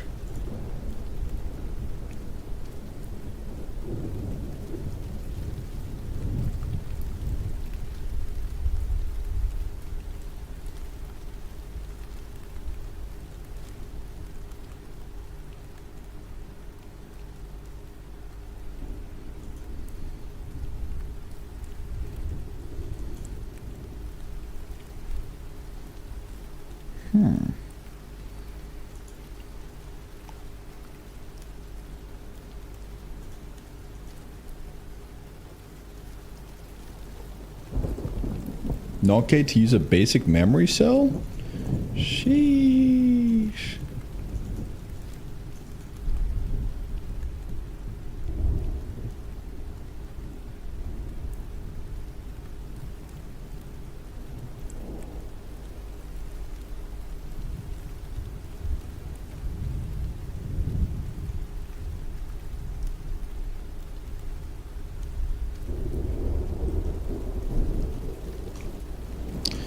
Alright, that's me done for the day.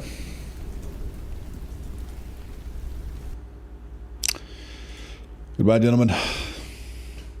Thank you for tuning in to this beautiful stream. This beautiful rabbit hole of a stream. Peace out.